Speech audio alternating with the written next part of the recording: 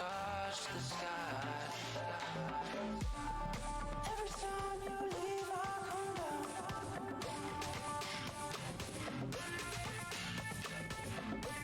So girl, you know that I need you around.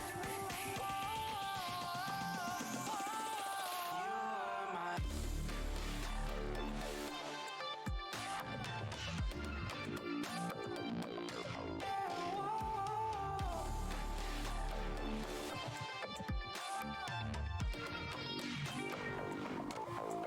You are my.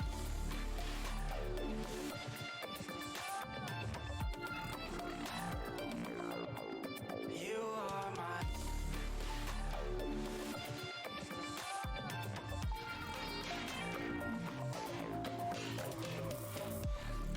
Every time you leave, I come down.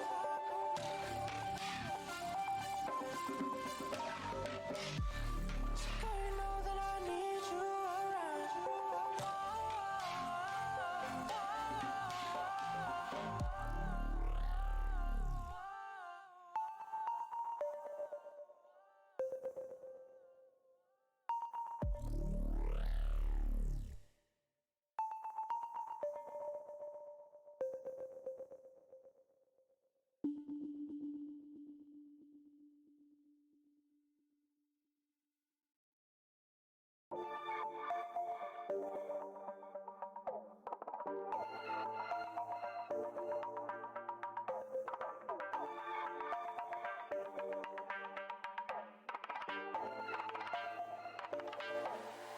You are my ecstasy.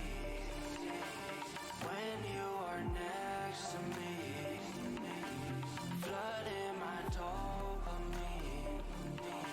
Stay here right next to me. Oh, you make me feel like I can touch the sky. You make me feel like I can touch the sky. Couldn't call me, could we be sorry rolling? Like whoa, you took all my love like you stole it. Got me like whoa, yeah, whoa.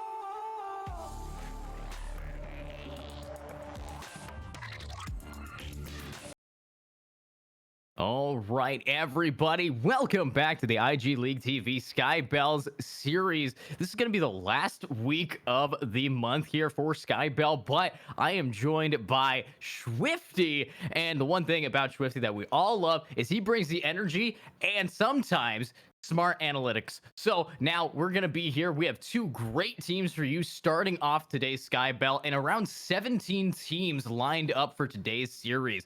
Right now, it's going to be Team Weber versus Team Cyfalk. And joined with us, of course, is a beautiful observer, Sophie. So if you guys want to check her out, we'll probably have her Twitter somewhere. But these guys are ready to go. And I think we're going to be starting on the map Haven to get this ready. Swifty, are you ready to start casting for IGL yet again?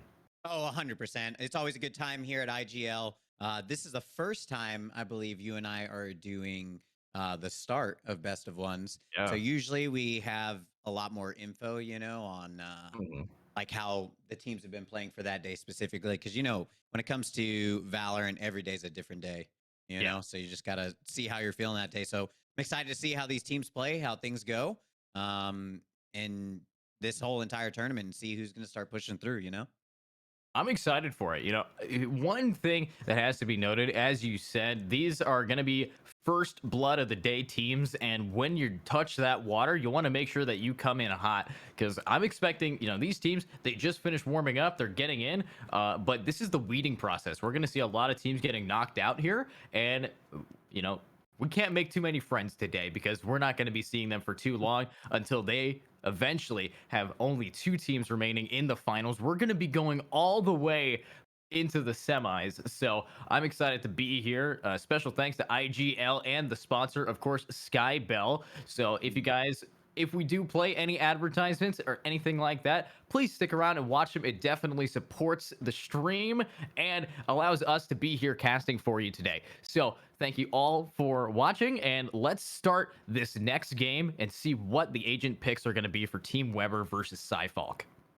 Here on Haven too, personally, it's a personal favorite for me. You know, I love the 3 sites, right? Very attack heavy because it takes so long for you to rotate.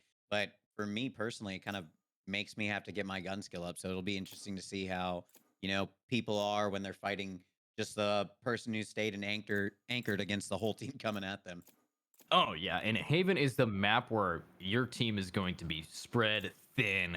And so honestly, the kind of characters that you want are people like Chamber, Yoru, Omen, Neon, people that can move across the sites very quickly to rotate to your team, and also fast rotates in case somebody gets a pick at another site, because it's a very default heavy map. So I'm excited to see some Yoru, see some Chamber, see some Omen. Omen on this map, he is probably the best smoke you could pick up. So I'm expecting to see at least one popping off here on either side, but we're moving in. And if you guys didn't know, I do believe that we have Team Cyfalk over on the attacking side, and we have Team Weber for defense here. They don't really have too many things giving away their naming scheme, but if you guys want to know, that is where we're getting started in, and we are seeing those omens getting picked up, Swifties. So I'm pretty excited 100%. here. We see the Chamber coming out too from the attackers here. A Sky on each team. The Jet possibly, and a Fade pick as well. Looks like we got a Neon on attackers. That's gonna be exciting. It's a lot of intel, info as well for these attacking team, right? To be able to see these rotates, you know, as they back off, cutting sound and everything to go to another site. So be interesting to see how they attack here, especially with the aggressiveness and quickness of Neon as well.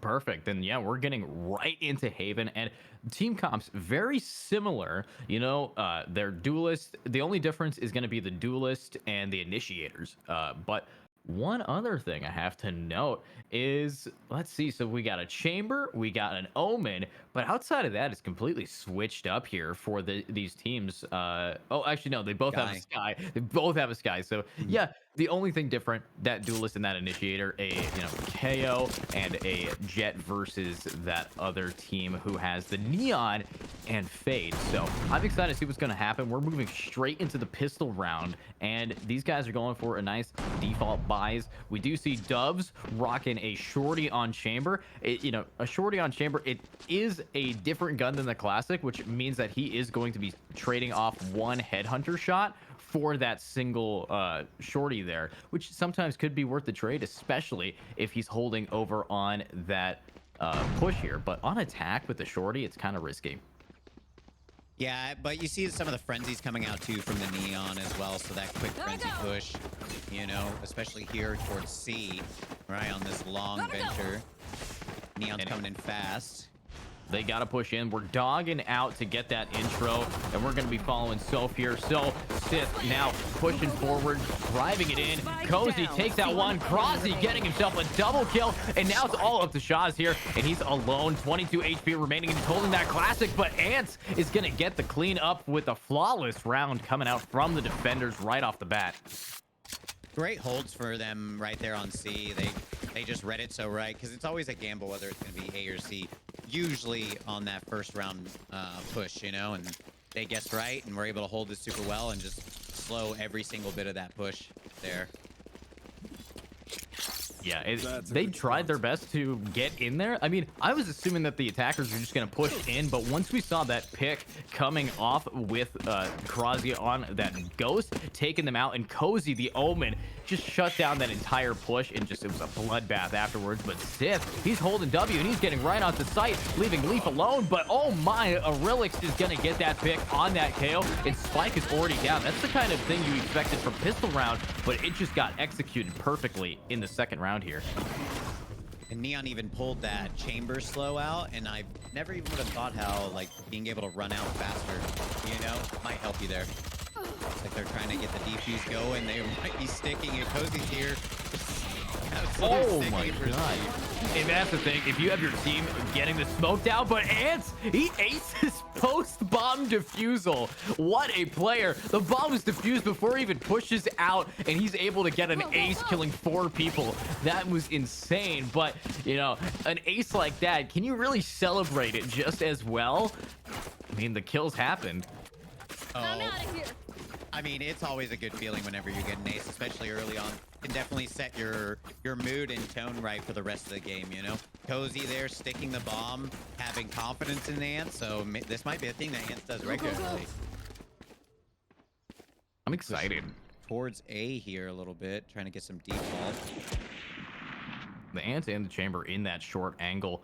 Spotting the Omen, going for a little late on the wall bang, but Shaw's, he wants to fight this still. He's going to try to bait them around, but Fizz, he doesn't have time for that. He's going to teleport back, and these attackers, on a full default, they have the buy this round, so they're just going to try to not lose any one of their rifles here. Yeah, super smart, because you know that the defending team does have these Spectres, you know, those Marshals are going to take out your shields, most of your health, and kind of spray you down if you get too close. So you definitely want to look out here, especially when you're on your full buy. Don't want to risk giving them a bigger weapon, but that is a push outside of shorts, and Ants is trying to hold it down, but Kaj is there. Dubs does get taken down by Fizz. This is going to be a 4 against the world. They're now pushing in. And what a shot. Kaj able to take out Fizz. He did get bodied by that Marshal. Leaf going around to heaven.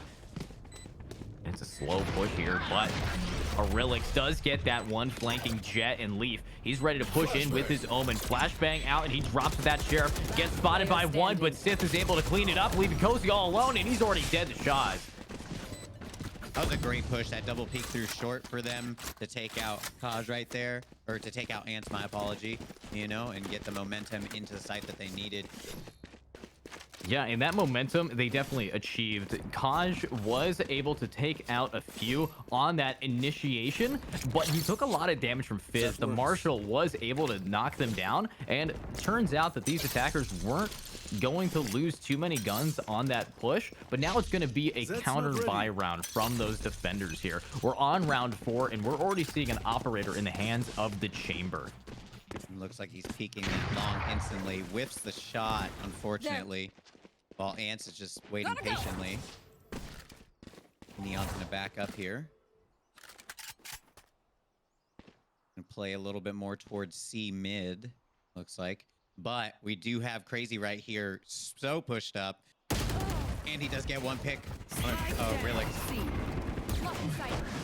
Nice pick coming out from these players, and oh my, Dubs is already down. Shaw's trades out for Leaf, but Sith is pushing right into Krozzy, and there's Kaj able to clean it up. The spike is going to get dropped, and now it's all up to this guy. His teammates have been slowly whittled away, leaving him all alone with 36 HP, a Vandal in hand. Spike is in his grasp, but he's walking into Ants. He gets a ding through the corner, but Ants does not care, and he's going to just absolutely destroy that poor Sky.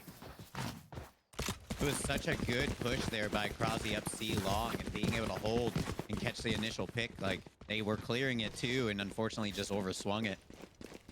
And that's the thing, you know, when you want to be on defense, sometimes offense is the best defense. And we see that coming from this Jet. He's been very aggressive moving into these attackers on that flank. You know, last round, they didn't win it, or 2 rounds ago, they did not win, but we did have that Jet pushing in the behind. This man loves to flank. And here we go. Now they're pushing right into this operator. Sith does have a Vandal in hand, and he's a Neon. He could easily slide past this, but he's actually going to choose to instead shoulder peek and play a little bit slow. He did get spotted, and Ants is ready to do a pop flash to try to swing out. Wow, these attackers are pushing up B grass. Time to hunt. Both Ants and Fizz are playing together on A side so well. You know, these attackers are always having to peek so many of them. Getting spotted here, but Fizz is still holding the long for him as he gets flashed. Isn't able to get a trade out for his team. I don't think he's done yet. There's one, and he gets it down. Kaj going to get dropped, but Sith, he's only at 33 HP remaining, and Fizz, he is stuck inside of that Paranoia ultimate from the Fade. And these guys are now pushing in. Defense able to retake this with a nice clean pick from Leaf, but this bomb is still going to get down regardless in Cozy. He's not going to be able to get that trade onto Dubs. This is a 3 against 2 attacking. Great advantage in Fizz. He's in heaven. He wants to try to get any kind of pick with that operator. Checks for anybody long while Krasi slowly making space for him to get dropped. And boom, a Relix gets down, but he can't dash and he goes right into wine. And Shaz is able to clean it up with the double near the end. Well played for the attackers. Oh, their pushes are super coordinated, right? They played it slow there. They were able to get the pick on Ants there for a long. Fizz did have the positioning, but I think he got flashed by Ants, and that unfortunately left it up for the attackers to be able to gain more ground there than for Ants to have actually helped his team. Looks like we've got Krasi is gonna be buying a shorty. He does have his ult here. You know, Shorty is a great sidearm to have when you have the knives. If you miss one and you're now down on your luck, the Shorty's one of the fastest guns to pull out and get that pick, especially if you're close range. But Fizz take it out. What? But with the walking to the left, taking out Kaj. This is exactly what they like to see. Is he going to get himself a third? He taps Arilix a little bit, but Sif wants to swing out and will get that trade for revenging and avenging his teammates there. But it's going to be a 3 against 5 or 4 here. What a play. But Krasi, he's got those knives and he's ready to push right into Shaz. I don't know if Shaz understands how absolutely in danger he is against these daggers, and he looks away, but oh my, that Jet is gonna absolutely crush it. He does have that gun now for himself to pick up. These attackers both at a main lobby needing to try to push through, but oh, the body block coming out from the fade. He's luckily able to get the trade, but 26 HP in a 1v3, needs to try to rotate through middle if he wants to get the bomb down, and Cozy's gonna hold it with a Bucky and shut him down. These attackers just keep getting the worst timing ever right here when they're swinging corners just to, you know, they're full clearing it and then holding tighter to clear more. And these defenders are swinging out and having good angles. Very unfortunate. Incredibly unfortunate. But one thing that these attackers do have is they have an eco round coming up. And, you know, Kaj, he got an ace with a pistol after the bomb got defused. So these guys are able to try. Actually, no, that was Ants. That was Ants who got it. I don't know about Kaj anymore, but these guys are now pushing forward. The skies are there, but Fizz, he has that ultimate out, and he's ready to try to peek this. Fizz spots one, but he does not get the shot. A little bit off to the left. Sif, he has those fingers, and he's ready to absolutely zap anybody in the way of him. Gaining good ground here on A side. They don't have the weapons, unfortunately, but with good positioning, they can easily win this. I do like the ult from the KO, but oh my god, Sif with the frenzy takes out Krasi, and now Arilix, he's got a buy and he's able to take out one. Dubs taking out Leaf. This is not a great position to be in if you're on defense. You need to get in here, and Arilix is not giving up quite yet. We do see that bite dog and a heal coming out from Kaj. Arilix though, he's spraying down that poor Ant, and Cozy gonna lose the thrifty round coming out. Do not call it quits yet if you are this team. Just upgrading over and over and over, and just definitely locking your team in for a good economy for this next round is amazing. Thrifties always feel so good to win. I'm always so hyped whenever we win those. I love a thrifty round because it really just says, you know, I don't need a big gun to kick your butt. And when you do just completely destroy a team with a frenzy, yeah, it is just, it reminds me back in the day when the CZ75 and CSGO just dropped and it was OP as all get out. But Fizz, he's holding this A long here, and he's not going to get a pick. You know, we haven't really seen him get too many picks holding that angle, but he does clean house once he teleports backside.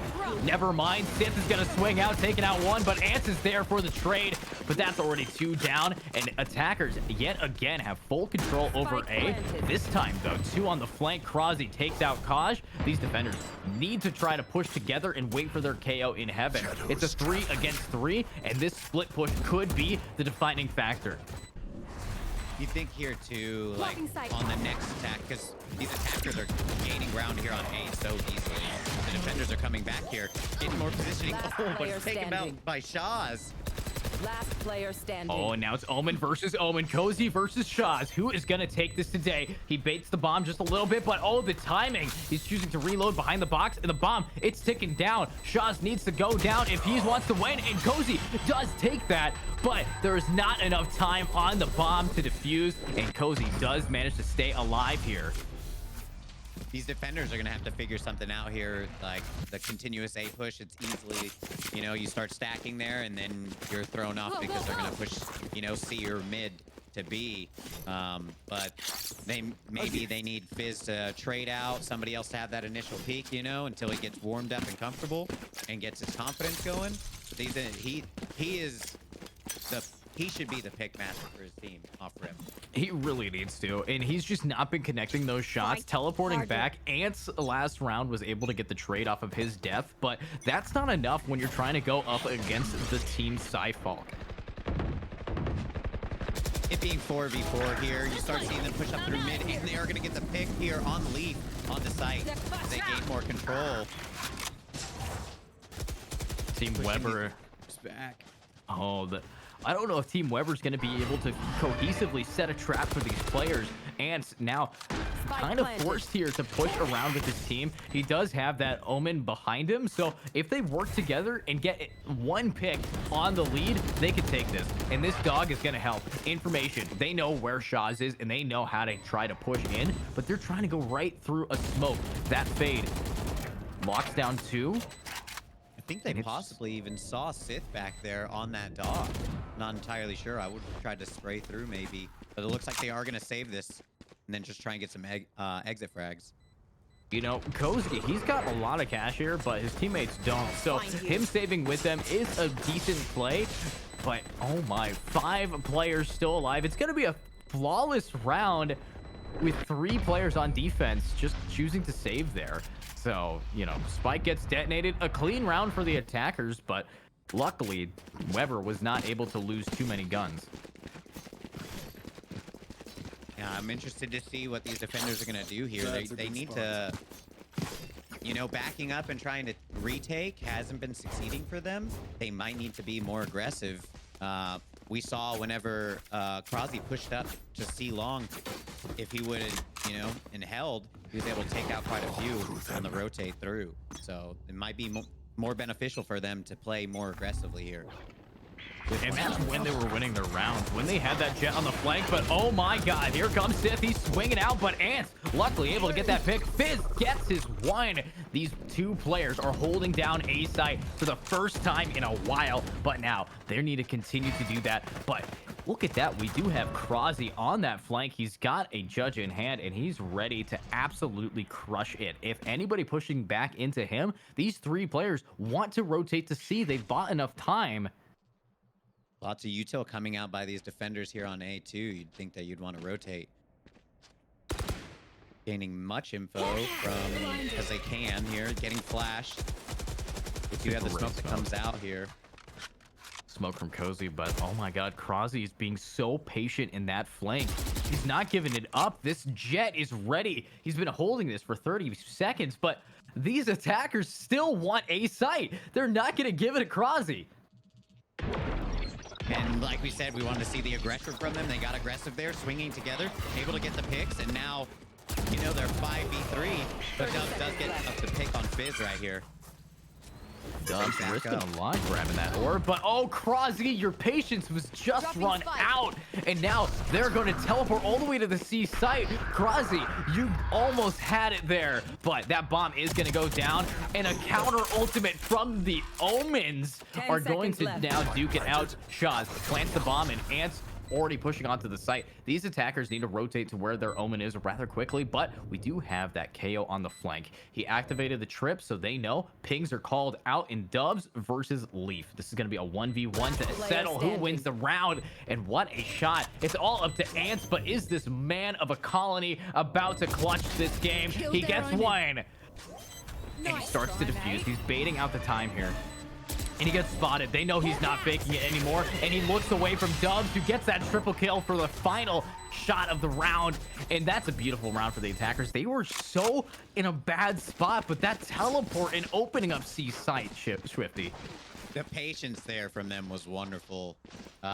They were getting as much intel as they could, getting some picks, you know, and then using the Omen ult there to rotate out because they would assume that they'd be fully off site, which they 100% were, and it just punished them. Cozy with the ult. I don't know if it was best for him to ult onto site, but it was a good effort. I don't think he should have stuck it. I think he should have gotten the info and then tried to push with his team for the retake, because the bomb, it does get defused in 40 seconds. Sith is going to entry frag here and take out Leaf. These guys full control over A. The way that this attacking side just completely quashes anybody on site, that's the power of Neon. But Kaj, he's able to get those picks, and now it's going to be a 5 against 3. These guys need to retake it, and Krazi, he's got that Phantom in hand, but does he have the aim to go along with it? do have the dog coming out from the fade. Do have intel here, while Shaz is patiently holding the CT push from Fizz. Krazi did get bit by that fade, and now he's spotted. They know that he can't really peek this. And there's a pick. Fizz outside of ramp, able to take down one. And these defenders, again, saving with 3 bodies left. But Fizz, smart play, checking sight before teleporting out. But now Krazi, he's stuck behind this wall. Is he going to get out? He's taking a lot of damage, but oh, he's down. I'm always so nervous whenever I do stuff like that, because you're so close to the edge. You're like, please let me make it. Please let me make it. And that chamber slow, it's going to prevent you from jumping, because it's just going to slow you down even more. It's so unfortunate. But luckily, Cozy was able to get a trade for him there and save his weapon. So it didn't really end too poorly for the defenders, but they did lose that jet near the end.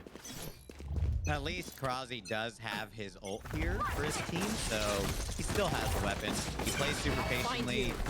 This team is just so aggressive here on attack, and he's able to get the pick on Sith. Play.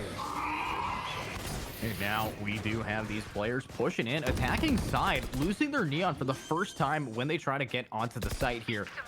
But is that going to stop them from planting here? We do have the Sky ult coming out. Is gonna get connected onto oh really? Last Sorry. player standing. All Gonna good, be but up to Dubs. it is up to Dubs. He does still have that ultimate, but he's choosing to hold tight, and he almost gets the spray down. Great attempt from that bird, but it's just not enough. Luckily, we did see a great half so far. Weber bringing it back. 5-7 could still be anybody's game. Team Weber, they had a great Switching defense. sides. Now, let's see how they try to transfer that energy over to the attack. Yeah, 5-7 on attack heavy map is good. You still have plenty of room, you know, to wiggle here. 6-6 is always preferred, or more obviously, but I don't think 7-5. I wouldn't feel down and out in any way. But this is the best of one, so you definitely want to win as many rounds as you can. And you need to win as many rounds. It's again, best of one, but the one thing about it is both of these teams incredibly even team composition. So that's why I say anybody's game. They're not favored based on what characters they pick. They're only favored based on what hits or shots they're hitting. And right now, this is a large defensive push mid. Definitely a little different than we saw from Weber, but that flashbang is gonna pop off. Ants knows that he is getting rushed by a few players. The spike is down, and oh no, Smith is gonna slide right through the dog, taking a sign. And these attackers, Weber cleaning house right now. What a play in Dubs. He's alone. He's got 2 bullets remaining, and he needs to try to get 1 pick, and he gets it, but he needs to get at least 1 more. He only has a shorty, but he still manages to get that pick on a leaf. It's up to the shorty in hand against these 3 players. He does know that if he pushes up, he can grab the gun from the KO. You know, I'm seeing this play. He knows there are a bunch of pistols inside of grass right now. He does not want to try to push that with the shorty. He's going all the way around. He is ready, getting himself a better gun, but his play got spotted.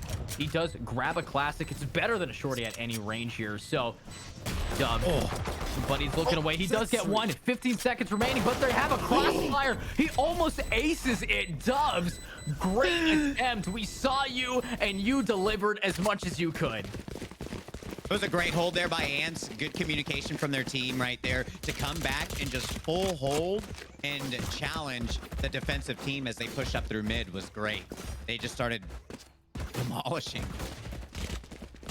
Looks like we do have the full buy coming out from the attacking team right here. Always smart. We do have the shorty here in garage.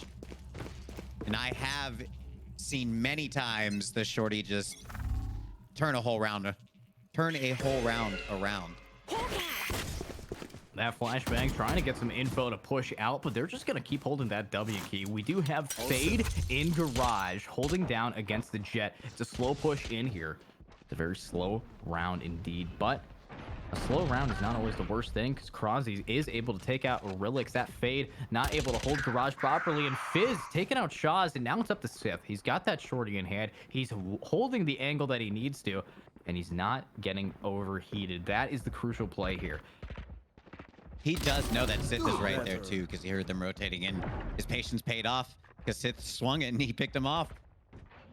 It's a game of patience here, and if you just don't have that patience and you keep peeking this Spectre, you're gonna get shut down. Fizz on a triple kill because of that, and then teleports away. Kaj trying to rush him. He's the last alive in this 1v3, and he's now spotted by it, and Fizz is gonna get a 4K. You know, that defensive side, you guys need to try to be a little bit more patient there, because what happens is you're all swinging one at a time into a weapon that just has the advantage over you, and you're going to lose that 1v1 fight. But now it is going to be the defensive buy round here. We're seeing the rifles, the Phantoms, the Vandals. Everybody is ready to try to deliver, and they're moving forward here. Yeah, and these attackers being on the gun deficit, except for the one singular Vandal here, that's the person you don't want to lose, especially when it's your top frag, Ants, currently. Now, Ants has been bringing his A game. 15 and 6 right now, being extra clean. Dubs going for a lot of shots through that smoke, not connecting too much, but Leaf a little bit tagged by the K orb, but Krozzy, he's holding W. He doesn't care. He's going to get one. Fizz gets the other. The weapon disadvantage doesn't matter if you're point blank with that Spectre. But attackers, these guys have been bringing it back. Ants, that top frag, getting another one onto Kaj. It's up to him to push forward, and he keeps pop flashing, but his teammates not getting pushed quite yet. This is just going to be the Omen and the Neon trying to retake against 5 players. They have weapons, but is it going to be big enough against Ants? It is to get 2. Sith double killing down, now having to push forward. Went from a 5v2 to a 3v2 super quick thanks to Sith right here. And that's why you never give up hope until the bomb starts ticking a little bit too close to home. And Fizz taking out one. Krozzy, though, able to take Sith down. But, oh, Cozy on that flanking garage. Shuts him down. And they win their bonus round there. Yeah, this has definitely become a different game once they got on attacking side, you know? Just like we saw originally from Team Cyfolk being the aggressors and just winning and gaining so much ground, we're seeing it happen from Team Weber. So hopefully Cyfolk can figure it out and get it together faster and better than Weber did when they were on the defending side. But so far, this has been a great game. We're 8 and 7. It just keeps going neck and neck. It's a neck and neck game here, but right now the momentum is definitely in the hands of Team Weber. They have full buy, and these defenders, they're broke right now. They are relying on some early level picks, but Ants, he spots one, and they know they have weapon advantage. They want to peek this. It's just a Sheriff, and look at that. Krozzy swinging off of Ants' flashbang. This is what they need to get onto that A site, but B, it's open, and these attackers, they're just going to take their free pick and keep rolling with it. They have a minute and 10 seconds remaining. They have to try to push together. Dove's playing so patiently here, is holding with the torch force, and he is able to get one pick on Leaf there. He starts to turn around, try and peek. Does get smoked off though. That's a crucial pick this Thrifty round. These attackers are not comfortable pushing any sites outside of maybe A towards the end, but Dubs is already on the rotate. We are seeing Krozzy. He's just going right through that flashbang, gets the spray down, holds that W key, but Sith, he's got a Sheriff in hand, but the timing is not in his favor, but luckily the stun comes out. Dubs having that tour de force, messing up another player, and now he's gonna get peeked, and that's a Thrifty round down. That's what we love seeing. That is the power of the tour de force. It is free, and it is worth every single kill you get. I saw them, you know, quickly rotating off A and then swinging back. I thought that the impatientness of them rotating was going to get them, but then they locked it back down. That works. And lock it down they did. Dubs, you know, he hasn't been popping off quite yet, but that round and a few others, he's now at the top of the scoreboard. This man has just flown higher. And what are we going to see here? He's got a teleport up for the C-long hold, and they might actually push right into it. It's up to Dubs to hold this down. He has his team here. He's getting that spray down, but he's aiming way too high, and Krozzy, he just wants to take advantage of that. There comes the pop flash, and he takes out Shaz there, but the Seekers giving away Dub's position. Krozzy able to get that double kill with the knives. That is an ace or C site down for them.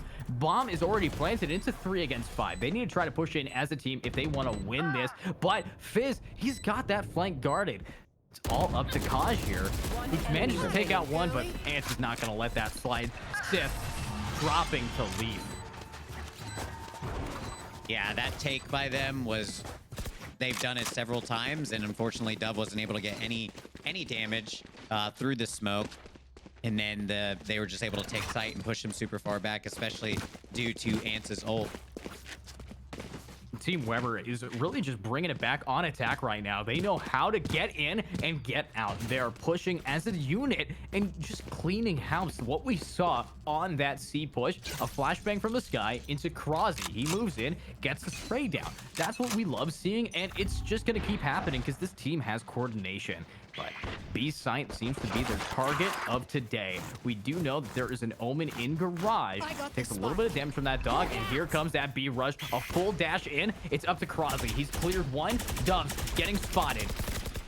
Got that Vandal though, so he's able to take out 1 and 2. Dubs coming in. MVP. Is he gonna keep it up though? Spike is planted, but Shorty. Like, I love that gun. I love it. I get so frustrated whenever I get picked by a shorty, but Ants is able to get the trade for his team here on Aurelix, and they're just taking them out. Shaz with the double pick. Shaz getting 2. I mean, Shaz gets 2 with a clean headshot with the Vandal. Then we see the same thing pop off from the Omen, and the only one left is in the hands of Aurelix. He gets that shorty pick. Defense bringing it back. This is a very close game here. Momentum now in the hands of either team. They're at the same level of economy, and anyone can go anywhere, but it's up to how they choose to play this. And the attacking side, they've been very cohesive, but it's hard to be cohesive against a player like Dubs, who can get those 2 kills before he gets dropped. And that is not a trade you want if you're on attack. I wonder if we're going to end up seeing an overtime game here. It is 9-9. They keep going back and forth on picks, but does get the pick on Krozzy right here. Makes Ants back up. He is going to pick up Bomb and possibly push through garage here. Nice smoke off, but he's gonna keep pushing in here. Dubs, he's got that operator in hand. Sith on that A long. Shaw's here in a great position, does get spotted, teleports away before it's too late, but that smoke is not going to be timed enough. Cozy is blinding his entire team, needs to push forward, and that blind's actually going to get them out of garage. They lost one player. Krozzy's already down, and now they're choosing to go for a B to A push here. We do see that lurk from the chamber. Kaj holding onto site. It's a slow peak here. They've already lost one. They need to try to rotate, and a lot of util has been burned over towards C site. But here comes one of the biggest ultis in the game, the null command. It gets them onto site, and they want to push in. They know A site is clear. Fizz does get dropped by Aurelix in mid, but Cozy is able to get that trade off on that Neon. Do have Caution in heaven. Ants did get the audio cue of him backing up too. He will have his team cautious of heaven. Smoke comes out from the defenders right here. And the Sky ult comes out, and the Nightmare comes out from the fake. Kosh is able to get the pick on Ants. And it is a 4v2, but Kosh is able to get the pick on Cozy as well, as it's all up to Leaf. They're just sticking it. They're just sticking it. I mean, Spotting. it's beautiful to see a team just stare at you down, kind of like that last scene in the Avengers where all of them are just staring down at Loki, but that poor man getting crushed by these players. And here's the thing, we're seeing momentum fully shifting towards the team of Skyfalk, and I'm excited for him. Skyfalk has been absolutely popping off right now, and if they win this round, we're not going to see another buy round from the attackers for quite some time. Don't give them ground. Yeah, they have amazing. Skyfalk has amazing economy currently as well. But the force does come out from the attackers here. See how they do. Ants does get the ult orb too, which does give him ult as he dogs down through C long and backs up Aurelix, but he does possibly see him. It's a slow push here, Crosby. He wants to try to get that pick onto Sith, but he's walking a little bit knife out, not checking his corner.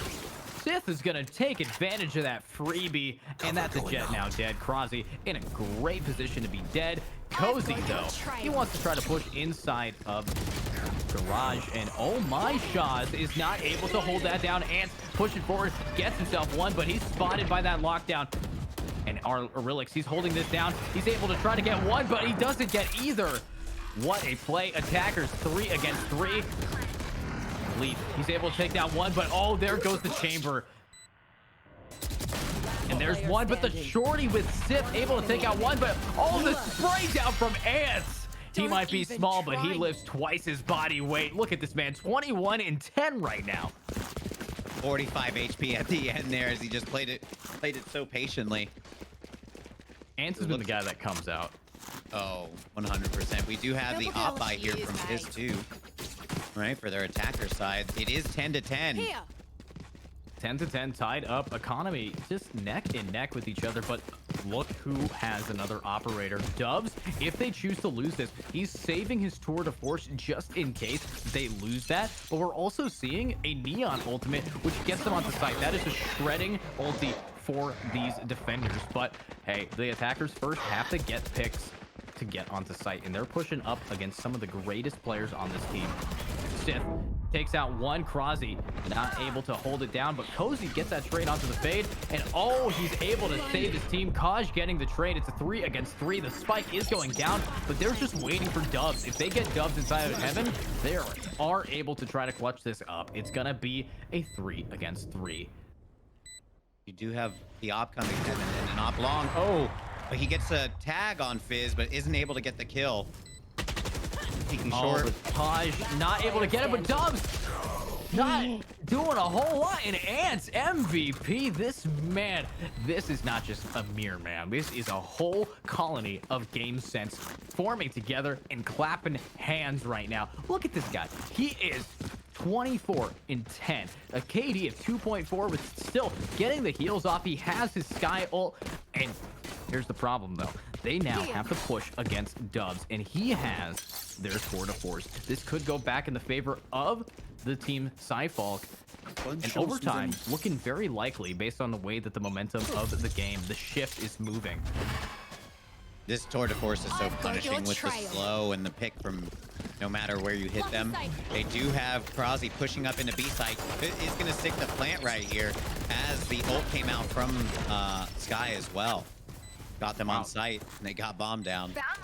I mean, Crosby perfectly jumping out of that slow. These defenders, they want to try to push in here. And they kind of risking it. There's a lot riding on their line, but they're pre-firing the bait from nothing. But oh, Fizz gets one. Kaj able to trade one, but they're sticking that bomb down. That's what you want to do, and they don't know that the bomb's getting defused and the tour de force is there. Again, they're just defusing right under their nose. That is the power of B site, but Ants near the end, again, almost acing after the bomb gets defused. There's something about his post plant that is just so good. We do have a timeout coming out from Skyfalk here, right, as they tied up this game, trying to figure out what they're going to do differently to secure them the win, possibly. if you pick Omen, do you automatically get an immunity to getting picked when you're defusing and sticking it? If Yeah. so, I need to start picking Omen.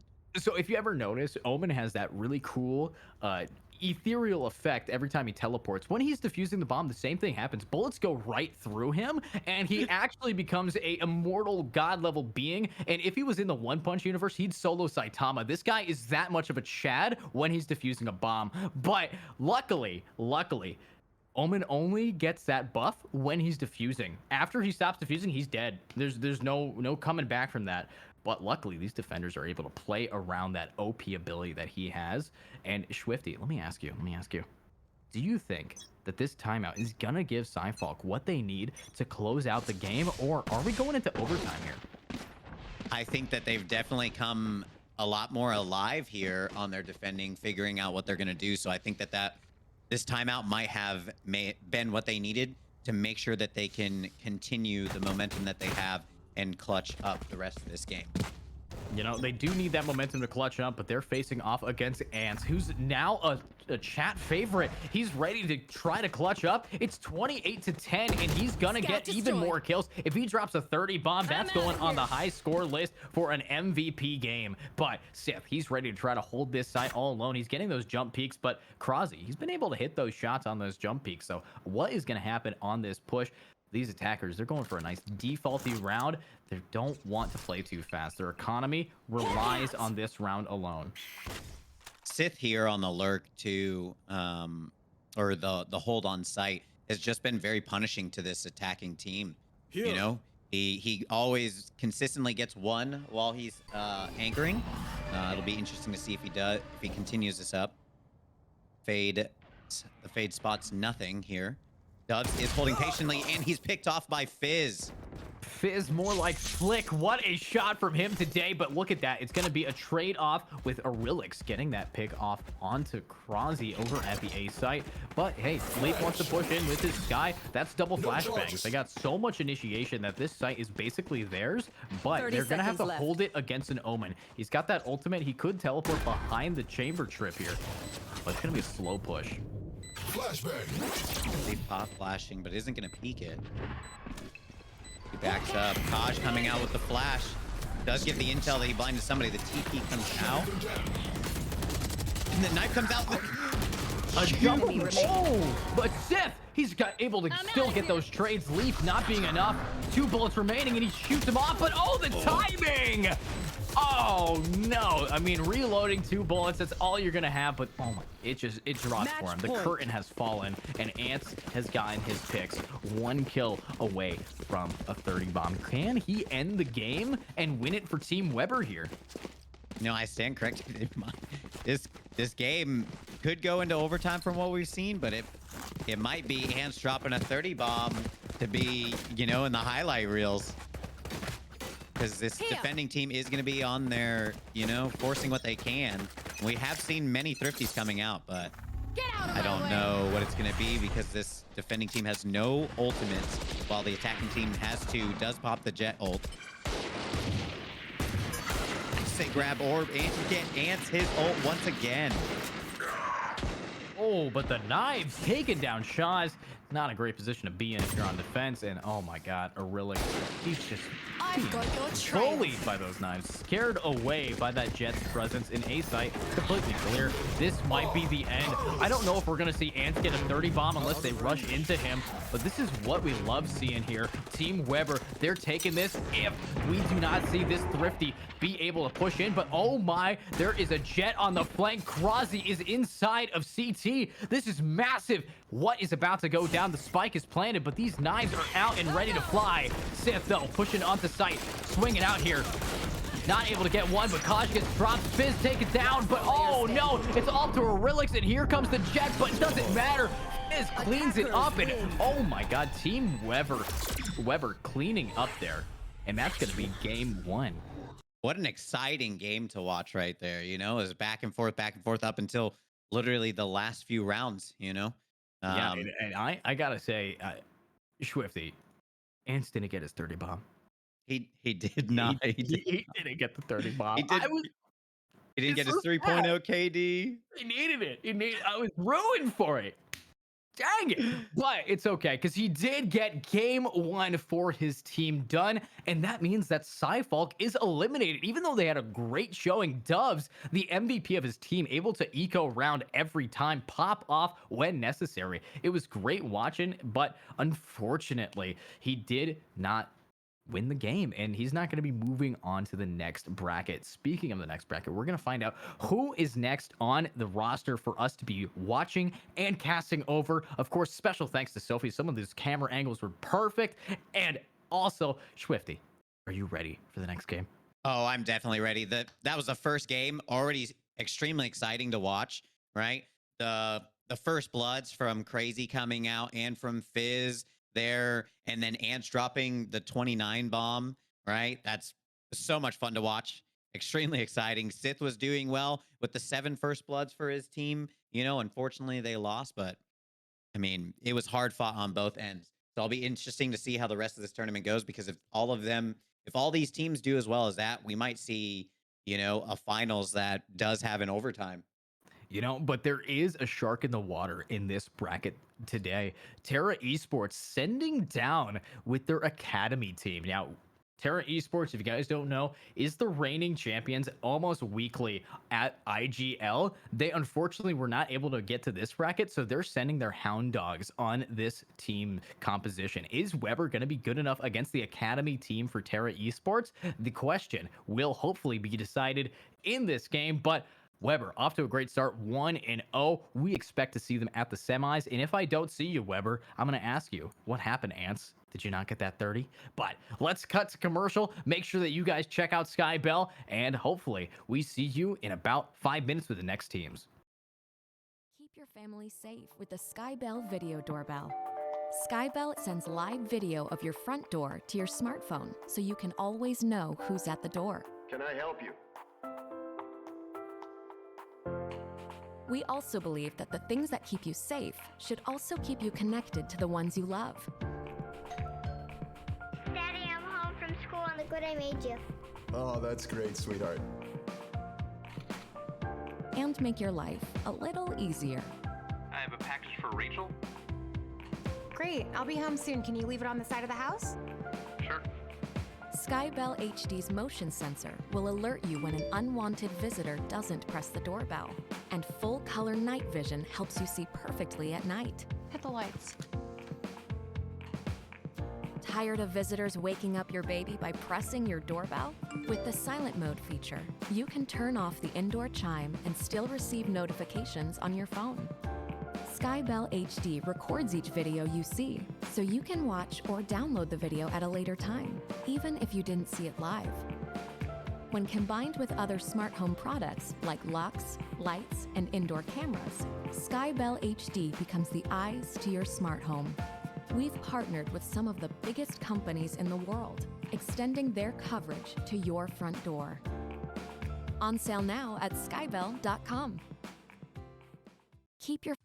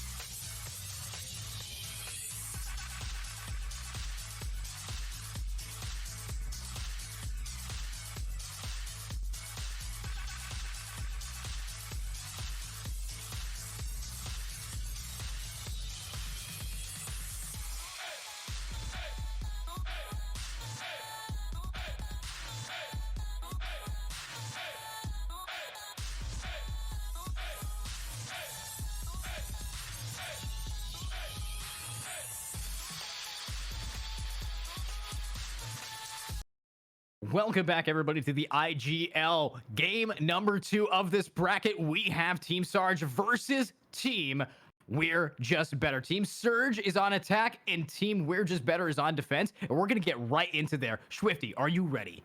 Oh, 100% ready. Then let's super get excited in to here. see them here on Ascent too. Oh, yeah. And, you know, Ascent, it's a very slow map, but we should be able to get in here, see what these characters are these players are about to pick. We got some of the most unique names on Team of We're Just Better, but is We're Just Better going to live up to their name, up to their hype? We're going to find out first off with what they pick today. There's so many different options for them to pick.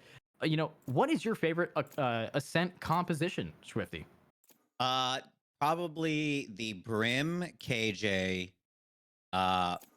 Sova, if not a Fade, Ooh, and a Flash of some type.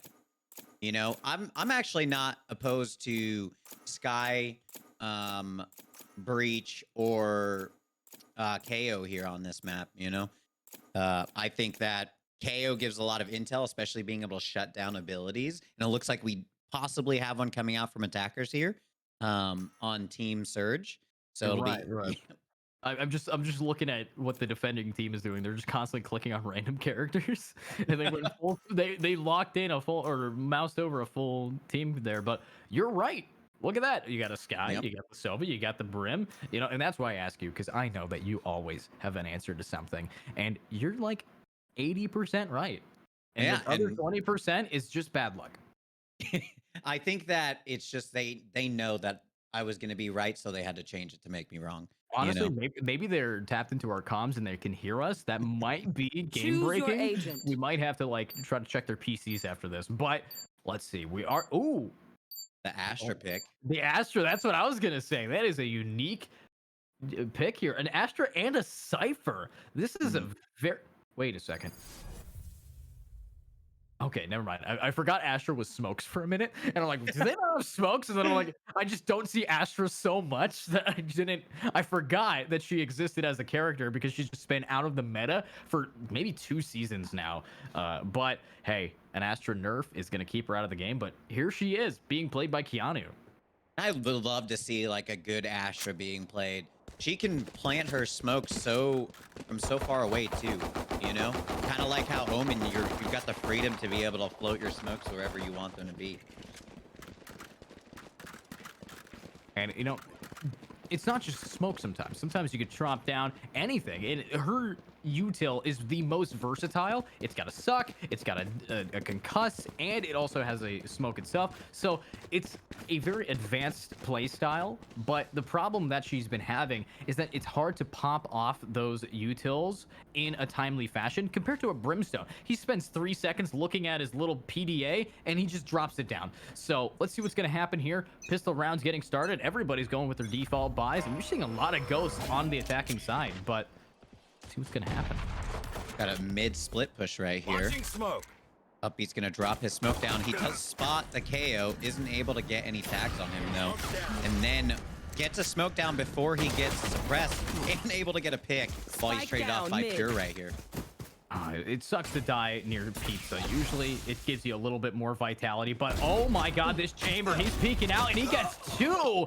That was the slowest peak that still managed to work. What a play from that chamber. But now we do have the Sova. He's pushing forward and he's ready to try and hold it down. Enemy remaining. And oh my, he gets it.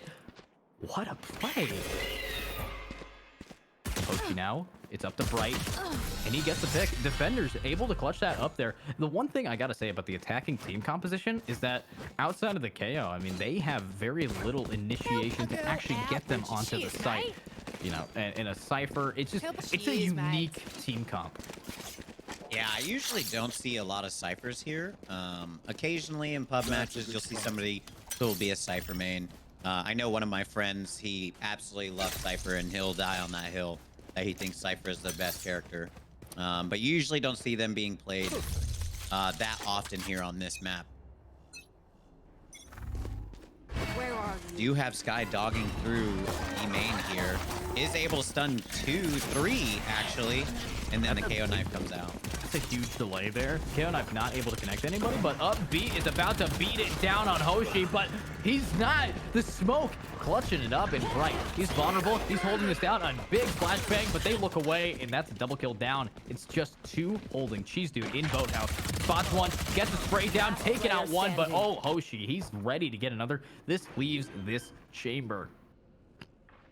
Here on the flank. Somebody is going to be holding by stairs, and he's able to get the pick on the Astra. This is a huge round for his team if he's able to clutch this up because they did buy. Does get spotted by the Fade util. We do have several. So close. He gets another pick on Pure. Several of this team here on attack is going to be weak. Fade's going to be the only full health one. Now, I want to see what the chamber can do. He still's got those headhunters, but he's not using them yet. And a thrifty round is actually going to take it. You know, I was saying that the attacking side didn't have a lot of initiation, but Hoshi is going to be coming on top there. He gets right onto Switch, able to take out the Brim, and that won them the round. Gives them good economy as well. Some of them will have to buy, but 2 of them can save up pretty well. Now, here's one thing that I'm kind of excited for. We are very close to Hoshi's knives and Pure's ultimate. The one thing, Cypher ult gets slept on. If they get a pick, they know where everybody is. It's better than Sky's ult. Cypher is so overpowered in getting it, and it's a little bit of a wall bang, but here they go, pushing right in. Hoshi dashing right through it, but oh, jeez, dude, shuts that down, and oh my, but Surge, they're surging onto site. I don't even know what to say. They're so fast about it, and they're now fully grasping site by the corners, and now it's up to Dollar Tree. He's only holding onto a shorty, and he needs to try to get a push in. He has his chamber next to him, another shorty in hand. This is a great eco if they can try to push in. Seen by the Cypher cam, and then both hit by the Fade dogs and blinded. I have almost never seen a single Prowler blind 2 people. That's Fade needs nerf. It's better than Sova, 100%. But you do see a lot of the Sova here on this map too, like wall banging, so on and so forth. I wonder if we're gonna start seeing that here, because that needs to be what starts happening for this defending team. But Fade, there's so many places she can put her util to be able to get info for her team. It's like we do have chamber ready for this peak initially here. But nobody's going to be on tiles. They are going to full be pushing B main. As they dash in, Hoshi once again gets the door down. it's up to Bright and Cheese Dude, but Cheese Dude's not going to last very long against Bright, or against that Hoshi player. He's getting a double kill down, and Pure able to shut down poor Bright Sky. We do have only 2 remaining. It's the Reyna and it's the Chamber. They're again alone trying to push in. The site is theirs, and we're just getting up to speed here. Dollar Tree, he has a full buy. He wants to save, and we're seeing the same thing popping from the Chamber. His ultimate is ready, and they're just going to slowly back away, trying to get a pick. This Chamber being a lot more progressive in these picks if possible. It is interesting to see that the Sova's not getting the initial intel, and they are using the Sky Dog here for B main, but it doesn't seem to be working for this team. So I think that they need to switch up what they're doing here on B to get more ground here on this defensive side. Looks like the attackers are going to start backing up, looking for the person waiting for entry or exit frags. 2 are going to get picked off by the bomb, though. And a third. I mean, honestly, waiting out the bomb and letting it do all the work for you, that's the new strat, everybody. Don't win your rounds. You'll still kill them anyways, guys. This is the new meta. Make sure to clip this, put it on Reddit. It's going to go far. We have now discovered what VCT is hiding from you. Yeah, honestly, the best person on your team or the opposite team of you is going to be the bomb, I guess, right? Until it costs you the whole round.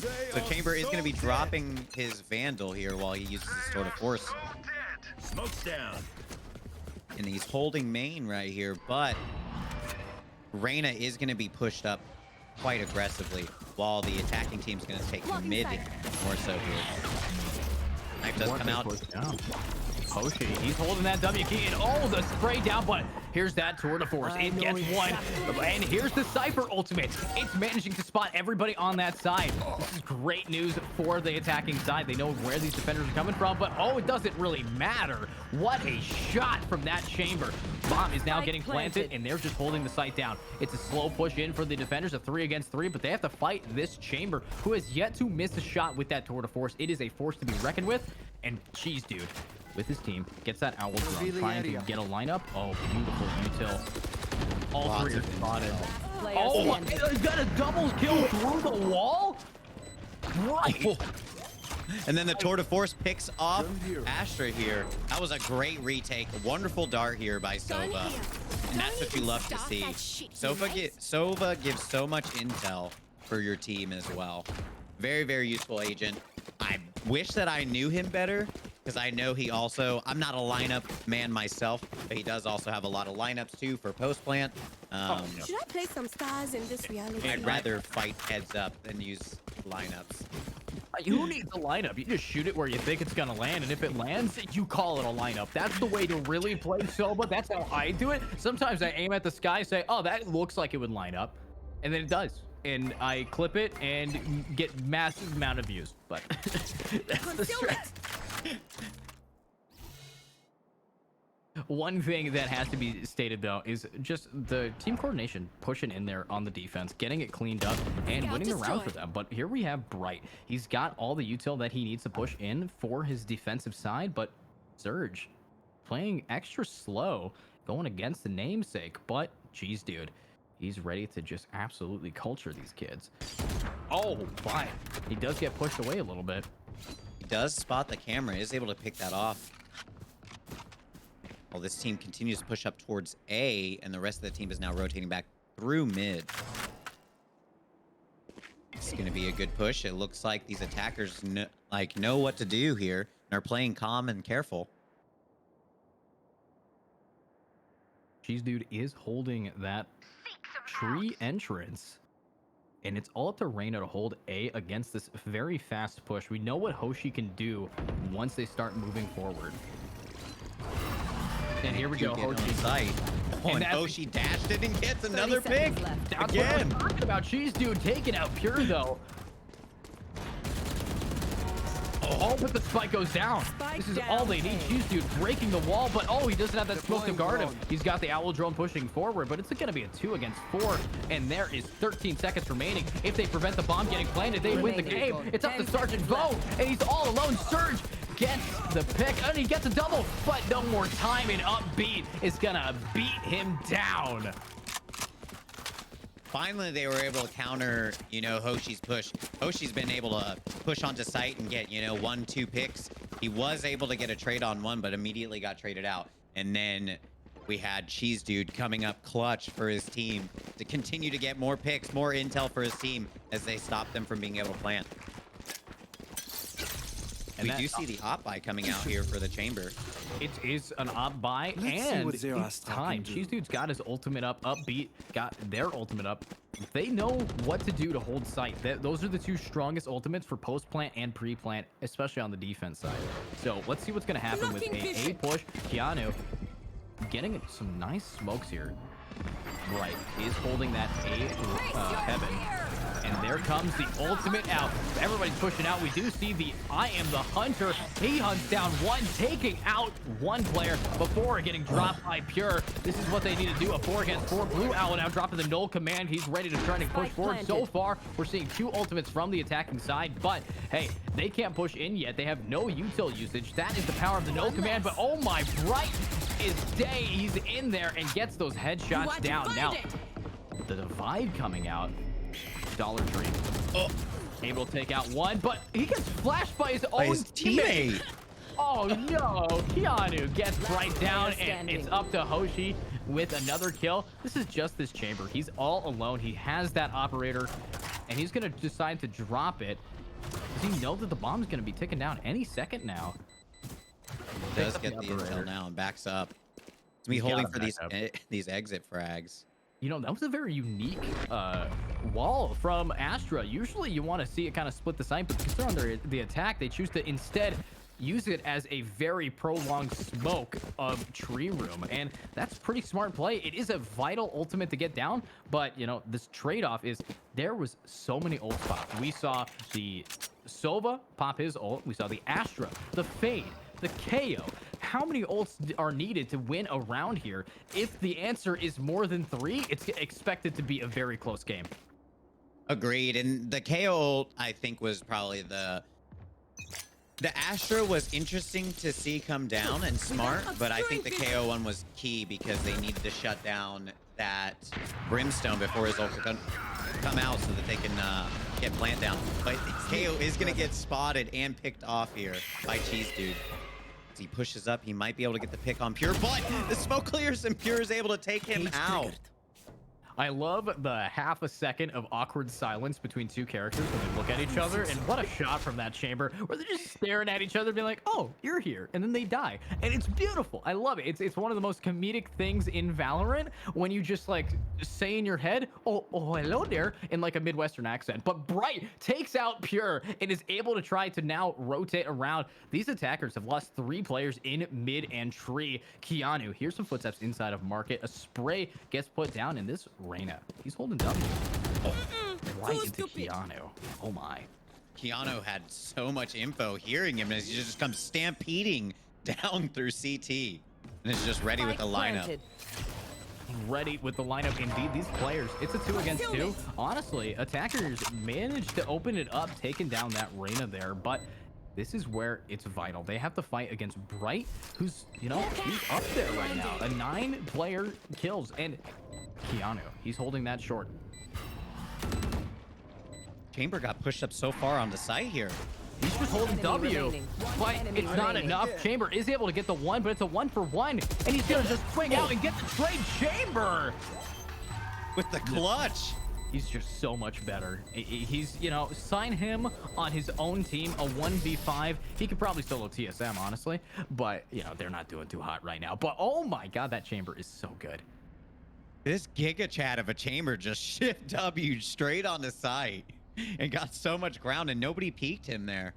It's hard to peek him when he could just cut you with that jawline from that Gigachad. But what we're going to expect here now, moving into the next round, is we're seeing a eco buy coming out from these attackers. Surge. They need to surge onto site with whatever weapons they can muster. We are going to see the knives getting popped onto Hoshi, and it's a slow push, but an A push nonetheless.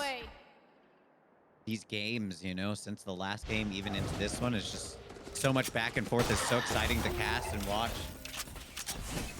And, you know, this is the lower tier of the bracket, but they're not playing like it. They are playing like they just warmed up and they are ready to win a finals, you know, and I love seeing that. But Bright here, he's got that flashbang out, completely blinds the Jet, but doesn't matter. Hoshi able to dodge away, and what a shot from Pure onto upbeat. Cheese Dude taking out 1 by the tree room. The wall is going to be down though, and what a shot from Dollar Tree through heaven, able to take out Hoshi. I know exactly. Oh, the ult comes out from here from Cypher. They know exactly where they are. 1 in hell, and oh, the classic, not able to do a whole lot, but it's Keanu. He's in a 1v2, he's holding it down. 6 bullets, gets 1, only 1 shot remaining, and Cheese Dude's gonna punish him. Great This team's retake has changed a lot from when it first started. Seems like they got in their groove. You know, they still have timeouts that they can take too. So, you know, I think that if this team is able to get starts to lose momentum and is given a quick break to get their heads together, they're going to come out insanely strong when they barely have any time before a round starts and they're able to turn it around and change up their gameplay well enough to counter all this. They're doing fantastic. And, you know, that's what we kind of expect from the map Ascent. Ascent is a slow-paced game. You're seeing that. These rounds are going to the very last second, usually planting around the 15-second mark. I've been talking with a lot of different organizers and producers, and Ascent has to be one of the most slow-paced because it's a methodical map. There's not a lot of fancy teleportation systems. There's not a lot of quick rotates. It's just classic 5v5 FPS game. He is able to spot 3 here. His kick pings the Cypher, but isn't able to get the pick on him. While Hoshi swings, double swings with Blue out on Upbeat, but he's able to take out 2. I mean, Spike is down at Pizza. Pure is able to take down 1, making this a 3 against 4. But a 3 against 4, you're still at a disadvantage, and you need 1 more. But oh, that trip is going to get wasted on a dog. No more trip for his team. He's got to now hold W, trying to make some space. And Dollar Tree shuts down Keanu over on that A site. He's ready to try to get another one onto Vo. And luckily, his chamber is there to clean it up. He would have lost that fight, but Bright is middle and shuts down Pure. You've got to feel so good being Upbeat, you know, sitting there watching Pizza got hand delivered the spike to you and taken out a hard contender. Hoshi just been punishing the team, this defending team, with his entries here. Oh, absolutely. And, you know, you said hand delivered, and I only think of when you walk into that one pizza place we all know for the $5 hot and ready, and that's just what the spike is right there. It is a hot and ready bomb plant there, okay? But, oh my, we are seeing a timeout activated for Team Hoshi. And, you know, what we want to see from Team Surge is... And I said Team Hoshi because this man, he is like a one-man army getting them onto site, popping off. Of course, we do have Pure doing everything that he needs to get his team intel. His ultimate's been coming up big and vital to get them the picks that they required. But here's the thing. This timeout, you were saying a few rounds ago that they need to take a deep breath, get ready to get in, and both teams now have an opportunity to breathe. Unfortunately, we don't because we have to commentate over it, but we are now here. And this timeout says that these teams are panicked. Their economy in the dumps. Their ability to try to retake these sites, it's all relying on Blue Owl here. He's got a Vandal for some reason. He's doing a full buy while his team's on an eco here. And I'm not sure. He is going to decide to sell that instead. That's a little bit of a smarter play. Swifty, what do you think these teams need to change? I think that these attackers need to... their pushes directly onto site seem to be their best route. And they need to maybe have like one person who's lurking to be able to pick off anybody who's rotating through. But they need to stick to their guns, right? But unfortunately, they did give the timeout here to these defenders to give more time to start thinking about what they need to do to stop these entries here. But Hoshi once again is going to get in this site. It is going to be smoked off and have the suck from the Astra. And Bright isn't able to get any picks while Blue Owl and Vo each get a pick while Cheese Dude gets the trade on Blue Owl. I mean, that's a big round for Hoshi. They got bomb, it's planted, and they got a ton of weapons in their hands now. So this could be a vital round that they needed. This timeout might be just enough, but it's all up to Dollar Tree and his teammates. How are they going to try to retake this for it? Dollar Tree taking out one, does not spot the other one, but oh, Vo gets the headshot. And they're now spotted 2 there, but you can't wallbang that, Vo. But it doesn't matter, they'll walk right into your crosshair regardless, leaving only the chamber on the team. We're just better. Is he gonna fill up to the name? The answer is no. Oh, honestly, it's been so great to see this Astra being played here and played well. You know, that ultimate that we keep seeing from them seems to be the plan and their favorite thing to do with the ult, and it works out so well. And it also doesn't help that Dollar Tree comes barreling out everywhere he goes, stomping. He is a loud foot, but hey, you know, an elephant can definitely just completely flatten a jungle if it gets mad enough, and that's what we kind of see from the player Dollar Tree. But he's 4-8 on Reyna. He needs to start playing around his team, or else he's gonna fall off until the attack round, and it's the last round of the half. And look at that, we're already seeing the chamber getting dropped by Hoshi. That is a vital pick considering what that chamber's been doing to them. 13-7, but Hoshi pushing forward. He does get a little bit concussed by this defensive team. We're just better in a bad spot. Upbeat getting taken down by Vo. Blue Owl gets Bright. And it's all up to this player, Dollar Tree. He needs to play around his team, but they're dead. He's got nothing on these players, and he's gone down a team ace. 6-6 ties it up. We're seeing we're just better, not living up to their name. You guys are just even against the Team Surge right now. That was a great half to watch. It'll be interesting to see how these defenders come out for this attack. We've seen them before being down and out and turning everything around, but it looks like that timeout definitely helped Team Surge there. they were able to get their head into the game, get the picks that they needed and come out strong. Yeah, and, here's the thing. It's an attack side round. We are seeing Dollar Tree. He wasn't really performing too well on defense, but he's a duelist that relies on getting those first shot picks. That is something that is very attack sided. So in his defense, he should be performing much stronger on this half, considering right now he's got a lot of flashbangs to work with for his team. That's Sky. He also has Smoke. Their team composition is what you want to see on attack on Ascent. I actually love seeing the way that this defending team with the Cypher and the KO here on B. The knife comes out, does get info for his team, and the trips are here from this Cypher. I like how Blue Owl with that ghost managing to make a little bit of noise. They don't know that he dropped, but there goes Spike down. This flank from Surge Vo. He's already in their spine. He just booked it through A. And he's able to try to get another pick, but Cheese Dude is going to say, no, please, dude. And look at that. It's going to be a rotate over to A site now. While the Spike is still in B lobby, but here it comes now. We are seeing Cheese Dude and Dollar Tree pushing together, but they're splitting up yet again. Do have the arrow coming out from Cheese Dude. Not going to spot anybody. Asher Smoke's coming out. Looks like they're trying to split here towards A. We do have the Jet here in tree and Astra on A site. Is Hoshi going to be able to get... Oh! 30 he's able to get one. That was a nice flick, but he's not going to be enough. But Keanu taking out Cheese Dude all alone onto site. Knows that there's one in Gen and does get picked off. It's a 2 against 2. This Chamber, he's being so aggressive. He's holding W and he's not even checking his corners. He doesn't need to check corners. He's better than that. 1v2 here from Bright. Is careful both angles, is able to get underneath, but isn't able to get the pick on Pure, and Pure is there to clutch the round for his team. That is a clean shot from Pure.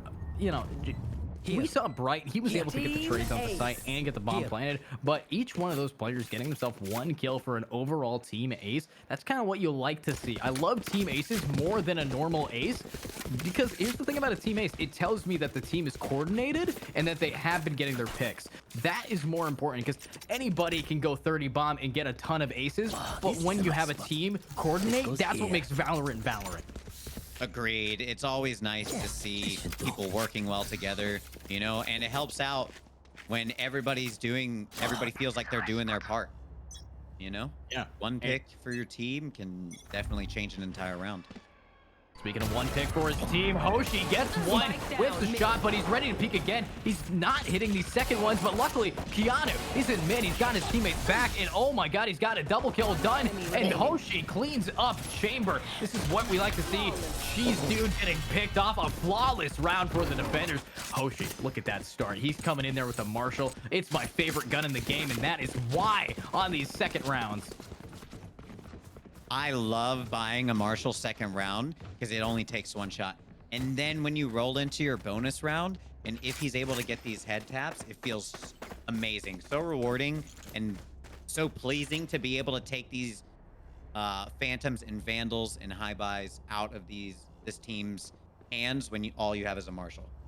And I agree, the game is definitely a slow pace. Against a Marshall, it makes it dangerous to peek around corners because that gun is going to click on your head at this level. And Hoshi's been the kind of player to bring that A game. He's 17 and 10 right now. But this Chamber, he's ready to try to push inside of mid, but Hoshi, a little warning shot there saying, hey, if you peek me, you will die. We're just better going to take that fight? The answer is yes. They don't care about his warning shots. They're just better.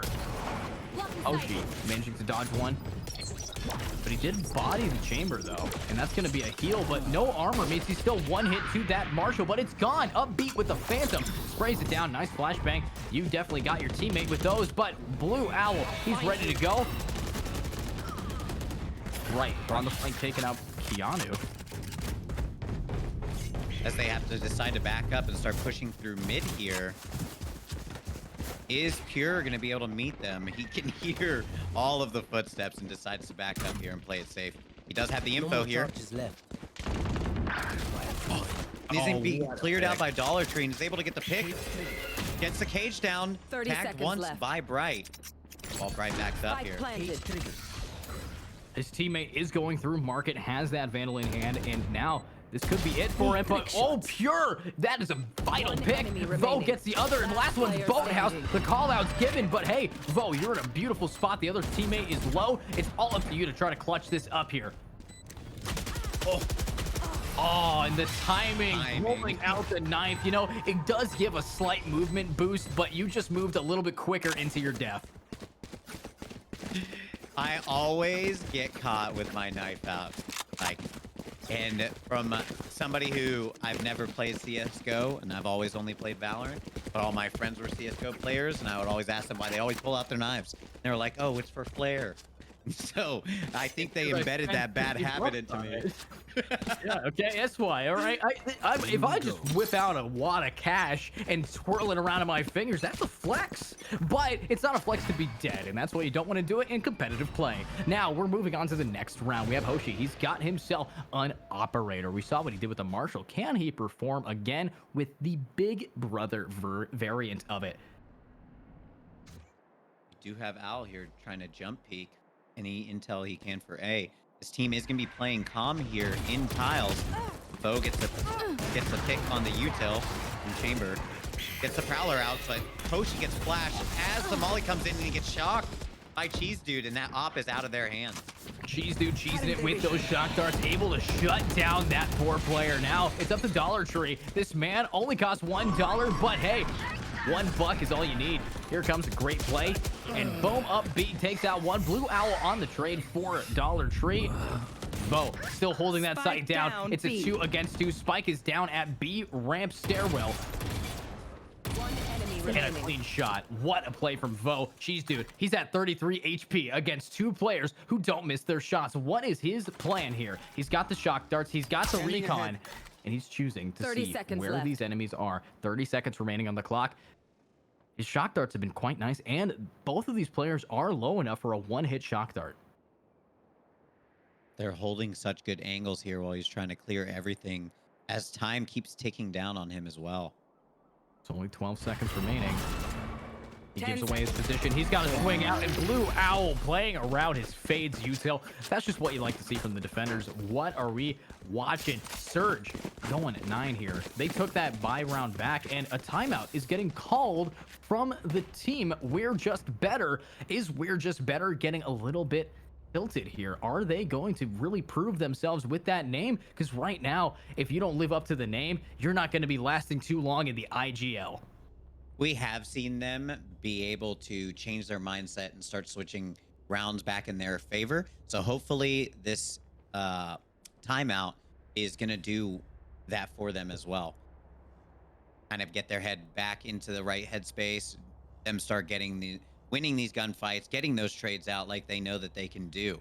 Shutting down Hoshi and his peaks on them is key because he didn't get that op back.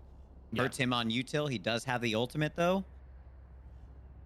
There's many different plans that they have going on. I mean, 3 ultimates, but the problem with these ults is it doesn't get them onto site. It gets them the site after the fact. You know, they're on attack. They want to save that Sova for when the bomb gets planted, but they could potentially use the Brimstone ultimate to push people away from site. But the thing about Ascent is the maps and the sites are too big for a Brimstone ultimate to really push away the defenders. And that's why I'm saying I don't know if these attackers are going to have the advantage, and we're seeing an Ares buy on Pure here, and you know, it's kind of spooky because that means he wants to go for those wall bangs. We are seeing a defensive knives out. We got Hoshi. He's pushing through mid, and he's got only armor and knives. See time and time again, those knives can be punishing though. He does clear out tiles. They are going to have the intel that a bunch are in A main as Hoshi starts to push up on the flank and hears them rotating. Need that back. It's a slow peek here. He hears that Reyna. I don't know if he's going to be able to get that pick, and I love this camera angle in Hoshi. You're checking for that. You hear all 5 rotating through CT. This man is so patient, and we love patience. Patience is the key to everything in high-level gameplay, because once one person drops, it is just a domino effect into the end of the round. And here we go. Jet. With those knives, takes out one, gets two, not a third, but he's only got a classic remaining. This chamber is being very aggressive though, and he's just gonna try to book it away. Luckily, his teammate is there, but all of the trades come out, and as I say, a domino effect in play. Bo having his back there was so clutch. Even though he did get picked off, he was able to get the trade immediately for his team. Great patience by him, able, like, as if he just knows the timing so perfectly to be able to rotate into mid, into tiles, back out of tiles, up against the wall, and then back into tiles. Yeah, the play is when you have enough game sense and you know how long you take to walk around a site. Everybody in this game, even though there's a difference in there, somehow every agent the same height, the same body shape, and I love it. But Hoshi able to get one pick, and Cheese Dude trying to get that trade for his teammate is not connecting it with the Hunter's Fury. Hoshi now has that operator in hand. He wants to do some work here. Oh, I love that smoke. Very smart play right there. I probably would have shot that dart. Right, is pushing up here in A main. Is going to get the pick on Blue Owl as the ult comes out for more intel for his team. And we have the ult coming out from Astra. Here we go. Flashbangs dropping down, and a full blind goes off. Hoshi with that operator taking out Bright. Now Dollar Tree, he's on site with his team, and he needs to try to keep holding that. He's pushing up into Tree, gets pure. Dollar Tree, this is what we like to see, but oh, Vo, you're alone on site. It's all up to the Reyna. And you know it's behind. Dollar Tree walking up into heaven. Now being more silent than he was before. But Vo is so close to him, and the smoke clears, and he's picked by Vo. What a play from Vo. He knew from his teammates call out that there was going to be a guy pushing from Tree, and instead of the Reyna pushing that wall, he knows Reina's not going to want to do that. They're wanting to go around it, and he played that perfectly. The smoke popping away, and only 7 bullets in his gun is all he needed to get the kill. It's definitely starting to be very in Surge's hands here, as this attacking team is going to have a weird buy. Looks like Bright is going to pick a Phantom up, as well as Dollar Tree here. You want to play? Let's Chamber play. has the Tour de Force out, ready for that peek, but it's not going to come as Blue Owl throws his knife out, and it is going to suppress the Chamber here in his ult. But look at all of these attackers. They're suppressed, decayed, blind. They don't like the position they're in. This Fade has scared them away, and that's what her entire kit is harnessing fear to scare attackers. But Cheese Dude, he's now mustered up the courage to send out an owl drone and tries to get any info, but he doesn't check logs. If Vo doesn't let himself get spotted here and instead just plays time, he's not spot, and he's ready to win. I think Bright might have heard him when he tried to partially pop the Prowler. The arrow is going to come out. He's able to. He's not able to dodge it. Does spot him, and that's right there. But oh, Marked one. gotta love Fade. Who cares about a smoke? I see you through it. It even sees through a Viper pit. That's what we love to see. But 30 seconds remaining on the clock, and it's a 3 against 5. They have to push right through Hoshi. And Hoshi takes one down, gets that spike, but he's facing off against the Chamber. Doesn't spot it, and the Tour de Force is going to absolutely crush Hoshi. Blue Owl's going to be set up here for a main push. Keanu, here's one, but he still gets that pick. He knows Bright's last. 10 seconds remaining, 32 HP. He can't push in. He doesn't have spike, and he's choosing to save. He could go all the way around, maybe pick up a different gun, but there's nothing he's going for. He just wants to save those creds, and no armor, 300 credits. 12 to 7. What do you think that this attacking team needs to do here to bring this game back around? I think the attacking team really just needs and has needed their entry to pick up the pace. It's nothing compared to the attacking entry that we saw from Hoshi. And when you are, you know, just better, you need to prove it. And they haven't been able to prove it against these players. We're seeing just Dollar Tree 6 and 16. That's the Reyna that you need to get onto the site, and it's just not delivering. So if Dollar Tree doesn't pick up the pace, he's got his Empress. There's a good chance that he can bring it back starting now, but they need 5 rounds to tie. take flight. These dudes gonna owl drone here through mid, trying to spot somebody, getting some height, but isn't able to. And that owl drone is out as this team continues to try and push a little bit up towards B for more info and mid.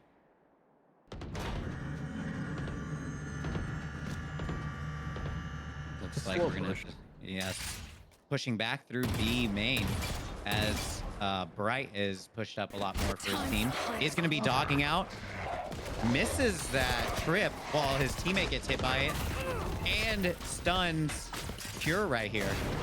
Hoshi, please shy. And he's ready. He's got the knives. He gets one. He keeps jumping up, and that's a flawless round to end the game. Surge surging into their next game. What a round indeed. GG's. What great plays by both Vo and Hoshi there. Honestly, yeah, I'm so glad that you said that. Vo and Hoshi, 24-23. These two people ratioed. We're just better. If you're gonna name your team We're Just Better, prove it. Deliver. Have your reign and not go 6-17. Speaking of which, that's my birthday. But we gotta see this. Now they're moving forward. Super unfortunate. Sometimes you have those bad games, you know, and it's unfortunate, yeah. Especially it does when you get have to a you bad mentally. Game. It gets to you deep, but here's the thing.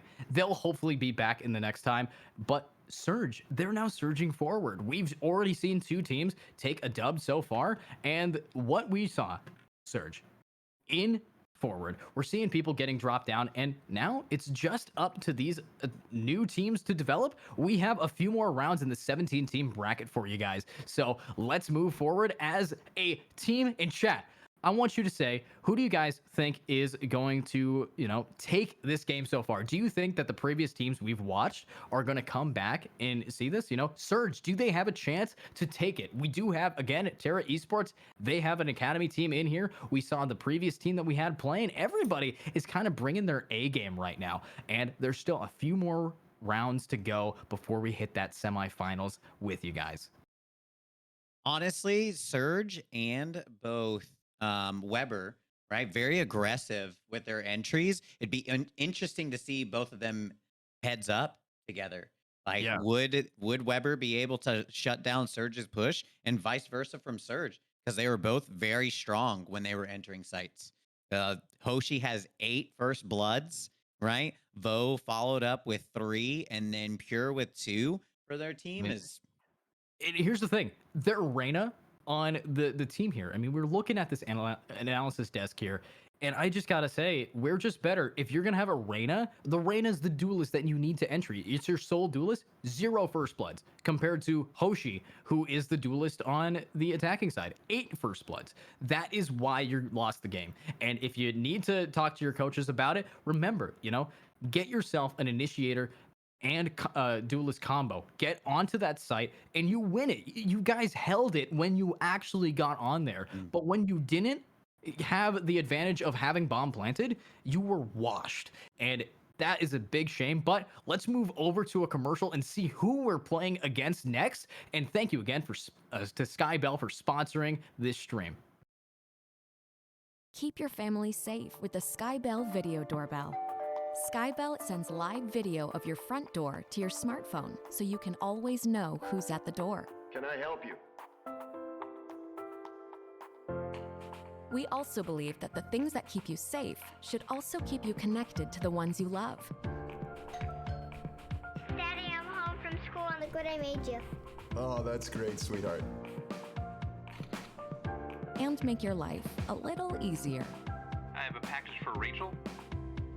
Great, I'll be home soon. Can you leave it on the side of the house? Sure. Skybell HD's motion sensor will alert you when an unwanted visitor doesn't press the doorbell. And full-color night vision helps you see perfectly at night. Hit the lights. Tired of visitors waking up your baby by pressing your doorbell? With the silent mode feature, you can turn off the indoor chime and still receive notifications on your phone. Skybell HD records each video you see, so you can watch or download the video at a later time, even if you didn't see it live. When combined with other smart home products like locks, lights, and indoor cameras, Skybell HD becomes the eyes to your smart home. We've partnered with some of the biggest companies in the world, extending their coverage to your front door. On sale now at skybell.com. Keep your family safe with the Skybell Video Doorbell.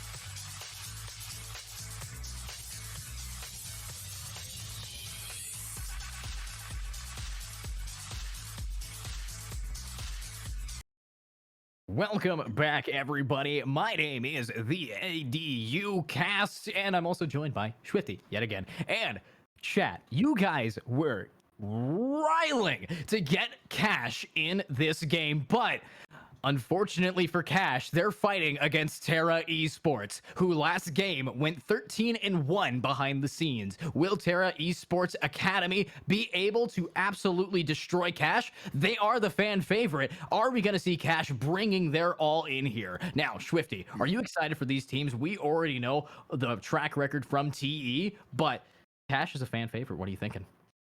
Oh, honestly, if they're anything like the previous TE that we've seen, even with their game 13-1, right? It can definitely go anyway, but if they have the same type of team coordination as we've seen from previous Terra Esports, it's going to be a hard fought for sure. But I mean, Cash did come out on a win, so both of these teams are feeling good, warmed up, ready to fight. Yeah. And hopefully we see a good game. You know, I'd as much as it is fun to be on the winning side on a 13-1, that's not what you want to, see as like a Oh, viewer. You want to, yeah, you don't want a wash. You want yeah. a battle. And here's the thing, though. Cash just beat Weber. We saw them in our first game today casting. And Weber, Mhm. they put on a solid showing. So the fact is, if they could beat them, they could definitely take on TE. And I'm excited to see what's going to happen. Our semifinals should be coming up soon in this bracket. Out of these 17 teams, not many are remaining. Who's going to take this, though? Cash versus Terra Esports. The maps we have, Bind, Haven as the choice. We're going to lock in what is last here, but I'm excited to see what's going to happen here. You know, out of all of the games we've seen today, this is probably the one where two giants are finally fighting against each other. Agreed. Like, especially being the new sub team, right, for Terra Esports, you've Yeah. got large shoes to fill, right, and a title to hold. Oh, of You course. know, And and here's the funny thing. If you guys in chat have been watching the trailer reel for IGL, you might notice that Terra Esports is hitting all of the clips in that reel, but those are the players that are not competing right now. This is going to be their academy team. So, Hyun Min, PKM, the Judge God, they're not here. So this is going to be a whole new showing for you guys today. And it's honestly great to see some breath of fresh air coming into the IGL. The teams should be getting ready soon. In chat, what are your predictions? Cash versus TE Academy. Looks yeah, like I'm everyone's ready. excited. I'm I'm so excited to watch this game for sure. It's always fun to watch Haven, 3 site map. You know, yeah. so and especially both teams being so confident in their wins previously. So Yeah, they had strong showing coming in here, but looking at these team compositions moving forward, Haven, it's a big map. You want something like a Neon. You got to have somebody sliding around, moving fast, and just absolutely ready to rotate. Omen, best smoke in the game on this map. So I'm excited to see that. Of course, we are joined by our wonderful observer today, Sophie. So if you guys want to check them out as well, if you guys are ever watching and wanting to get in on these tournaments, they are sometimes free to join, but here's what you can do. You can just join the Discord or head on over to IGL's website. All links are in the about panels, and let's get ready to win this game. One team standing to leave. It's a best of one. we see another Astra pick coming out from these teams here in this tournament today. Lucillith here on the Astra. We've got Squeak on the Fade. We've got Lemon on the Breach, Kush on the Chamber, and Lucky here on the Rays. On the attacking team, looks like we're going to have Arm here on Sky. We're going to have Twice Sand Tech on Sova. We're going to have Ant here on the Omen. And we're going to have Pool on Chamber along with Zell, sorry, here on the Reyna. So good team compositions, both sides. It's super great to see the Astra being used here like we saw last game. And hopefully it's going to still be just as viable. Yeah, and maybe Astra might be the meta, but the thing about Haven, it's a big map to try to cut down. So we're getting right into this game. Are you expecting some good things? I sure as heck am. But one question I have is do you think that TE might not have a fast enough rotation? They have not a whole lot of mobility. The only person that can push into site quickly is the Raze. Compared to, of course, we do have the attacking side, Cash. They have that Omen teleport. That's what they need to get in. And the Reyna. The Reyna's got everything they need to keep pushing forward and holding that W key. I think them being here on Defender, we saw it from the first game in this entire tournament. As long as you coordinate well, you can give up sight and you can retake comfortably, right, and strong. So that's what we're going to have to see out of them, since they can't push as quickly and as fast, since they only have the one Raze. But Chamber being here means that they can cover more ground across the entirety of the map when it comes to lurking, faking, and rotating back and forth between sites. And now it's just up to this. The characters have been locked in. The players, palms sweaty, arms are heavy. They're ready to go. and we're getting right in here. Now, what we got, just going to be a slow push. It looks like they're leaning towards that C site right off the bat. Attacking side, they know how to take this. And Cash, these guys, very strong on their attack so far. So I love seeing what they can do. Hopefully, we're going to see some big plays. The last time we saw a Sky on this map of Haven, they almost got 30 kills. So let's see what's going to happen. So like I said before, during the first game, when we saw them initially push for C long, looks like this team is gambling more towards the A push initially. I have the spike. Yeah, they're kind of split here, you know, and unfortunately, reminds me of the map Split. Rest in peace. But these guys, they're just playing slow. They need to get some picks. Following Soph here, we got Kush doing the best that they can to get a pick, but not able to connect against Pool. Luckily, not getting dropped himself, but here we go. This is going to be a 5 against 5. B site looks to be in the target radius of Cash. It's like Pool and Kush here are going to be facing it off. Neither getting taps on one another. Arm here ready to back up Pool as Kush tries to jiggle peek it. Lucky is able to spot two walking by. And a third. And he's able to get one pick. The corner, but Lucky. Wow, you know, honestly, kind of living up to his lane, but if you put an R in there, he's lurky. Look at that play. He's just right behind them, and he's ready to get this down. But Squeak, he's alone with his breach. It's going to be 2 to hold the site. I'll find you. Great intel coming out by Fade. 30 Knows that seconds one left. is close enough to pick that. Lemon is here ready with the stun. Does hit the Omen. Sova coming in with a dart. Clear them out, but he's traded out. But remaining. Squeak is picked off by Ant here. And then Lemon's able to take out Pool. Ant swinging 2 there on Graffiti Wall is taken out by Kush with that perfect head tap. Kush did a great job cleaning up everybody who was remaining on the site, but honestly, round has to be given to Lucky. He was able to get those 2 picks right off the bat, and I'm surprised. You know, you got to check your corners, but that corner check loss, that happened early, which means they should learn from that. And that's triggered discipline on Luck's, you know, side. He's patient enough. I couldn't agree more, Swifty. Kush is going to be ready to peek here from Garage. Wonder if we're going to see another Kush pull off, or Kush Pool face off. They are going to have Spectres here on the defending side. It's like they're trying to jiggle peek. Lucilla is picked off here by Zell. And the overheal comes out. But it's up to Kush now. Are they going to check this? Usually an Omen likes to sit here, but Ant gets one taken down, and Pool gets the other teleport back. Kush just getting free double kill. He's holding this down. He's going for another. He's going for a triple, but he's out of bullets with the 1 pick. He's out of rest. 1 HP. This could be an ace for this man. Is he going to take it? The stun, the concuss, he's pushing out, but Lemon is not going to allow Kush to get the ace. But, you know, they're playing it safe. They don't really care for those very massive, clippy moments because they're more so concerned with the end goal of getting the cash. Not only that, but they need the title. You know, they're the new Terra Esports. They've got shoes to fill. They've got a name to hold themselves. Yeah, and they may be the academy team, but they want to be known.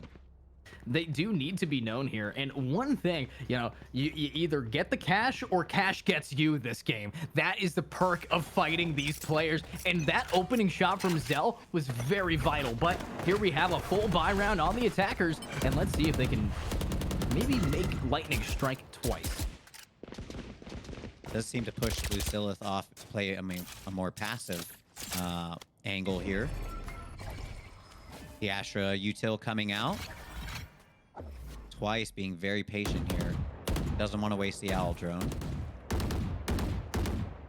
As Luck here is pushing on the flank. Backing up, being patient, trying to see if he can peek anything.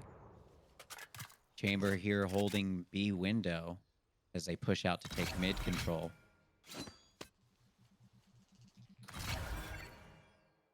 Swinging back, they may walk directly into Lux crosshair, but he's spotted by the Sky Util as the nade comes out here. Oh, and he's wall banged. Oh, you know, that's the thing. Valorant is made of paper mache. Luckily, Squeak with the spray is able to get one. Lucilla taken down and the spike. That's a Vandal in his hand. He now has 3 people rushing him, but it's not anything against these shots. Arm gets one. 30 seconds left. Lucilla is now joined by his breach. Needs to hold that down. Great util usage. They're pushing forward, needing to get those picks. But Pool on the flank, taking out one. They know where the last one is, and it's all up to this player. But oh my god, the bunny hop like his name is Foon. What a gamer. That I always seem to get unfortunate when I'm pulling out my weapon. It's just not as fast as Lemon. I need whatever version of Valorant he has to be B-hopping to be able to pull that out in time and get the pick. I think he's running just the pro version, you know. Unfortunate. But now we're moving in. Next round, 3-0. We're seeing TE bring a harsh game onto Cash, but, you know, we're seeing it. Oh my god, that economy, though. Oh, that poor economy. Cash not having the funds. But it's okay, because Kush here, holding this angle, could actually get him picked off if he gets timed out. He is going to teleport away. No more TP for 20 seconds. Could be a great rotate coming out for these defenders.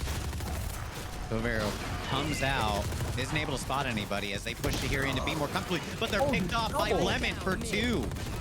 Lemon getting 2, Terra, Squeak getting another, and the Ares is not enough in the hands of Pool. It's all up to that arm, and he's not going to be able to reach out and take it.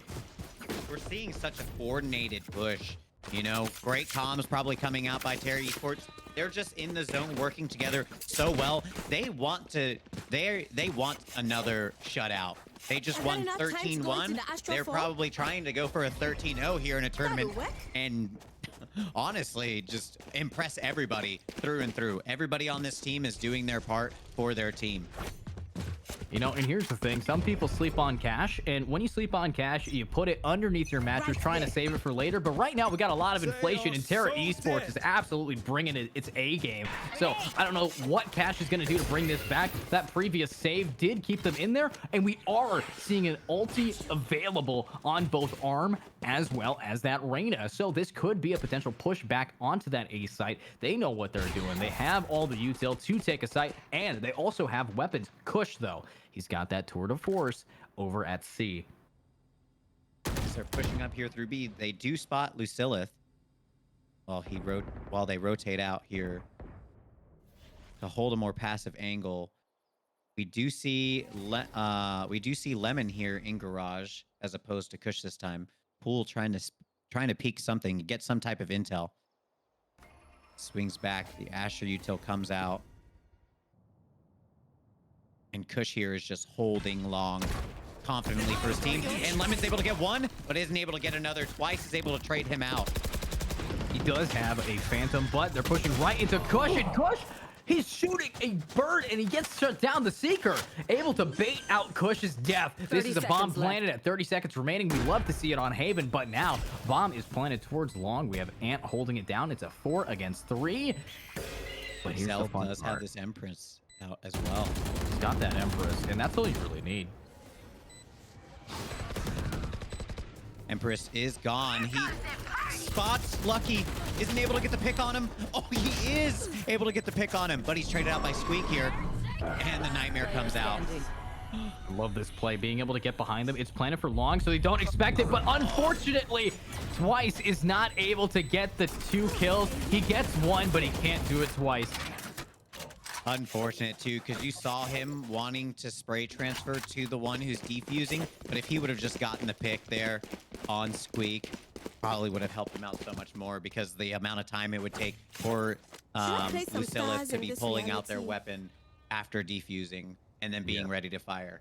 It was a definite close try coming out from Twice, but here's the thing. Now we're seeing a Terra coach calling a timeout here. You know, maybe he didn't like what he saw with that showstopper. I know the Terra coaches are brutally honest about how they give feedback. When they see any mistake, they squash it right away, and that's what we're expecting from this timeout. So let's see what's going to happen moving into this round. 30 seconds remaining. What possibly do you think that Cash can do to pay off this W?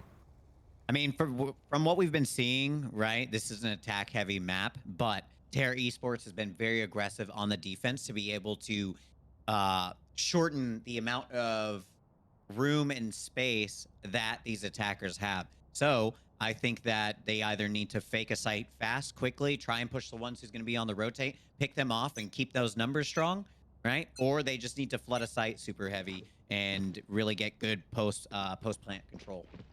And that post-plant control is quite nice to have when you are a Chamber with the Tour de Force and a Silva with a Hunter's Fury. So let's see what's going to go on moving forward. It looks like the coach for Terra Esports has disconnected, so maybe that was his final hoorah, giving them what the play is before he had to go. But hey, Pool, he's inside of C-Long. Spots 1, Lemon. Does get stunned. He is able to jump away, but this could be a push up from the Chamber and the Breach. Slow and Kush, he's got an operator. He's not willing to let this down yet. And Lucith taking out Ant all the way there. We do see that Reyna in mid.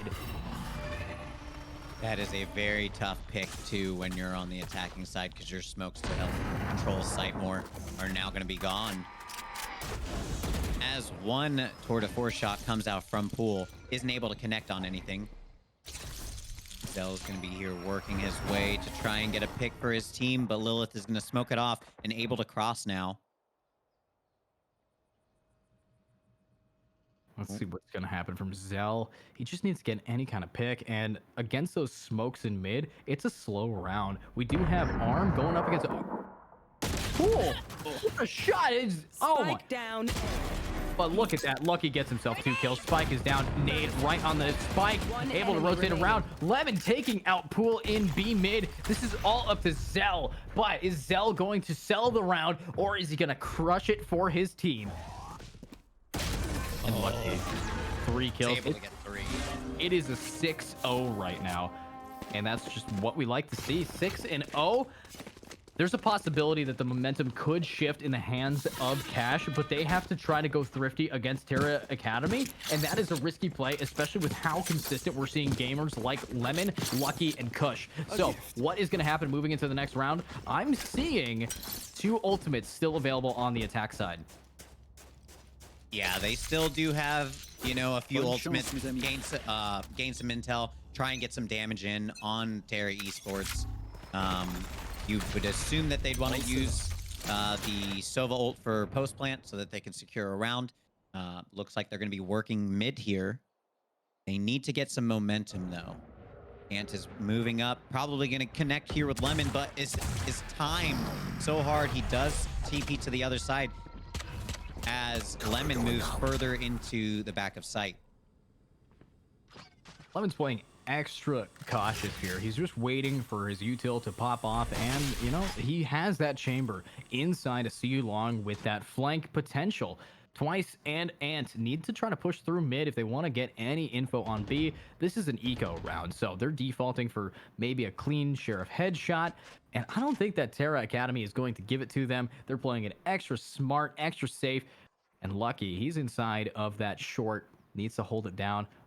We see a full shift towards that A site if you're on Team Cash.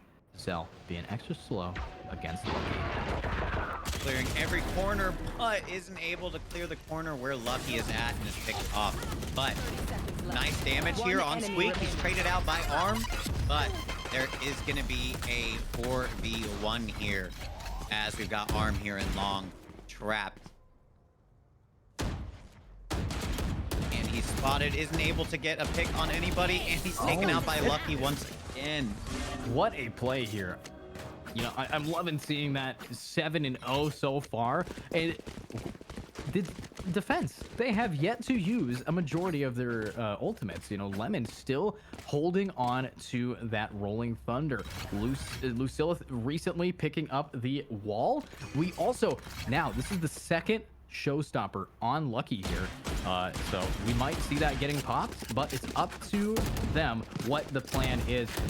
It's a slow push going in right now. Cash looking kind of strapped for Cash.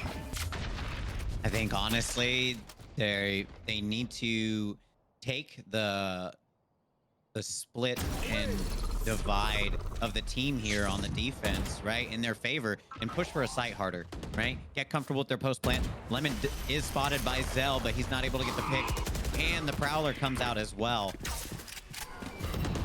Sovadar comes out, isn't able to hit anything and connect. Flashed out by Lemon.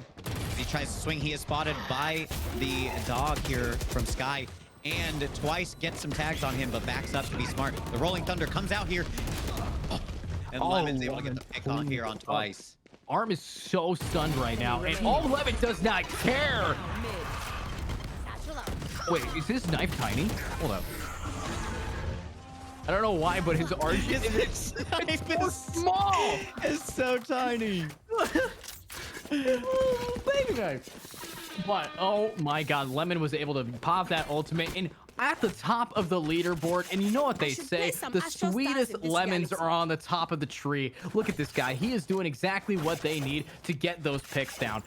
Lucillith, he's got a Vandal in hand, and oh my, it is 8-0 right now. We just saw them 13-1 their previous game. I'm hoping that it doesn't happen again, but we need to see Cash really put in those fights. Prowler does get twice here as Zell pushes in, flashes through again, but is hit by the Prowler as Lucilla picks off one and picks off another. What a shot. Oh, Arm's not able to get picked off, but that is a clean Roomba taking down one. Ant last alive, has a Sheriff in hand, completely blind, and he gets mowed down by Squeak. Defenders winning yet again, 9-0. Do you think this is gonna go to a 13-0 here, Ed? Well, people wanted to see Cash play, but I didn't think they wanted to see Cash lose. So maybe it goes 13-0, but here's the thing. It is so rare for a game to go 13-0, even if right now the momentum is there. They don't have that. TE historically has not won a lot of pistol rounds. They got kind of lucky this time. Pistol rounds are their weak spot. So there is a big chance that that Cash is able to get taken down during that pistol and grab at least one. But Zell taking out Lucky. Twice Santa on that trade. Arm is here. This is what I'm talking about. They have the momentum. It's a 4 against 2. These attackers are pushing forward, and they have to get past Kush's operator. He gets 1. He gets 2. Kush now gets taken down by Zell. It's all to the Astro Lucillith in a 1 against 2. This is Terra versus Cash. Zell gets spotted. Lucilla trying to take pot shots against an Empress, but she is a god Empress. She does not want to lose yet, and the bomb is going to get planted. 17 HP remaining. Lucilla needs to push in here. Tries their best. I do see the chat did say that Cash is a second half team. It'll be interesting to see. They do need this. They need as many rounds as they can right here. This might be the start of it. Lucilla does only have 17 HP. Bomb is down, and they're both full health. And Lucilla is able to get 1. And what are we seeing happen here?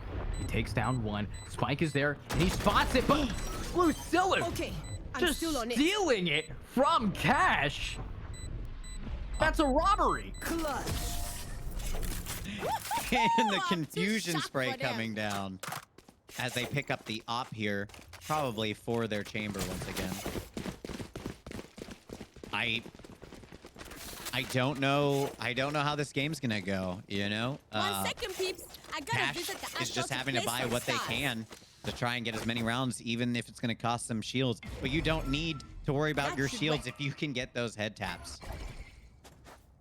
You know, and head taps is what Lucillith does. 17 Recovering HP, able to clutch last round. This man is just going hard. There's 2 more rounds left in this half. Do you think that Cash even has a chance?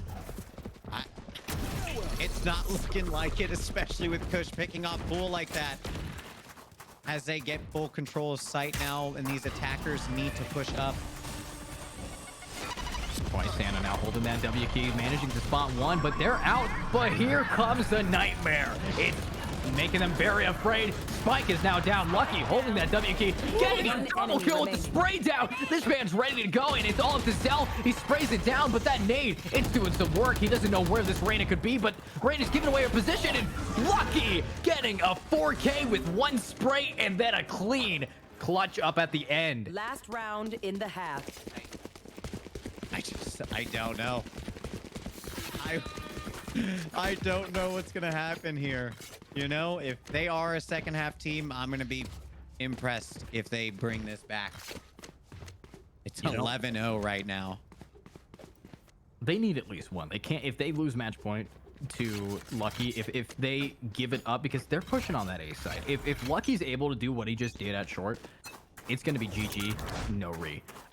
Best of 1 games ending so fast, but what a nade. It's not able to connect to anybody quite yet, but it does push back Team Cash here. They're on another eco-ish round, trying to get any kind of spots.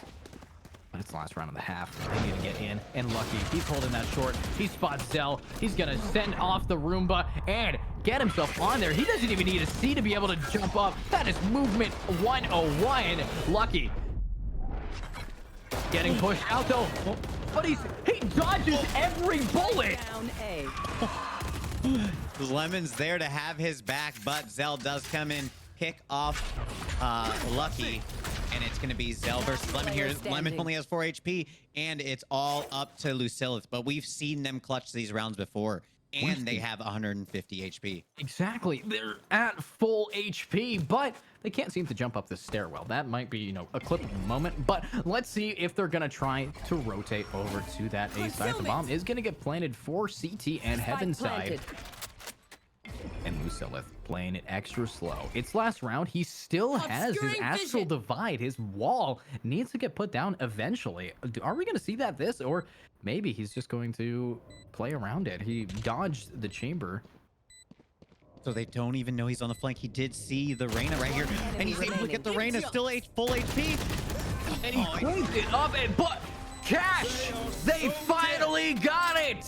That's what we want to see. A round of applause. Now, it's stated, the prophecy is that they are better on the second half. They just won a round, and this is supposed to be their game. Swifty, your thoughts? You know, I have no idea. We've already seen Terra win 13-1 in their last game, so this is going to be a fight of the life, right? If this Terra team can do what they did in the pistol rounds, they're going to shut it out right here. And, you know, we're expecting them to. Terra Esports Academy, of course, trying their best to just flex that the fact that, you know, we might be the secondary team, but we are not secondary in the hearts of chat right now. They have so many fans, but oh my, that is going to be a very aggressive defensive push from the team of Cash. And they're now attacking side, pushing into that chamber at long. Oh, and here comes the chamber. He's waiting on top of the double boxes, not able to get a pick, and Zell gets 1, but this is now a 2 against 4. Both of them on the flank. What is going on? Squeak having to hold this down, gets no kills, and Zell double kill down with the Sheriff. 3 bullets remaining. Reloading, but is he going to check his close right? He looks at them, but then looks back at Lucky. Good effort coming in, you know, but match point. There's only so much you can do getting into this round. It is 12-1. Match point has been given with Pistol round, I don't know. I really don't. I can't with confidence say that Cash has a shot at this. It's Hey, they're just gonna have to force up and full. I thought they were gonna full push together as a team, but That works. oh, I guess they're just gonna full hold as a team right here. Luckily, and they guessed right. They did, and that's the play. This is all eggs in one basket. They're just sitting all in the smoke up here. I've never seen a strategy so close to being perfected. Here we are, Pool versus the world. He wants to swing down. He looks, but he is looking at the wrong spot. But oh my, they all get spotted. They know it's about to happen. And Ant takes out one. Pool gets almost another. That kind of round is all that they need. Because of that fade, they're just going to rotate. All of the waiting game that happened got sold because they couldn't break the eye. And this whole team is pushing up here through behind Terra on the flank, and they're just gonna attack themselves, I guess. Twice is able to get the pick on Lemon here. And this is what we like seeing from Cash. They're on the offensive, but these players planted for CT and now are all holding it. If a smoke is available on that Omen, this is a potential win, but Zell takes out one and gets the defusing, leaving Kush all alone. But is he going to be able to prevent the bomb from being planted? He is! Oh, but it's okay, because, hey, guys, Cash is still in the game. I might have doubted them, but hey, my doubt is a blessing upon them because of a caster curse.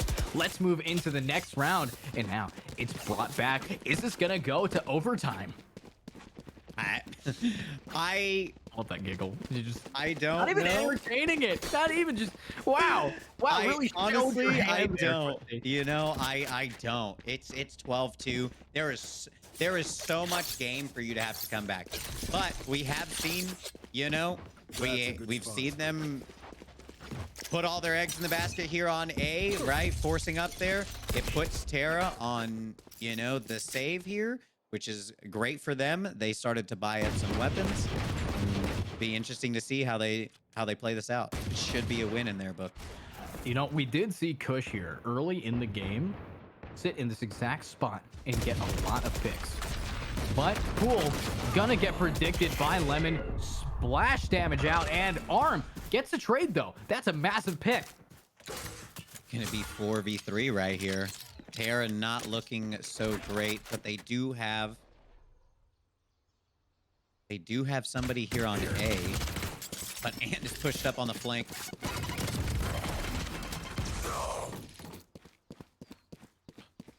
Are they not gonna check?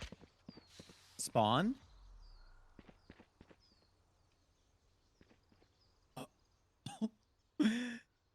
And Squeak just sneaks right by with his teammate here now. As Chamber backed up to help him out. I feel like they would just need to take A side here quickly. Like 30 seconds 2v3. Well, let's see. It's a 2 against 3, as you say, but they have the A site, and it's Terra Esports. Even when down players, each one of these guys is good for 8. So, what's about to happen from Squeak here? He's got the lineups, he wants to get some info, but Zell takes out one, but this is going to be all the spots he needs. He gets 2. Squeak is not allowing himself to be quiet, but Arm, it's a Vandal versus a Spectre. So close. Squeak might have had that, but hey, Cash is still in this. Yeah, I mean, they might be able to run this all the way through like Terra did on their defensive side. I've always said this map is an attack-heavy map, but I'm proven wrong by both these teams right here. Their defense is amazing. Their retakes, fantastic. And I can't agree more. I mean, they were right about Cash, okay? They know how to play defense, and you know that's all you need. It's like this isn't basketball. You can't drop the ball, drop the spike, and it gets turned over for defense to be switched up like that. This is all up to this solo defense till they ride. Arm getting that pick onto Lemon. You know, a Lemon does fall a little bit far from the tree. His teammates are all the way at A. We do have an Ares here by Ant as he creeps up. clearing the corner, but he is followed by Zell here. Is Squeak going to peek both of them, or is he going to be patient and try and wait for the push? Oh, Oh, here we are.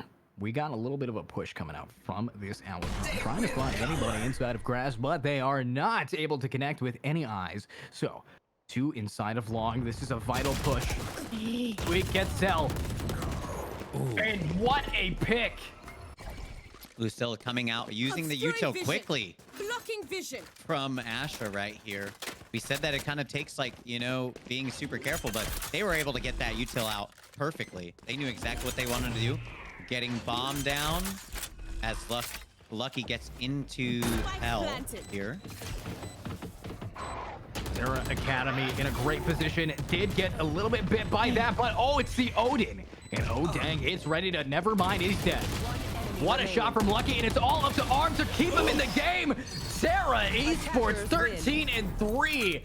Cash did put up a better fight than their previous fighters, but Sarah Esports, they're just better, I guess. I mean, Cash was the fan favorite. Everybody wanted to see them come in, but after Terra got in this game, Swifty, that was an insanely fast game. I think that it was just Lucky. Lucky was just in Cash's head, you know? He said, we're the new team, but I've got shoes to fill with PKM and I'm playing the Rays. You know, I'm going to show that I can get in there and do everything I can the same way he does.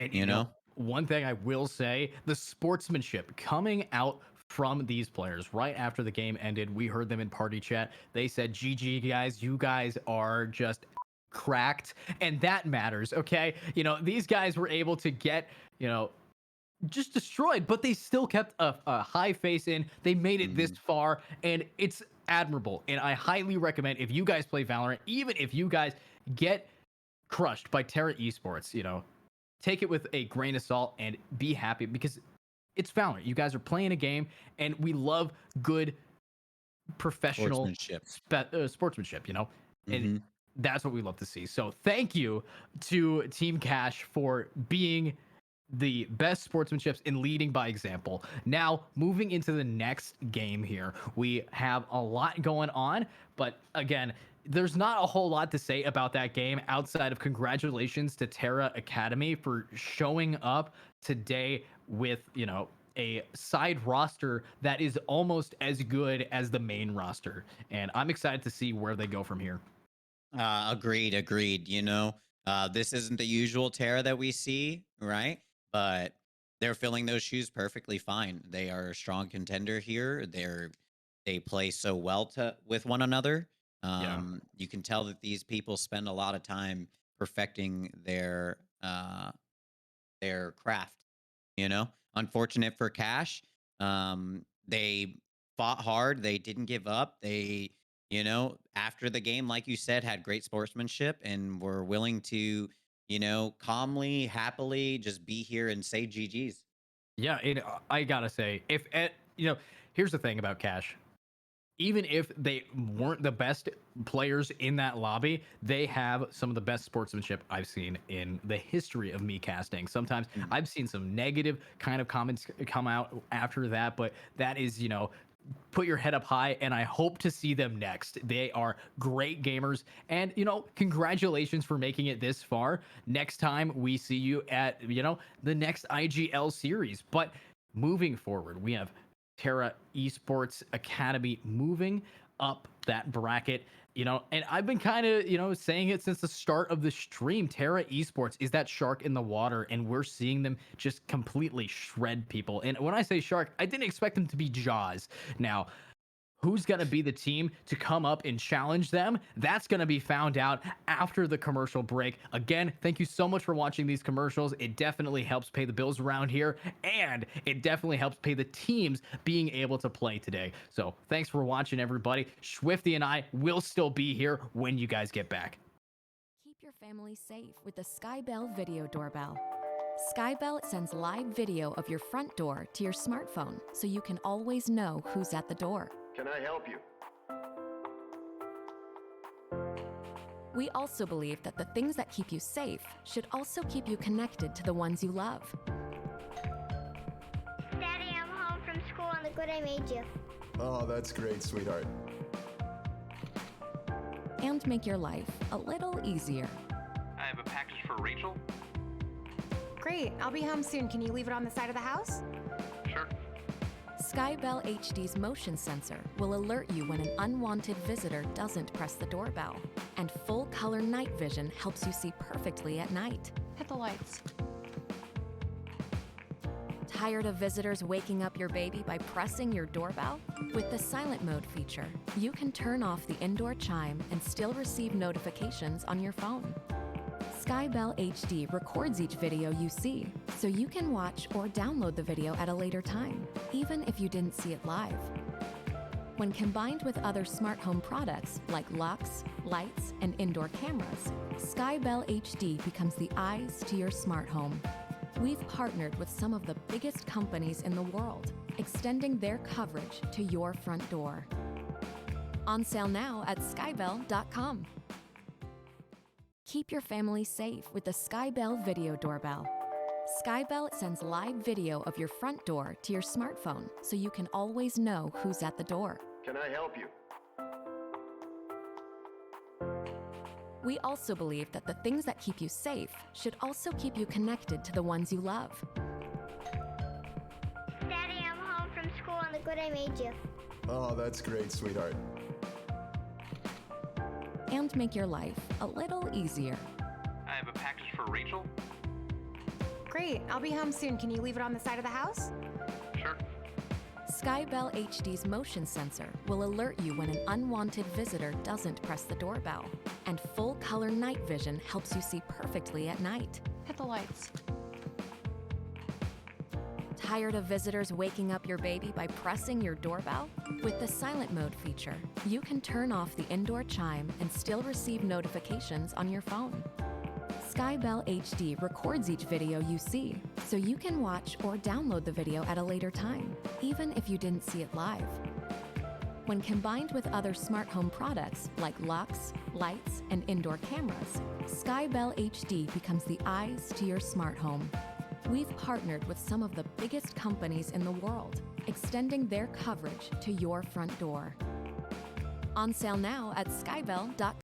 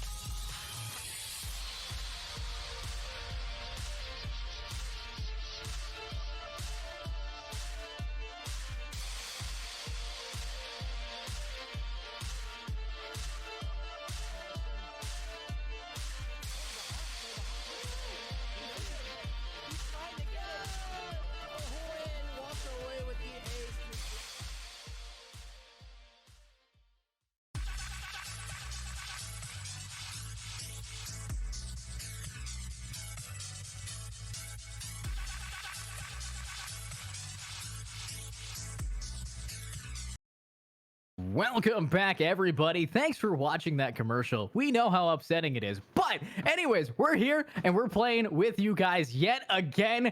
And the teams, welcome to round one of the semifinals, and that is going to be Team Monarch versus Team Syndicate Academy. These two teams have battled it out so far behind the scenes, and they have finally come together to fight it off. If you guys know about Team Syndicate, they are quite powerful in the scene, but Monarch has been raising their rates and able to clutch up a lot of different rounds. So, Swifty, now that we have two new teams to us today, who do you think is going to take this? I don't know if you have any prior knowledge on these guys, but fill me in. I don't have any prior knowledge on them, but I do know this is going to be the first time that since I have been casting that we'll be casting Split. So it's going to be super interesting to see how these teams attack here on Split, right? Because it is very defensive heavy. You kind of hate being on that end, so it will hopefully these attackers right here on Monarch are going to be able to figure out what it is that they need to do to be able to keep the game in their favor so that they can swap over and get the defensive end. Yeah, and Split defense heavy map, as you said, it's a map where you're going to see a raise every time. It is vital that you get a duelist or an AoE damager, somebody that can completely shut down the very limited choke points, because there's mail, there's ropes, and then there's just going to be the sites themselves, and maybe 4 or 5 choke points, and there's only 4 to 5 characters that need to hold them. So the more AoE, the better. You can 1v5 easily on the map Split, and on attack, it's called Split because it splits your team. You're always going to need to have a defaulter over at B and a defaulter over at A. So right away, looking at these teams, who instantly pops up? The Raze. And AoE, again, very vital. We're seeing that KO as well. The Astra, AoE is the MVP of Split's map. And that's one of the reasons why it's actually got removed. It's so incredibly defensive based because of the choke holds that they are now working on. But Breach is vital here. We are seeing double smokes being popped on the attacking side, and that is quite strange here. What do you think of that? I've seen it multiple times here on this map, and I actually really like it. It means that you can basically set up for 2 different sites here on attack, which is going to throw off the defensive team. They can't quickly rotate because they don't know where you're going to hit. This is every single game so far we've seen the Astra coming out, and I've been loving seeing the Astra play because I never see any Astra love really, and the people who've been playing Astra have been playing Astra well. Opening up my eyes to, her viability in this level of gameplay. Yeah, and especially at this level of gameplay, one of these teams is going to be facing off in the finals. This is the semis, and it is a best of 1. And this is also the last time we are going to be, casting for these two teams entirely. So I'm excited to see what, Team Syndicate goes here. This Academy team, it's off-brand, and they're ready to, or on-brand, but they're ready to get in here and try to win. It's going to be a slow and methodical pushing power that wins them the round, and I'm excited to see it. We got everybody ready to go. These guys battled it out, and here they stand. Looks like we do have some shields bought here for the attacking team. A few here on the defensive, but not that many. They're gonna be pushing here through mid. Well, Astra smokes off ropes. They found my trap. Wall comes out. They try to push in through mail. Now Huppy here with Cosmo, and this is what I love to see from the Raze. The Satchel Charge is just forcing people away, the nade doing a little bit of damage, but oh my, Twigged is out, and he's ready to get that pick. TS already losing 1, and attackers, they have full control over that B site. It's just going to go up to a retake. CS Sama now in that heaven push, but Pixie, what a flank. But the trigger discipline, luckily, he's shooting somebody staring at his smoke screen. And it is going to get the team to have to push off a little bit. Rafi here looking for him as he notices he rotates off. Going to be pushing down now, dropping underneath ropes. Stun comes out and does get poised right here. Poised to push forward and try to get himself a pick. It's a 1 against 4. And AOI cleaning it up. Unfortunate. What a round, honestly. But attackers did win that. They barely lost anybody. Everybody was pretty much full HP by the end of it. And like I said, I think that the double smoke helps you out a lot, right? Once the Viper wall goes down, that's where it's going. But having 2 smokes here, you're able to rotate off of a map, right? And have the chance, or rotate off of a site, right? And have the option to go back there once again too, because you still have your smokes. So, and it looks like it's working. Satchel out. Cosmo rushing forward. That is a lot of util to use on Casper the Friendly Ghost, but now it's up to Views here. And he's pushing forward rather slowly. I've seen Views played. He's quite solid at getting in and fragging for his team. So what a shot for Pixay, though. Views on site with his teammates. They are going to go for the plant. Sama in middle. Spike planted. With his team, though. That nade pushing him back in, and the shorty in happy. What a shot from Poise, though. That's 2. It's all up to Sama, and he's getting shut down. That's a flawless round. Only damage taken from Pixay, about 30. That is more than flawless. That is pristine. So great to see these teams, right, changing the narrative for these maps, right? We think of Split, right? Very defensive map. We think of Haven, very offensive map, right? And these teams are showing everybody how how to play them to move it back in your favor and change that narrative. Now, I've been saying this for a while, but Split is the map where if you have more smokes, you are actually at the advantage on attack, because there's just pushing out of that heaven on site, and this wall that we have going on is a perfect wall for that push. But Twig, he's a little bit concussed. He's trying to find his bearings. Now, they are trying to default again. They're up against full rifles, so they need to try to go for a pick. They can't be pushing through corridors, especially against a KO grenade, and it's going to be a slow rotate if possible. Getting a lot of util out too from the defensive team is going to be key for them here while they're on the lower side of weapons. We do have Cosmo here waiting, being patient. The nade comes out right in time before that wall comes up as he starts to break it. That was a very clean nade throw. I mean, it's going up, the nade's going over, and it happened. But Happy also just happened to take out AOI. Twig, he wants to push forward, but he needs to have something to give him the all clear before he pushes in either a flashbang from his teammate, but he's just going to try to wiggle out very slowly while Cosmo takes out his Viper in ropes here. 30 seconds left. Through, see if they can try and get this pick. Little do they know there is going to be 3 here on A, but they're able to get the pick on Cosmo. You know, Cosmo looking up at the stars, getting shut down, but it's gonna be up to Poise and his teammates to push forward. They get Raffy, but oh, it's Happy, gets that double kill. What a player. It's gonna be 10 seconds remaining. The Astra's not even close. He's gonna be forced to save a Spectre into the next upcoming round. He has just enough cash, so he should be able to buy his teammates as long as he doesn't take any damage on his armor, but instead choosing to die, losing the Spectre, the full armor, and still only getting 1,000 because he was left alive at the end there. Super unfortunate there. You swing that hoping that you can get that exit frag when more than likely you should just save that weapon. You know? You gotta save that weapon, and it's a shame. It really is, but hey, this is their full buy round. His decision to die makes it so he's not stuck with the Spectre, I guess, and now he can fully purchase a Vandal. The attackers have the lead, so if they lose out a little bit like that, they should be able to bring it back, considering they won the pistol round, and that momentum is massive. Agreed there. We do have a Zydro here on Kevin with the angle. Happy is going to be challenging here towards mid. The wall comes out once again, but Cosmo is taken out by Poise here.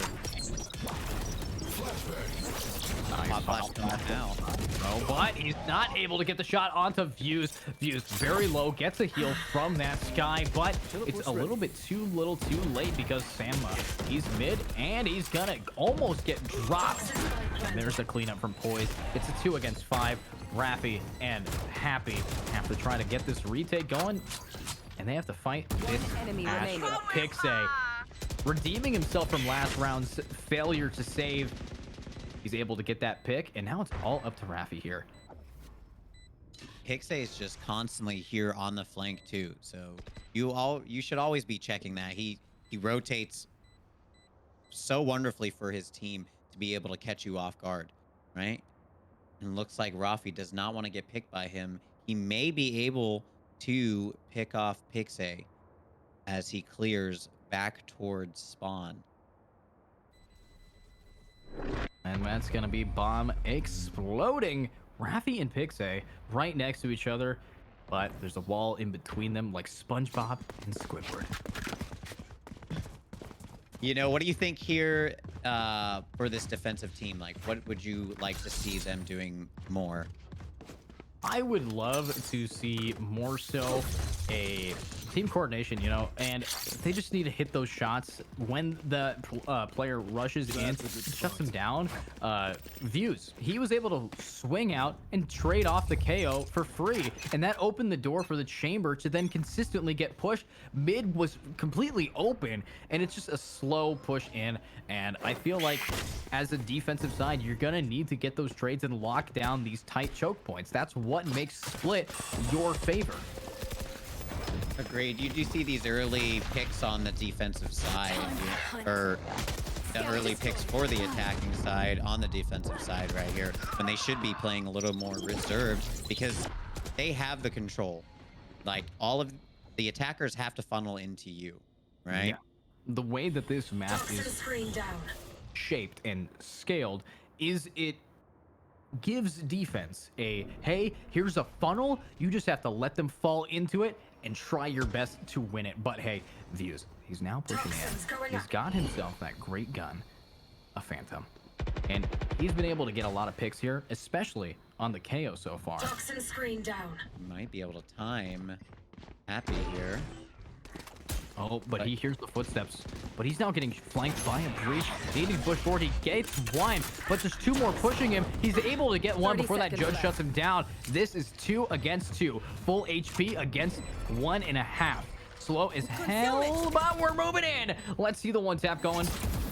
Blinded. Nice pop flash. Zydro able to get the trade. TS gets knocked in the head, but oh my, the panic spray is happening. 76 HP on one, and luckily the last 2 bullets do allow Pixie to clutch up. That was a little scuffed, but it was just enough to give it to them. I was honestly surprised. I thought Team Syndicate could have had that there.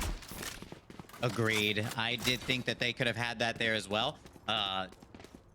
Zydro just got the falling pick on him, you know, and Pixie's shown that he has trigger discipline, right? He's got the patience to be able to work the map best and be able to flank. But if he's going to play with his team, he's going to do it right. And, you know, that's what we like to see. You know, TS, that round, performed exactly how we wanted them to. Outside of the small choke point that got held by Views and that double kill, they had that. But, oh, what a counter ult in the... Poor Race, still gonna get shut down, and this push is getting completely squashed. An eco with a rolling thunder is not worth it. Only able to get one trade out. They were relying heavily on that Bucky. Now, one thing, when they did that rolling thunder, it's an eco round. It's a very expensive thing to sell in, considering Rafi only has 2 kills. That took him a long time to build his ultimate up. I don't know if he's going to be able to build it up yet again, because it's slow to get. It's 7 charges, and he's only at 2. He has himself the Vandal, though, so this could bring it back, but I don't know. You want to find it? We see the ult coming out here by Astra for their team to push up as they smoke out CT and get more site control. The ult is out by KO as well. Zydro throwing the nade in to stop the plant here, but Twig's backed up and gets it down. You have Cosmo. Oh, Cosmo. Oh, Pixie. Cosmo came out and said, I'm the lurker now, and I will flank. And he's able to get the pick on Pixie. AOI is challenging, but picked off by Cosmo. Monarch's doing such a great job there. Owie now sliding in, and Cosmo. Last player standing. Cosmo. Taken out by the last nade. live, but there's the counter ult going off. He's not able to hit anybody with it. The satchel fakes it out, and 1 HP on that KO gets himself a headshot. This could be a potential ace for Twigs. He's pushing in. It's a 1 against 2. Gets one, but he doesn't get the other, but the bomb is still down. And clutches it for his team there. Twig, that was almost an ace clutch if he got the spray transfer, but hey, that is good enough. The bomb had enough time to explode with potential for them. Now, 1 and 6. Team Syndicate not looking too hot. I gotta visit the Astral to play some stars. Got a timeout coming out from them.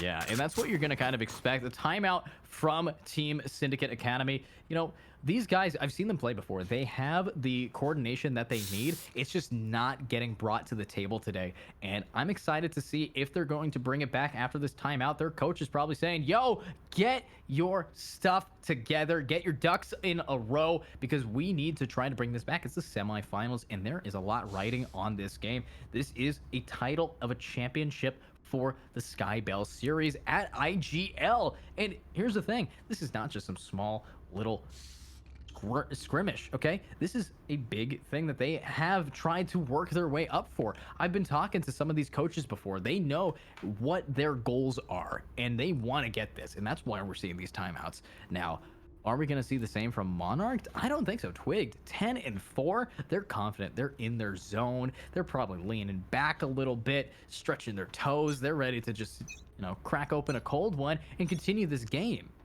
When you even see, you know, Twig may be 10 and 4, but you've seen nothing but plays coming out by Poise with picks, the walls coming down to block off, you know, another line of sight for Team Syndicate right here. But they are going to have the Tour de Force out. Not able to get the pick on views while he jiggled it. And Cosmos pushed so far up. He's so in their face about this with that Sheriff, but Cosmo, he's been so aggressive for it not to pay off outside of that pick on Pixie last round. So Views, what are you gonna do about trying to get your team on site? Ready. Aoi has that flashbang ready to go, and Sama wants to get a pick with this Tour de Force. The pick with the Tour de Force right here, it would be so huge for him and his team because it slows this attacker's push while they get in better positions. And he dodges the flash here. Does not dodge another one. What? There's one pick down. That is gonna be that. But his breach flashbangs him, and Twig's able to take that advantage to push forward. And he actually gets the pick. That breach flashbang might sell this for them. But it's okay, because Happy on that flank spots one, but oh, the flick from Aoi, living up to his name and dealing some damage. Get a band-aid for that Omen. Zydro, he's in a 1 against 4, and he needs to push, but he spots the gun, gets that headshot. Dagger goes out, and he looks away. A dink on the Astra, but that's 145 damage, and she had full HP the entire time. We're seeing Monarch really being the kings here. Yeah, it's great to see an attacking team so dominant here on Split, but you know, for Team Syndicate, like they've got to get things together. We don't want to see another shutout, and I would be surprised to see what they do on attack here. And like we said, you know, Monarch needs these rounds here on attack so that they can have the defensive advantage. Yeah, and a defensive advantage plus having double smokes, that's overpowered. And the double smokes is definitely getting them off of the site here. We have Astra just covering every inch of the site with no vision for their team. But Views, he's got the spike right now. So if he gets that down, it could be pretty bad for them. We also are seeing a nice flank, but Cosmo trying his best. Oh, but he ran out of bullets. I've got your trail. So close. 1 away is all he needed. But hey, here's a KO on the flank while the attackers push onto B. And KO takes out one. Zydro, it's all up to this Astra, who's stuck in mid. Spike is down in a 1v3, and Pixie has yet to try to clutch these, but there is another pick for him. He's going to keep pushing forward. Pixie feeling confident. Double flash here for Pixie could be dangerous for him to be able to continue to see, but he's picked off by Rafi. And that timeout seemed to have done it for them to be able to get their head back in this game. Yeah, you know, that's what you need. You got to shoot the enemy's head to try to clear your own. And what we saw from that round is Rafi and Cosmo just absolutely popping off easily. And every inch, we're getting what we can get of good Valorant gameplay. This is a little bit different from what we saw from last game with TE. This is a back and forth. It always is up to 1 or 2 players near the end instead of, you know, just a flawless after flawless round. So let's see what's going to be moving forward into the round here. But I'm excited to see. We got Fuse in the middle and a full push. 3 suppress onto Zydro at A. That Viper wall was on B to try and split them and keep one there, but it's the Chamber who's lurking. Fuse is able to get the pick on Rafi here in mid. As Cosmo rotates back through ropes. He is mollied off and smoked off. Does have his nade to come out here. Oh, now, Monarch doing a great job at trying to zone themselves out. Fuse taking a little bit of damage, though, and Twig, he's pushing forward while poised. Gets that pick onto the Chamber, and Salma. B site completely empty. It's up to this Omen. He manages to push forward right into Owie, and oh, that's a one-tap. Cosmo takes out Fuse and Owie as well. This is what you want to do if you're the Rays. Here comes the nade deep inside, and it's not able to connect to anybody, but does do a slight bit of damage on the Pixie. Means he is one-hittable with that Phantom. Satchel charges pushing them a little bit back in that flashbang, but they're not checking. He's Drax. He's able to just sit still and not get seen. I am so confused. They weren't blind. They just didn't look forward. There was 2 of them, and they all checked. They checked in the cubby and then in garage, but they didn't clear the rest of their site. You know, and here's one thing: hiding in plain sight. That is sometimes a thing that happens. It shouldn't, but it is a thing that happens. And congratulations to the clutch from these attackers. Yeah, okay. Like we've got the same play here as last round. We do have most of the team pushed up here towards A. The Viper wall is on B, and the Chamber is lurking, trying to lurk up, seeing if he can get a pick. Zydro trying to reload here, needs to hold this down. These attackers just holding it while Fuse is making quick work of the players in the middle. He's got that Phantom in hand, already taken out one, but he turns away. I love the double take. It's just not fast enough, while Twig over on the A side, sliding himself right onto that bomb point after getting double kill, and that is gonna be a sight for them. It's a 2 against 4. Let's see what is going on in the mind of Omen. He wants to push out of ropes right into these players. Last player standing. And he's dead. Now, it's up to Sama.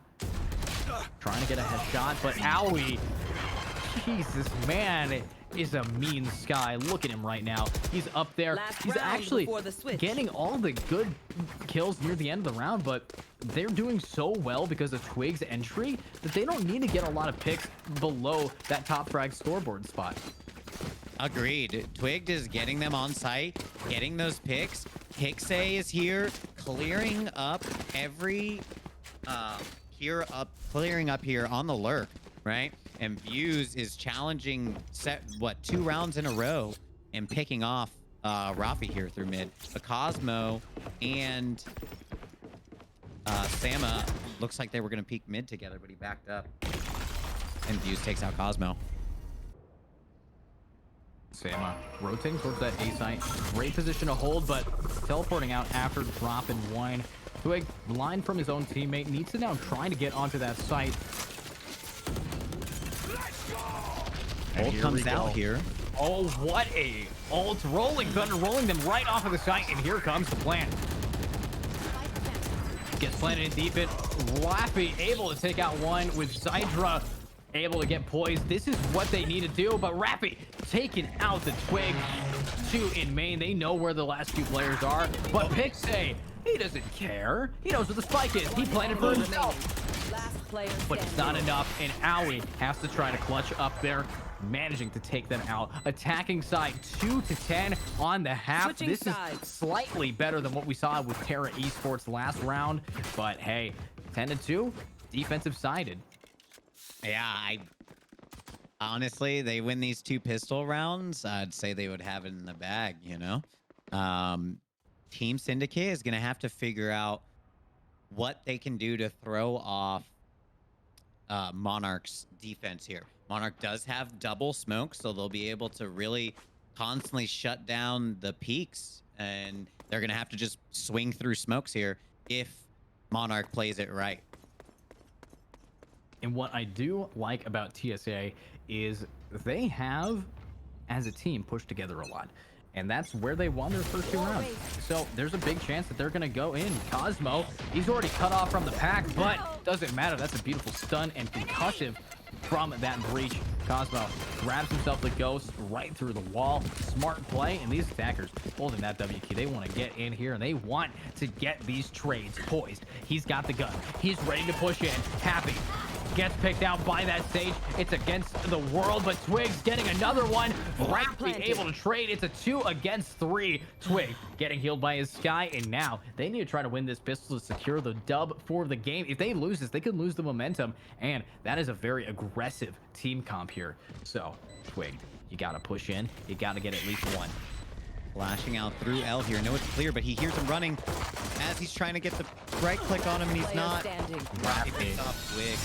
Now that is a round we like to see from TSA, Team Syndicate Academy. They're moving in, and they're just absolutely crushing every time they push as a unit. And that's what they needed to do on defense. They had to kind of group up. What we saw on them defending is they kind of left each other to die sometimes, especially that second to last round. Cosmo pushing into mid, and the chamber rotated away right as he pushes.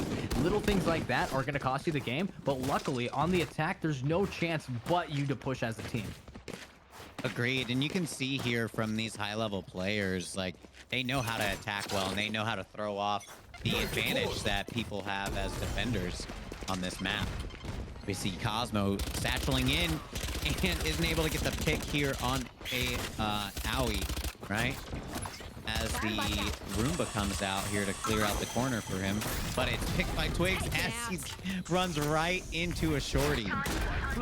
Spike is down for TS, but that shorty, that's a big pick. You know, we do know that Cosmo likes to try to be the guy in the flank. But Owie now has a Spectre, and Owie likes these picks. Pixay with that classic already taken down Happy. And what is Rappy doing? He just likes to jump up and down, but another one is Hydro. He's blinded by life, and now Poise able to get the pick. That's not a great comeback. That was your buy round, and you're gonna lose it against a Thrifty here. Thrifty. We might see the Thrifty turn back around for our attackers, but they're gonna have to figure out what to do here, because if they give up this next round, it could be, you know, it's them fighting for their life, just like we saw in the last game. You know, the game is slow, right? But it's also nearing its completion. 3-11 with Team Monarch just bringing the heat right now. And I gotta say, I gotta hand it to Views and Twigged. These guys are consistent. Pixay, he's been getting those clutches when necessary and getting those kind of spray downs. His lurks, impressive. And now it's again gonna be an A push, but not gonna catch the high ground. Luckily, you can pick it back up and go for a different one-way. This isn't the aggressive push that we've seen from Cosmo in most of this A push here. He does get the dinks here on Pixay and then the nade out to push him off, but Pixay's gonna back up and get smoked off as he keeps spraying through this smoke, try and slow down these attackers. Cosmo and the Omen very low. Happy, not a lot of HP, but what a shot from the classic, managing to walk away with 12 HP remaining. Now it's all up to him. He's in that Heaven's Roost, and it's gotta be this guy, Cosmo. He's kind of holding this both sides of the site. But that nade, Twig, not caring what class you're playing, you're gonna get shut down by that grenade. See what's gonna happen from Twig. They're pushing forward. Gets one, gets two, does not get three. Gets the right click of the classic, but Happy, he's last alive. Is he gonna give them the potential match point? He is. Pixay with the final kill, and now we're moving into the almost game end. 12 points go to Monarch. You know, I've been wrong before, but I'll say it. I'm pretty sure this is gonna be in Monarch's favor here. And you know, we gotta hand it to Monarch, they absolutely crushed it on attack, going 10 points on this map. This is not the map where you get 10 wins on attack, but they brought that A game, the double smoke, everything that they needed, the flanks from Pixay, the clutches, and of course the entry fragging from Twig. It's all accumulated into this round, and now it's a buy round versus buy round. Are we seeing Monarch take the dub, or is TSA going to get them checked out? You can't seem to get this one way down. Cosmo, along with Omen and KO, are going to be here at A. Playing it slow, trying to see if they can get some info. Rafi here in mid, playing patiently along with Chamber. They start to swing out. They do get triple flash there. We're about to see. I think we're going to see a dog coming out. Yep, and here comes the pup. 3 of them shot at it. When you see a dog, if all 3 shoot, you give 3 times the info. That is very risky, but now it's up to Rafi. He's got here with this team. They want to rotate all the way around through sewer, and you know, we're seeing the KO and the Omen. They're on the A side. If they get through Pixay, they could potentially take the site, but the retake is the problem. What a counter flash from the sky, and owie, taken down Happy. It is spiked down in Nest. This is what they got to do. We're seeing Cosmo doing what Razes do best, bouncing themselves onto site. He's got that Phantom in hand, but Pixay, he's holding close. He's not going to allow anybody to try to peek him. But oh my god, Cosmo swinging out, getting 1, getting 2 with Rappy, and another kill, and another! Oh, is he going to be able to get the pick here on Views, or if Views going to have him timed? Views takes out Cosmo, but it's traded by Rafi. TSA making sure to tell the Monarchs to take their shoes off. What is going on for these gamers? They're moving forward and ready to keep trying to clutch up. Looks like we do have a timeout coming from the TSA as they try and figure out what they need to do to keep this momentum. I think it's a smart timeout, right? You just won it. You saw what you can do. Now let's kind of tweak that out so that you can take even less death there. Now, I do like the timeout coming out from TSA. You know, Team Syndicate, they have had quite a solid attacking side. They've managed to win the same amount that they won on the entirety of defense. So that is an improvement for sure. But here's the problem they're running into. It is an eco buy from the Team Twigged, or from the Team Monarch. But Twigged has his ultimate, the Showstopper, and it's last round. A Showstopper on last round just seems like a match made in heaven. But it's all up to Zydro. This man has been popping off. If he gets a single kill, his ultimate counters everything that they can potentially get thrown at. Agreed, but there is also Cosmo with his Showstopper as well.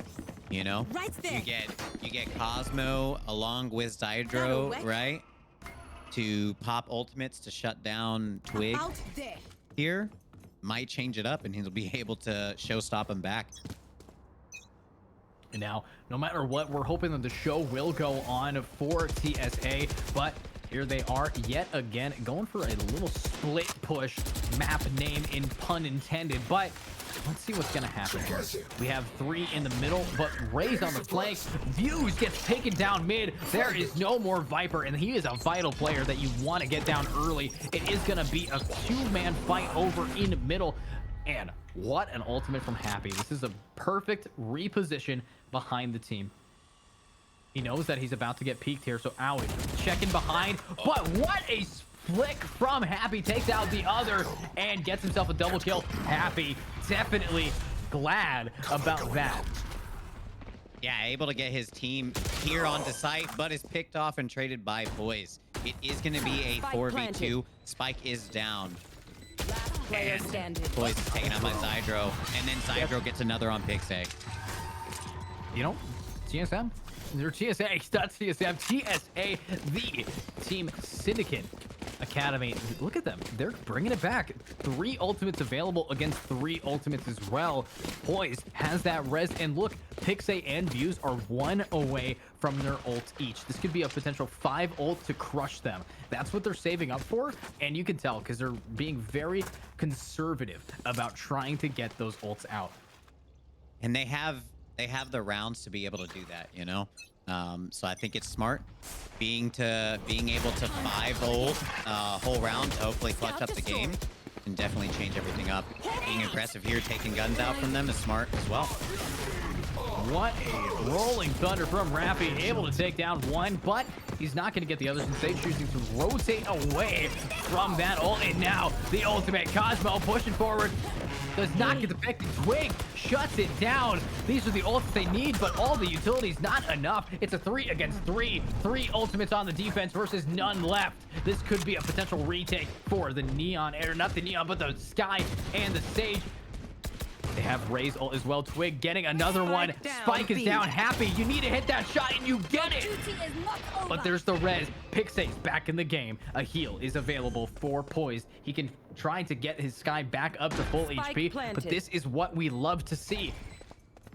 He does have this ult here, but if he pops this and they don't clear again, it's going to be bad news.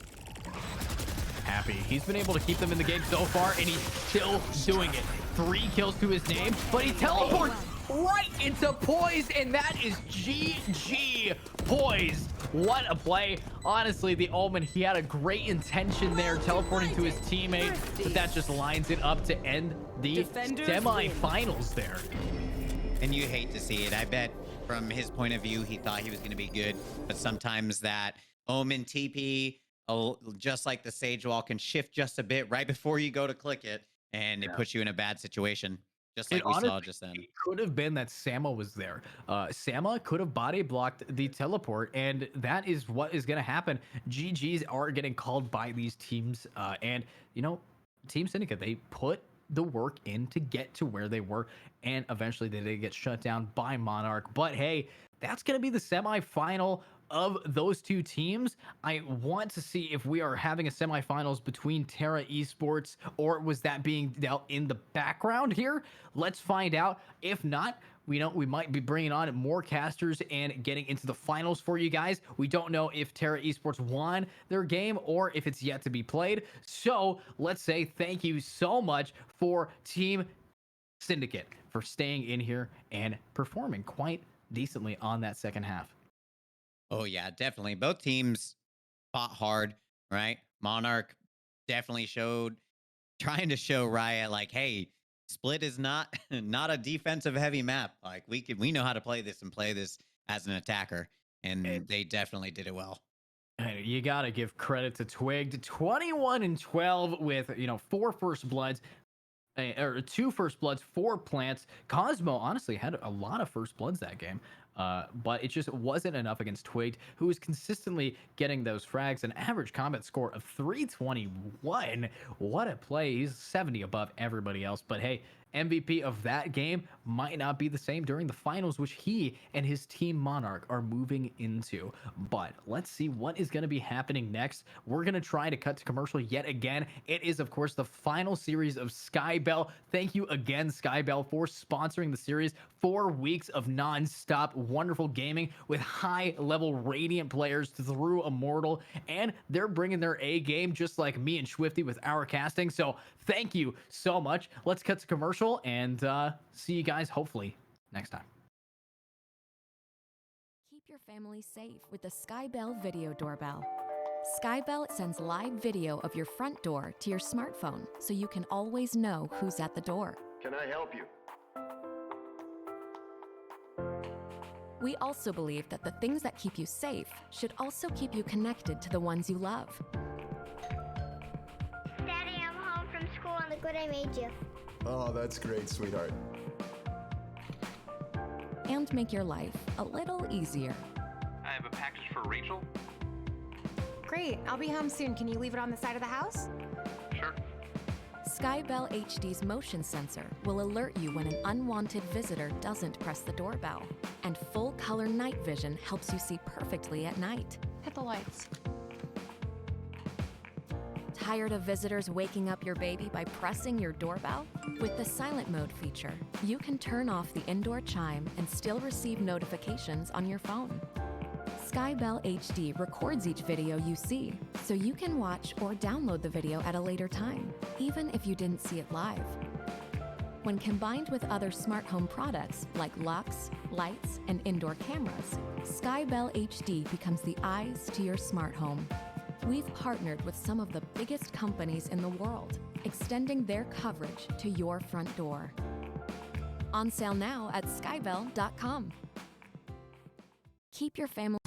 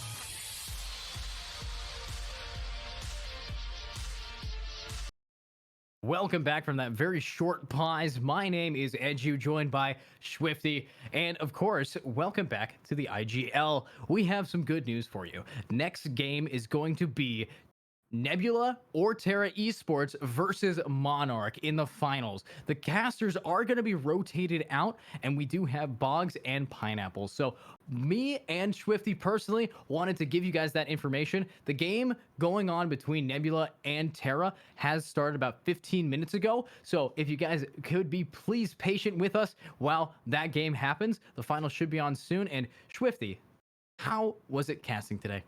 Today was a crazy day. We've seen neck and neck games. We've seen complete shutouts. We've seen people work maps in a completely different way than we're used to seeing them go, you know? So definitely eye opener in ways that I'm sure myself, you, and all of the viewers out there can decide to play the game and turn things in their favor and play differently. I 100% agree. And honestly, it was wonderful playing, or watching these teams play, especially great sportsmanship shown by both teams when they lose, no matter what the score at the end was. Always GGs and even verbal GGs in the party chat afterwards. So, it was wonderful casting for you guys. I know Boggs and Pineapple are going to do a great job for you. But if you guys want more of, Swifty or you can always check out our individual channels. Swifty, he streams on Twitch. You can always check me out as well. But that was wonderful to cast for you guys yet again for the final of Skybell Series number 4. But also, thank you, Skybell, for being the sponsor yet again. And also to IGL for allowing us to cast for you guys. Agreed. But let's move straight into some intermission scenes, and we will see you guys. Well, we won't, but Pineapple and Boggs will see you guys over at the finals. So thank you so much. And also, so much love in the chat. We always appreciate that. We're so close in this channel for hitting affiliate. And once we do, you guys can show even more support and we can have more functions in the channel itself. So thank you so much for watching IGL, and we'll check you out next time.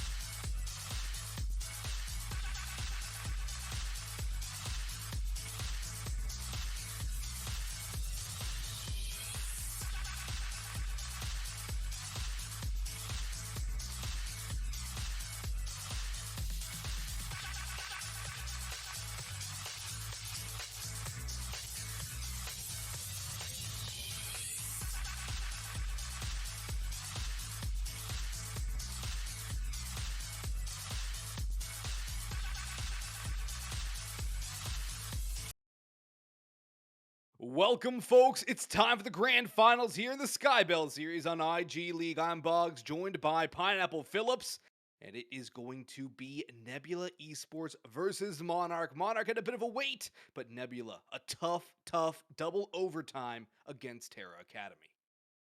Nebula Esports, yeah, it took them quite a while to get here. We were waiting for a little while, but they did pull it off in the end. I believe it was 14-12 in the end. It sounded like an incredibly exciting matchup. Sad we didn't get to see it here on the mainstream, but still, we did have an incredibly exciting and dominant performance, might I add, from the likes of Monarch. So I'm very excited to see what they have planned here going into the finals.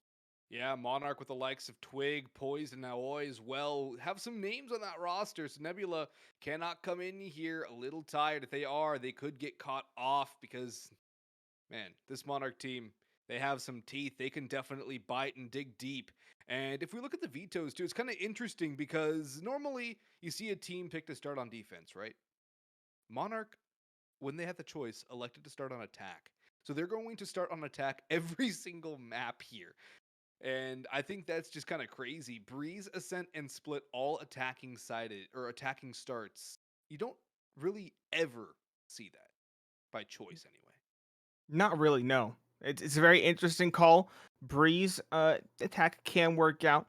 Ascent, typically though, almost always Ascent goes the way of the defenders. In fact, a majority of the time, I think it's a very defender-sided map. So it's going to be very interesting to see what kind of strategies they have in mind. I always remember back to when we were covering Ascent, teams that had particularly good success were teams that had very unorthodox and unanticipated strategies. So the things that come to mind were, I think, Ghost Gaming at one point when we were covering them. They had a just a completely duelistless comp, just complete sentinels. I think they had a pair of sentinels and initiators were really the bulk of the squad, with maybe a controller or two sprinkled in. So it's a lot of those unorthodox strategies that really get you that ascent start on the attack that you want to see. And I'm very excited to see if we have something unorthodox like that planned here for Monarch starting on the attack.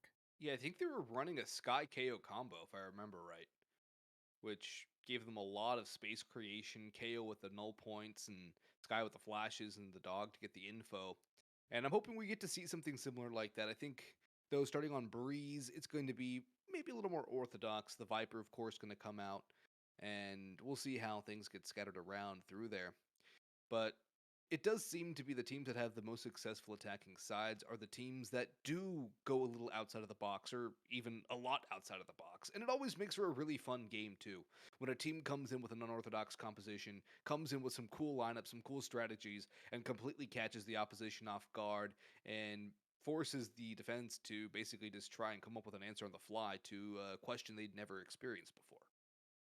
Yeah, that's the beauty of a game like Valorant. It's made to have those consistently ever changing situations. So honestly, I think I'm still kind of getting used to the latest agent being added, and of course, we still have a new map coming in. It's not in this tournament, but it's already been planned, and we're already seeing things where this map should be rotated into the pool with Split coming out. So this game is going to be consistently and I think honestly planned to be ever changing, and that's what's going to make it so entertaining and so refreshing to watch for time from time to time and going forward. Yeah, it really does build the game up for longevity and to always be fresh and something new. So we'll see how things change with Pearl and with Split being removed from the pool. And we actually have a Fade hover. You mentioned the latest agent. We might get a Fade here over on Nebula, and I would be excited. Fade, when played correctly, is incredibly potent. Such a dangerous agent to deal with, especially with the stuns and the trackers, and even just removing of sound. That can make a huge difference. So for Nebula, if they do want to go in with the Fade, I'm all for that. Over on Monarch, though, it's pretty stock standard. You got your Viper, your Chamber, your Sova, Sky, and a Jet. Nothing too out of the ordinary over there. Yeah, the thing I like about Fade, I want to add, for say Sova specifically on this map and on most maps, he only has a set range for how far his darts can scan. Fade's abilities, they're line of sight. There are some that require a very small radius, but for the most part, her main intel gathering piece of Select your utility is a agent. line of sight ability. So the fact that Breeze is so large, it really lends itself to potentially enabling Fade in that respect when compared to other initiators. We'll see if Shadow does lock in the Fade. It does look very likely. We'll see double Jets, double Chambers, double Skies, and double Vipers. But the difference is the Sova and the Fade, as you mentioned, and we'll see if it's going to be a Sova diff or a Fade diff. I'm kind of leaning towards Fade. I agree with you. I think Fade is just really cool, really impactful, and I'm excited to see how Fade comes through here. I think it's going to be the biggest sign of if this team is prepared or not on the side of Team Nebula. I think if they have a Fade well integrated into their strategy, that means they're a hungry team. They're a team looking to pioneer new strategies, and therefore a team that I think would be advantaged going into this finals. Yeah, I'd agree, and they do get the defensive start every single time. So if they get out of the gate with a very strong start, they can set themselves up for success. And honestly, Fade on the attack is almost a little more potent than Fade on the defense. So we'll see how things go when they do end up going on the offensive. But right now, it seems to be a heavy A pressure over on the side of Monarchs, as they have quite a bit of A pressure. Nobody elsewhere on the map, and maybe even a mid peek coming in from Nebula, trying to get some information. So this actually could be gearing up to be a mid crunch from Nebula, and catch off the Monarch side. As there, Viper Walls going to be exchanged. A flank already being initiated. Scanning ahead. With the spike down, but this could be a different issue. Trademark's on the flank, sure, but it doesn't stop. Nice start from Darvlaz towards middle. That's poised, dispatched, an initiator dropped in the early goings. The spike will go out without too much fuss, but the Trademark will give away this flank. The question is, can these players hit their shots? Elusive, he finds the opening. Aoi dispatched immediately, and furthering the advantage now going into the retake. 5 versus 3, a good flank coming through. Shadow finds another. Nebula, they're finding it all. It's just one player remaining, Pixay, and they can't find anything. Darblast caps it off with 3 as the Viper, and that's a very clean and solid pistol round victory for Team Nebula. That is a retake. That is how to retake. I love the mid information. That's where it all starts, is getting that information mid. You still have Darblast still keeping an eye on things from a connector. Does get a pick on the initial take, but everyone grouping up and going together on the retake makes it a lot more difficult to retake, or to hold on rather, for Monarch. And there was also a buddy system on that retake too. It wasn't just one player going in all alone. There was usually at least one more teammate around the corner, somewhere where at least a trade could be possible. And when you do see 2 targets up against you, it's hard to pick one in that split second that could make or break your duel there, and could be the difference between life and death. Time to hunt. Attack inside still not very coy about their strategy. Both of the players playing in towards the A main, the caves area. He starts things off well, finding at least something for his team to work with. But Faze will still have an opportunity to at least get a spike plant here. Shadow's just gonna push in with that information. Panda with this Marshall shot will finish off Aoi. Flash there. And Pixay and Poised, last 2 standing. Should not be too long for this world and for this round. One enemy remaining. One more for Panda with the Marshall, and has the right angle. Spots out Pixay. They know exactly where the sky is hiding. Shot doesn't connect, but the hunt is on. Pixay will be finished off just a little bit longer. Shadow the one to finish it. And another flawless round. Back-to-back flawlesses for Nebula. That's not something you see every day. That's a very good start. A very solid start gives them an optimal bonus round going into round number 3 against the Rifles. And if they can find a victory against the Rifles, then things begin to look very interesting and very positive for Team Nebula here on the defending side. So pressure already beginning to mount as attacking side has found nothing to work with. Nothing just yet, but they do have the Vandals, and they're up against 2 SMGs, 2 Marshalls, and a Vandal. It's not exactly the best of bonus round for Nebula. If they're able to win the bonus, then their economy is absolutely phenomenal. Also, their half start huge, flashes in. Lucivo may not get anything though, just gets taken down. That's the spike that get planted. Going forward through, we'll see that there's gonna be else on the side. Proper Shadow and Ghost in hand taking some taps, but Panda comes up big with 1. And into the info line from Fade. Darblaz trying to get something done with the Vandal. flash. Does Pixie reposition around Orange? Spotted out though, but not taken down. Good counter flash coming in. Shadow still being a nuisance, and Pixie will fall out in the open. Twig only good for one. Awoi falls as well. Poised in a 1v2, and the bonus is converted. Darblast with the last, and it's a huge round in terms of the bonus, in terms of early momentum and economy coming out from Nebula. And they're definitely going to jam the sensors over on Monarch, because how do you respond from that? 5 Vandals, everything they need in terms of utility, up against 2 Marshals, 2 Spectres, a Vandal which didn't really even play into the Yodeling goal.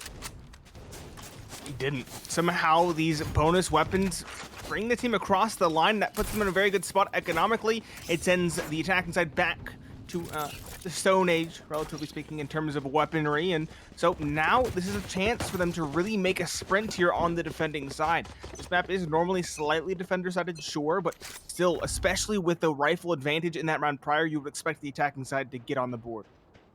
Yeah, especially with the spike down too, you'd expect all the advantages on the attacking side. They just weren't able to convert it, weren't able to win the duels, got caught out in some open positions.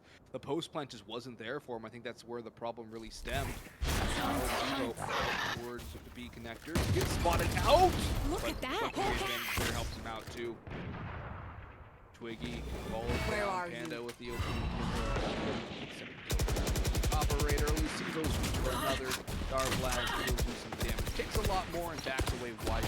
Player standing. Anything, but it's all down to Down, Pixie. Minimally. 4K for Lucivo, and 3 falls out of 4 for Nebula.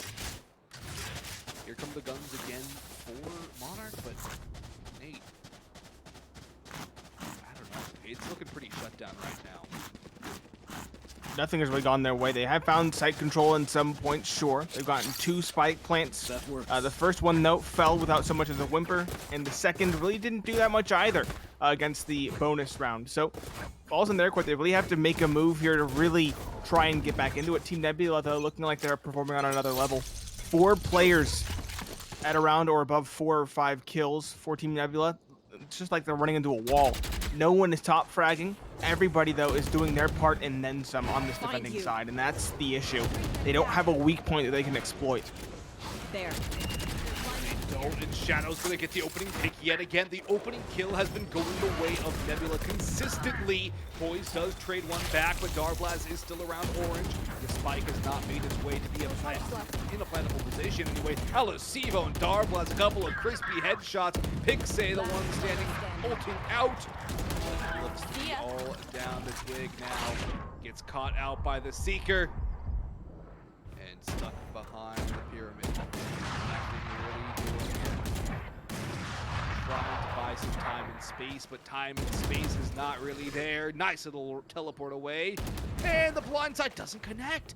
Twig's living right, has an opportunity here, has an opportunity to strike. Panda watching one angle, we're on the other. Twig with 5 in the magazine. He's out, still 30 alive. seconds 30 left. seconds on the clock. Takes the duel, runs out of ammunition, but still alive. Reload. Remaining. Q, that could be the blunder that cost him the round. Right open, but Panda will stabilize. Panda will shut it down. 5-0 start. Nebula are absolutely expanding this lead in the early going. Twig was given a big opportunity there. 2 op shots missed on him.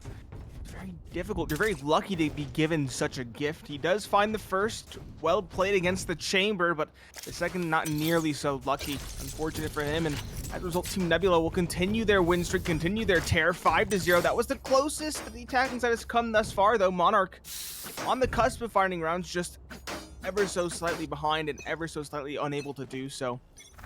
They have at long last shifted gears, but it's going to be interesting investment from this attacking side. They have that loss bonus, so they have, sure, a sheriff on views is less than ideal, but everybody else is rocking rifles or a tour de force in the case of the chamber. So this is an opportunity. The fact that they've got these rifles and then some, coupled with the fact that they're going in another direction, might give them an opportunity. Aoi with a couple on the tour de force has given a man advantage, a double man advantage over to Monarch. The first time they've had such an advantage. Maybe now it's something else. Aoi with the third, trying to put the whole entire round on his back. Making the 4K, looking for the ace. It's the headhunter out, not connecting the shots. Panda updrafting back and away. Poise is there on the hunt. And Monarch will finally get around back, and it's some operoids coming out from Aoi on the chamber. The tour de force really was a tour de force. They finally crack open the goose egg. Better late than never. They haven't had a timeout yet too, which is pretty good, all things considered, but now they just have to string some rounds together, Nate. They can't just let that one round stand isolated. And that's not a round that's really replicable, right? Sure, they can get an operator. It could serve as a proxy for the Tour de Force, but the Tour de Force's ability to slow people down, to gum up those choke points specifically, could be very influential. So I don't think they can really replicate that kind of play. They have to seize the day, secure a second round, and really begin to stabilize their economy to get back into this one. And so I'd say that this round has even more pressure on it than the one prior. I've got your train. I'd agree. The last round was a bit of a half-buy, get. This one is where a lot more marbles are at stake. In comes the Hunter's Fury. They always get the tag. Now, there we go. That's a nice bit of damage there. The hand the spike has gone down, but in comes the fatal. Always with the shock dart kill. Always off. Will strike for another. And advantage back to Monarch in the 4v3. Pixay close around the Viper wall into the middle, but Darblast with one. Fuse, however, will pick up a pair, and Kiyu has to 1v3 this. They know exactly where he is now. Now is on the angle. Can't get by that operator. And that's going to be 6 in the last 2 rounds for the chamber. Op or Tour de Force doesn't matter. It's going to find some kills. That's a big round win. That could definitely stabilize things for Monarch and see if they can spur forward to maybe even 6-6-half. It's certainly possible. Aoi really coming alive with the op. I said I was a little bit dubious, wondering if it could really proxy for the Tour de Force, and he has done very well with it thus far. A solid start, 2 in a row. That was, as I mentioned, the more important round of the 2, and so now they can really begin to stabilize. They're finding their footing. They're not afraid to go towards B now, and they will try to do so, but Panda, the aggression is not expected. He'll find an opening. The question is that can they continue? Panda, a second with the Vandal, a third with the Vandal, looking to shut it all down. Aoi, he does find one with the Phantom. No operator this time around. That's a start, but still a lot more to do. 2 versus 4. And these retakes have been brutal from Team Nebula. They have been absolutely disgusting disasters for Monarch on the hold. They haven't been able to post-plant it, but there's a big hit Aoi. Not on the operator, but on the Phantom. One enemy remaining. Taken down, though, by Elusivo. Pixay trying to be elusive. Back behind, spots out one, but Darblast will not be denied.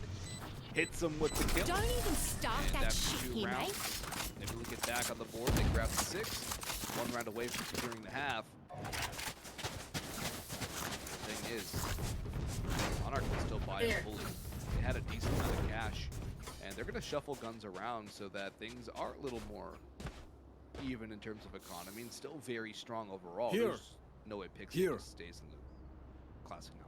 There, purchased 4, and that still leaves Monarch in a decent position to buy up in the next round. They had 2 convincing round victories, and they kind of hodgepodge that buy together on their first, so I'd imagine they had a little bit of cards left in the gas tank after that. Very good setup for them. And again, aggression towards middle from the defending side. It will indeed net something. Twigged is dropped. Panda's still lurking around towards the elbow there. He will fall away. The Viper wall will secure the site, and it will be another retake situation. Viper spin activated from the attacking side, though. Is hoping to be the X factor, be the edge that gives the attacking side their third. We'll have to see. Monarch can play around this ultimate well.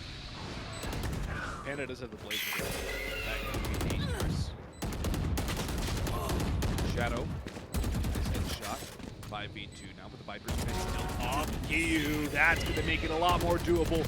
Moist is low. Views the last one standing. Finished off as Panda and Darblast blast their way into the B side to the Viper's pit. Diffuse comes through again. 7-2 now. A more dominating scoreline coming through here. Getting more and more risky here for Monarch, going for that attacking side start. And if this is their map pick, then things are even looking more and more bleak. As attacking side start, I like the confidence to go for such a call, but it's really not panning out, at least not currently. Team Nebula, they're looking incredibly good, incredibly robust. Now, their strategies haven't been the most dynamic, right? We've seen these mid pushes quite a few times coming in from the B site defense, but still, they've yet to be really countered. It's been the ultimate and a subsequent round aided by the operator that really gave them those 2-round victories. We'll have to see if they can recover here in the later stages of this first half, but I haven't seen anything that really instills confidence. Yeah, and that's a bit of a problem, isn't it, Nate? Where Toxin screen down. aside from that, really a bit of a blind side, they haven't been able to do too much. Panda gets a second out of that?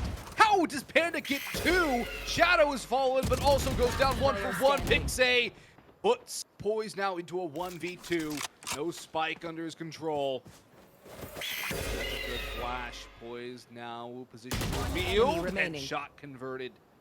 But the HP is just not there. Kiyu with the angle on the spike as well. Plenty of options for Kiyu. The same cannot be said for Poised. Creeping forward. Oh, the timing. It could work. Spotted and finished through the wall. Kiyu did not miss that shot. Now it's a dominant half scoreline. 8-4, the worst case scenario for Nebula. My ult's Everything not else ready. is going to get better and better, make things easier for them when they decide to swap over. Yep, anything at this point is gravy on top. Q, I was a little bit worried about sticking with the tour de force there. It is his ultimate. It is something he should have faith in, but given the fact the player was on 30 HP, I might have called for the headhunter play instead, just for the follow-up shots if necessary. Either way, doesn't matter. Does convert the victory, and they're still on track for a potential double-digit half. 10-2 would be the definition of dominant. AOI, though, as we mentioned before, this tour de force has been sensational. It netted 4 kills, I believe, if I'm not mistaken, the last time it was active. So if it could have a similar performance here and now on this A site, things could get interesting. They could find a third. Spike down A. Shadow, though, starting things off with the opening pick in the round. Still out. But it's going to be an 8-take coming through. The spike, though, is the first thing on the site, has gone down in an awkward spot. And this creates a bad situation for Monarch to try and claw their way back into. They have to fight for A now, and that creates a big problem. The wall has gone up, but Kiyu spotted one over, jumping forward. Panda hits another off shot. Olasivo times in as well. Alloy, the last one standing, takes a shot. Stuck behind the pillar, one of the tour de force trying to replicate it, goes back to it, cut from behind, and a team ace comes through. 9 secured, only 1 casualty. Last round again, in the half. Leading the charge with the spike, comes back to bite Monarch. If they lose the opening pick, they can rotate out as long as they have the spike in their possession. But with it on the site, going down early, they have to fight it. They have to brute force their way in. And the rotations are going to be there at that point. Yeah, I like the idea. Try to slow things down and wait for the Viper wall to come back up. But in the end, it really doesn't matter. It's inconsequential in the grand scheme of things. That was an interesting bounce coming in from the smoke there, the poison orb. 92 though, it seems like 10 is all but guaranteed. The tour de force was squandered away in that last round. Short found 1 kill, but it did not net a victory. They will try their darndest. The wall already going down though. AOI, very dangerous on the cross. Very lucky to be alive. Views as well. Does find some success. And Alusivo, mixed bag with only a trade coming through. Q, he has rotated in with the operator. He has done something, but it still only nets an even 3 versus 3. Shadow, he's on the flank. He'll drop the spike planter just in the nick of time as well. No spike plant coming through. And that might be the straw that broke the camel's back. Panda finds another. Fuse has to clutch. 1 versus 3. The first security knows where the second might be lurking. The question is, can he win the duel? Is advantaged at range, but not against the operator. Panda is waiting on the other side of that wall, and it'll find the kill. 10-2, a very dominant performance coming in from Nebula Esports.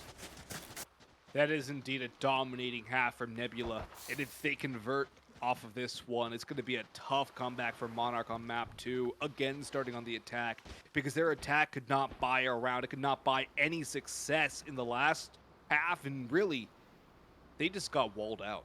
The Fade abilities were executed to perfection from Shadow. The opening pick went the way of Nebula about 10 times out of 12. And just off of that alone, you're fighting back from a disadvantage standpoint every single round. It's very difficult to get anything consistent. And that's the thing. They were never able to get any consistent success. They were never able to get comfortable. They were never able to really establish any momentum. And now Nebula on the attacking side. Lots of pressure with Elbow, using Alusivo to get that flash out. Get them up towards top mid. Revealing area. And in, they can get the kills here. Alusivo finishes off Poised, who got a dink but not the kill. Panda charges in. Views has fallen. And now the spike is going down on the B side. This is the 5v5 retake that we saw in the first pistol of this matchup. It's a 5v3 hold for Nebula, looking to put this one within 2 of going to map 2 up in their favor. The retake has to come through, but Q's already on the flank too. And time is definitely ticking. Here. They have to make a move. They have to go fast here. The flash will try and spur them in. They'll try and go forth, but Shadow is sending them to the nether realm. Aoi, last one standing. 1, 2, 3. Now there's a little bit more of a chance. Darblast spotted out, swinging wide. Dinked, but not demolished. Does the killing himself. 11-2 now, a bit dire as the health is very low in the last 2. But Aoi was not able to come up with a hero play, just shy of the mark. And really, everything good that we've seen from Monarch has been Aoi. I was going to mention that. He's the one that's given them any sort of lifeblood, any sort of stake in this map. It was the 4K on the tour de force, a nice double following. They got them their 2 rounds, and from there, he's the only one offering up any real sort of resistance here on the chamber. And he is doing good work, I would say, but no one's capitalizing off of it. He's really not finding openings either. It's occasionally with the tour de force that he does so. But for the most part, he's kind of just reactionary, trying to make up for his teammates' losses, and that's not a way to win a game. It's not. Slower round for Team Nebula, right?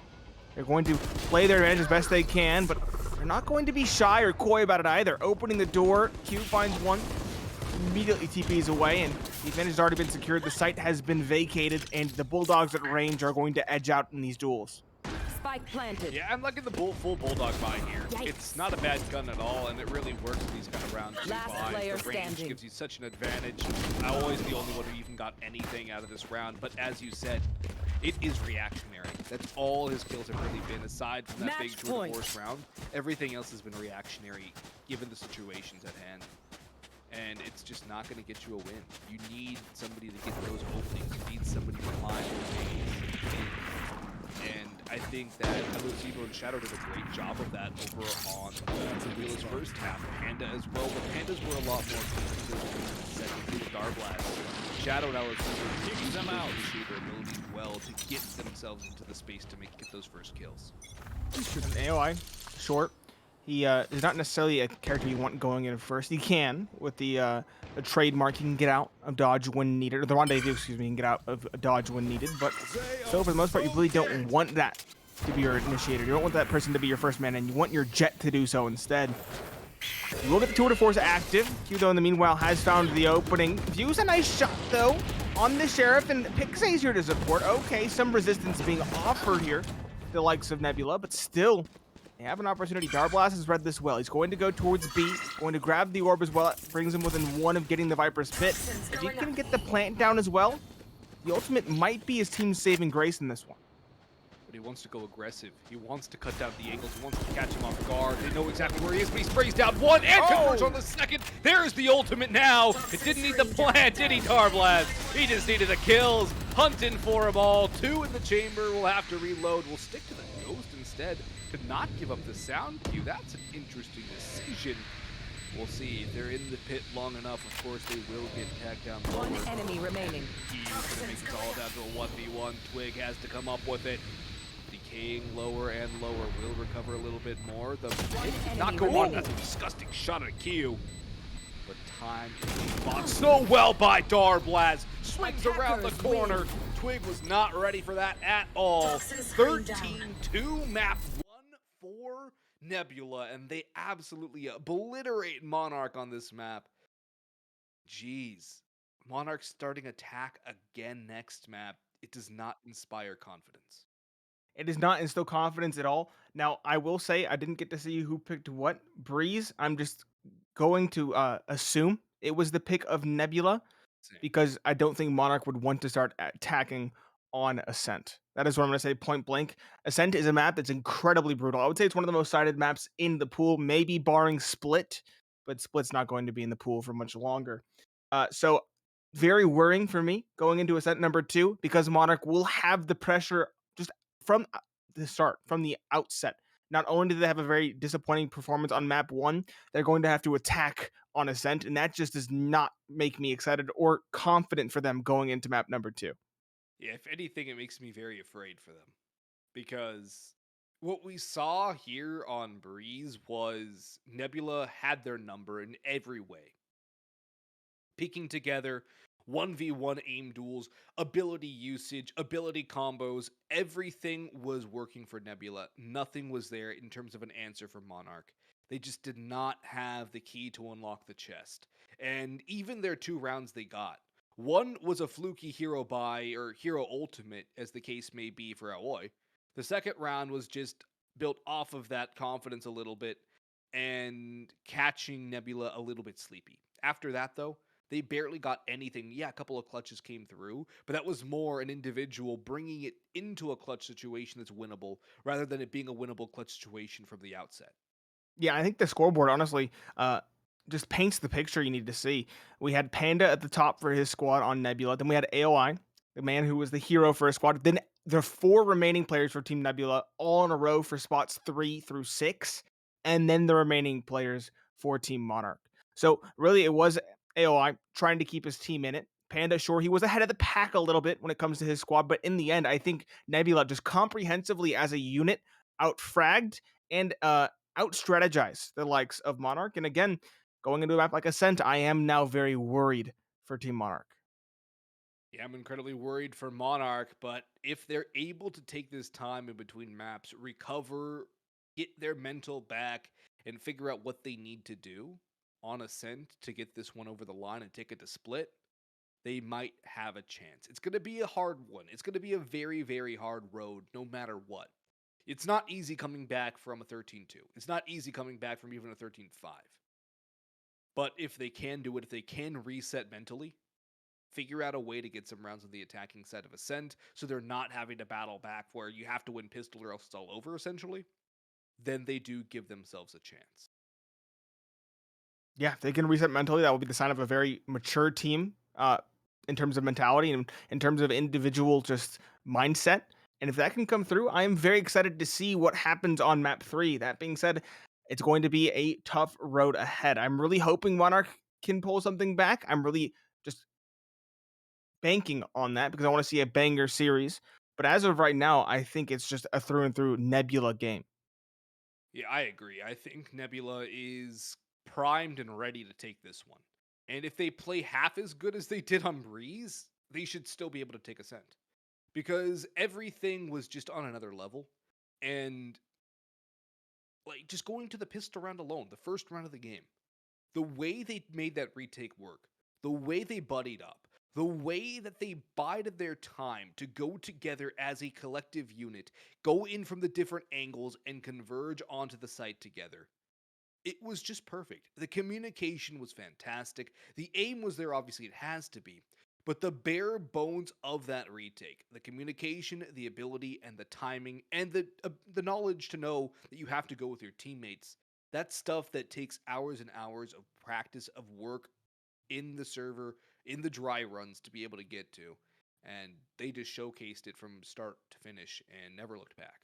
Yeah, I would say they showed us the strategy they had. They had a more robust set of strategies in mind. They had the individual skill was obviously there, finding opening picks more often than not. Good utility usage, good grasp of their position in their role in the squad, and then of course they honestly that's 2 of the most important things. They did play as a team a little bit more, sure, but in the end it just feels comprehensively like this team is on another level when compared to the likes of Monarch. So Ascent, it's time for them to prove us wrong. It's time for Monarch to show us why it would be their map pick and why they're going to be a team to consider. But right now, I think the burden's on them to prove that. I don't think, honestly, in my opinion, I don't think we're going to see a third, just solely off of map 1.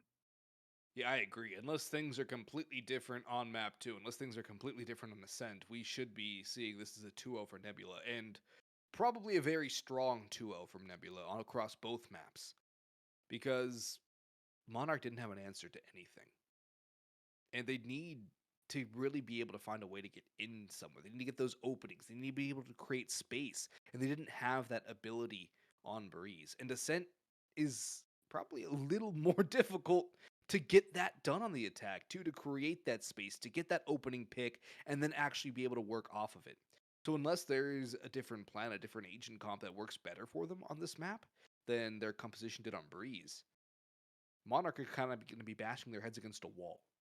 That's what it looked like for the vast majority of that first half, was them just running against a wall to, well, no success. It did most certainly look like that. And to add on, I would say that Breeze is a map where you can have a lot of strategies. A lot of mid-focus strategy can come through. Unlike a lot of other maps, I think Ascent specifically is the map where I see what you mentioned, the hitting your head against the wall. This is the map where I see that the most. It's Ascent. It's a map where it's just brutal for the attacking side, and so they just have to keep going, trying to change minutia in hopes that timings that and other things could work. So I'm worried to see if they have enough strategy in mind going into this map. It felt like on map number 1 that Team Monarch were really reliant on the A site in the early goings, and then towards the end they kind of started going towards B, seemingly out of desperation more so than strategy in mind. So I'm hoping they have a more robust strat book in mind coming into Ascent. I would think they do, but again, I just don't have any confidence after that first map. I'm hoping they give me something to believe in. I'm hoping they give us something to say, hey, that's a confidence round right there. That is something we can believe in. That is something they can build off of and give us a really strong performance on Ascent. I'm hoping we get to see that. There's some decently veteran players on that roster. Poised comes to mind as a main one. Twig and Aoi as well have been around the block. So you have to expect that they do have that veteran mindset where they can reset mentally. The question is this just a pure skill diff? Or is this them kind of trying to figure out how to work out with a new roster and a new team to get into the whole fold? Because if that's the thing, then it's going to be very difficult against a Nebula roster, which looks very well oiled. Like they've gelled and melded together, and that all the spices have come. They are just one delicious looking team. They are. I'm very excited to see what the comps are going into this map. We mentioned it at the start. This is a map where it feels like a lot of the teams that are pioneering new strategies find the most success on the attacking side. So I'm hoping to see something original coming in from the likes of Monarch. And we are seeing some interesting picks, at least in the early stages. KO's being hovered. We do have a KJ coming in for Poise and an Omen, along with views on the Jet. Jet still a character that you pretty much always pick in this game. So no surprises there. In fact, this setup, this composition for the attacking side of Monarch looks kind of standard to me. Normally you could see a KJ or a Cypher coming through, occasionally Chamber, but not very often. The only real wrench in the works here is Pixie on that Fade. Everything else looks very stock standard to me. Yeah, and it's kind of just a Fade swap for a Sova, isn't it? We saw how well Fade was played over by Shadow on Breeze. There's no reason not to pick Fade. Fade's such a good agent. It kind of gives you that, especially with the ultimate, gives you that little off your feet moment where it stuns people on the site. So it can definitely work out really well for the retakes, especially thinking of the B site. Choose your agent. So overall, it's a pretty stock standard. I like the Fade call. Shadow's going to float the Fade as well. And we're going to get almost mirrored comps, except the difference this time is going to be the Sentinel, where it's going to be a Cypher over on Darblaz instead of the Viper he played last time. And well, the Killjoy on Poised. So very interesting flexing as well across the roster over on Monarch, where Views was the Viper last time, Twig was the Jet, Pixie was still on the Initiator role, but Poised was the Sova. It's just interesting how they just kind of swap roles depending on the map. It's a very big swap, I would say. And I do like that you mentioned this is a near mirrored situation, barring those two Sentinels, because neither the Sentinels are Chamber, which is very interesting to me. These two agents hardly ever see play anymore. KJ and likes of Cypher. So very interested to see how they play. Cypher normally played in either direction, but he can anchor down a site. What's very interesting to me as well is there's no Sova for the spam towards the B main, which, you know, that has been a strategy we've seen time and time again on this map with the Odin. Some people substitute it in with a Sentinel, but some teams don't. I'm very interested to see if these teams exchange bullets through the wall or if they're not going to trifle with that strategy anymore. It's always worth a shot, right? What's the worst that could happen? He gets spammed back and back. I do think, though, we'll probably be a little less apt to sit back from through. That's going to be some information, though. Blaz going to peek off of the utility. Good entry in, and a trade actually brought back by Pixay. That's not a bad call. So in the meantime, they're going to push out through Market, and there's nowhere for Shadow to escape to. The retake's going to come through. Aoi comes into Market, and it's leveled up in the 3v3, but Fuse goes way too aggressive and to the grave. 6 feet under. Teleport in towards Boathouse for one. That should reveal the position of the Fade. Pixay stuck in. Last one standing in B main, and shut down. No spike plant. And as we started in the last match, it is a pistol round victory on the defense for Nebula. This one a little closer, but it's decisions, little split-second decisions that are heavily costing Monarch. This time, it's aggression that didn't need to happen. Here. 3-0 on pistol round victories for Team Nebula.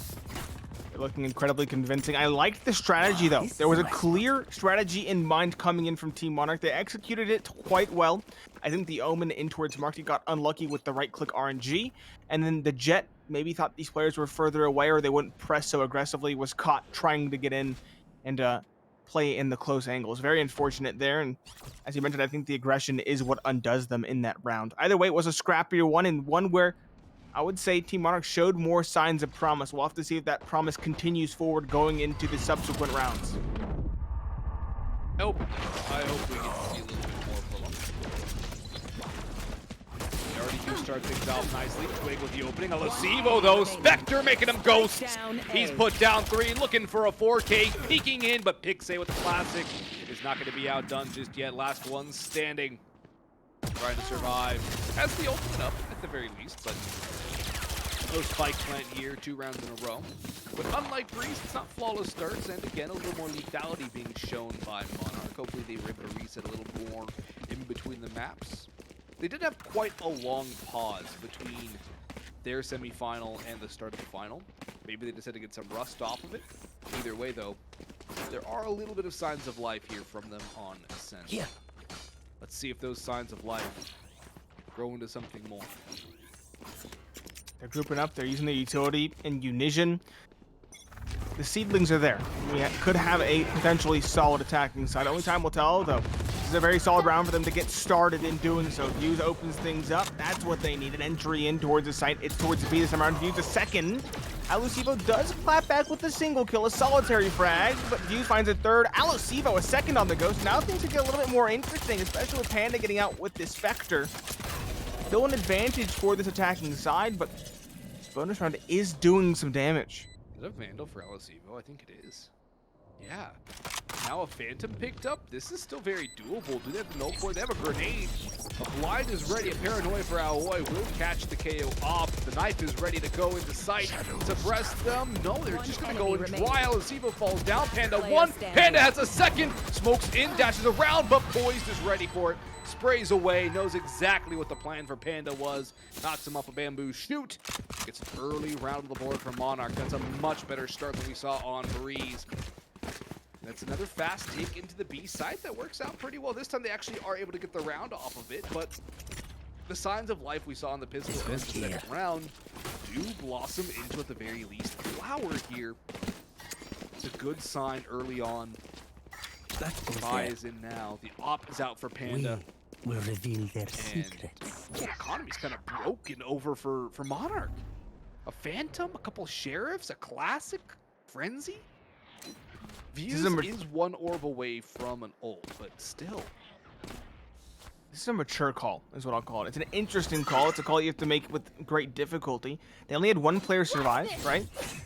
That player having the one rifle now in hand. And so they go for the difficult call to half buy here in hopes that their opponents are on some sort of compromised buy as well. That's not the case, though, clearly, as you can tell. Panda has the operator. There are 4 rifles to boot, one of them being a Guardian for Q. So some cracks in the economy, but still, for the most part, this should be a Team Nebula round. They should get back into the winner's column very quickly, given the rifle disparity here. Question is, can this hold or this default get read by Team Monarch? Can they find the op, find a weak point, and go from there? They think A could be their weak point, it could be their opportunity, but Panda will dodge the suppression, and I don't think that Sivo got caught either. Panda's doing the catching, ults up, but the Blade Storm goes over top, but shut down again by Poised. Nice return, but making a nuisance of himself. Kiyu comes in, big time on the flank. Alasivo capitalizes from behind as well, as all the aggression was focused on the Omen coming in through grass. It's a 3-1 scoreline now. And that's a great response coming in from Nebula. Was not the strongest of buys over for Monarch, but still, they had the right idea, they had the right take, and they just got bullied. They did. The operator as well has recovered for Panda, so he has an opportunity to continue to run rampant. He already has 7 kills. Alasivo has 8 as well, 2 heavy hitters for the squad. Darblast hasn't really had to do too much. He's 0-2-2. Still, for the most part, this is looking still once again like a Nebula game. But Monarch again changing things up, playing as a unit, and now working with the K-Jail. This could bring things back into their favor, especially with a clean take over towards the B site. No scope attempt doesn't connect, but they're marked. They have the information. Trying to get the spike down to the left corner. Placing alarm bomb. 5v4s, Kiyu gets the opening pick onto View. Gets the paranoia ready. Debates it and just throw it out. Sends smokes. Now throws the paranoia as they get ready to push in. Sidewalk is clear. In comes a counter ultimate coming through. Ahoy. Suppressed for now. Panda with one. Alasivo with another, but the teleport betrays Kiyu. Boys back at Boathouse, but they know exactly where the last 2 are. Boys has been dealt with. Ahoy follows suit. And Nebula back to what we saw on Breeze. Win and aim duels, making retakes look easy as pie. And comboing their utility and their peaks to perfection. Nebula are looking to form a star right now. They are absolutely firing. The thing is, these rounds aren't down to the wire. Sure, you'd think it's in a post-plant situation, it might be a little bit more stressful, and it is, I'm certain of it. But the main thing is, it's what, 4 players surviving the last 2 rounds? These retakes are looking very confident and very convincing from Team Nebula, and that only bodes well continuing further on. Their economy's not in a very rough spot. They can still continue to buy even if they somehow lose a round. And again, they've bought some respite as well. They have broken the economy of this attacking side, so they should only continue to find victories here. Yeah, it should only get easier here as the momentum will scale forward for Nebula. Monarchs struggling to get anything done. Views goes in, dashes away, but Q knows exactly where to expect to fight now. Exchanges broadsides and does the brunt of the damage. Doesn't take as much as he deals out. Slow and steady out towards B still. Monarchs working their way in that direction. A lot of A long control too. Alasivo's pushing towards Wine. The information's there. Nebula know what to expect. Their sensors have not been caught. That's a nice little teleport away from Q2, repositioning, and also just being a faster rotation. Wait, they're gonna go back to A. They're gonna go back towards A, and it looks like Nebula are ready for this. Alasivo needs to be careful not to leave Q alone. They're gonna push into the site. He's gotta be there to help. He takes a little bit more egg damage. Nice flashbang, but Alasivo still strikes for 2. Has the spike, making a 3rd. Almost the 4K, spraying away with the Phantom. The spray and pray did its job though, and through the smoke, Q with a messy duel runs out of ammunition and HP. But the end result is still the same. It is a dominating half again in the early going from Nebula, and Monarchs have found nothing at all. Nothing at all. Here. Sure, they got 2 kills, right? Here. More than you expected, or more than they had in the 2 rounds prior, but still far from breaking this defender side economy. The operator still present for Panda, an ever-looming threat. Alasivo fragging on another level, as you mentioned. He found 3 there. 13 kills now for him on the KO. It's looking absolutely indomitable. Everybody on the attacking side of Monarch is struggling here, and I expect those struggles to only continue. Alasivo here with the Cypher in tow. Suppression won't really do too much as already some side views. Trying to take the duel. The Phantom, though, might just one-shot here at close range, and the flash really helps this 4 players here. That's 2 secured, or actually 1 and 1 down to AOI. Will trade it back, but Darblaz is there to support. Swings in response and finds 1. Boys is hoping to bait out a rotation. Instead, all he finds is lots of damage taken through the smoke. Sure, Twig will be revived, but the rotation is already coming through from Q. Advantage maintained, 3 versus 2. It's a chaotic round, an expensive one for both teams, but one that still looks to favor the defending side of Nebula. Spike Boys down just A. sees the crook of the elbow and then sees the death.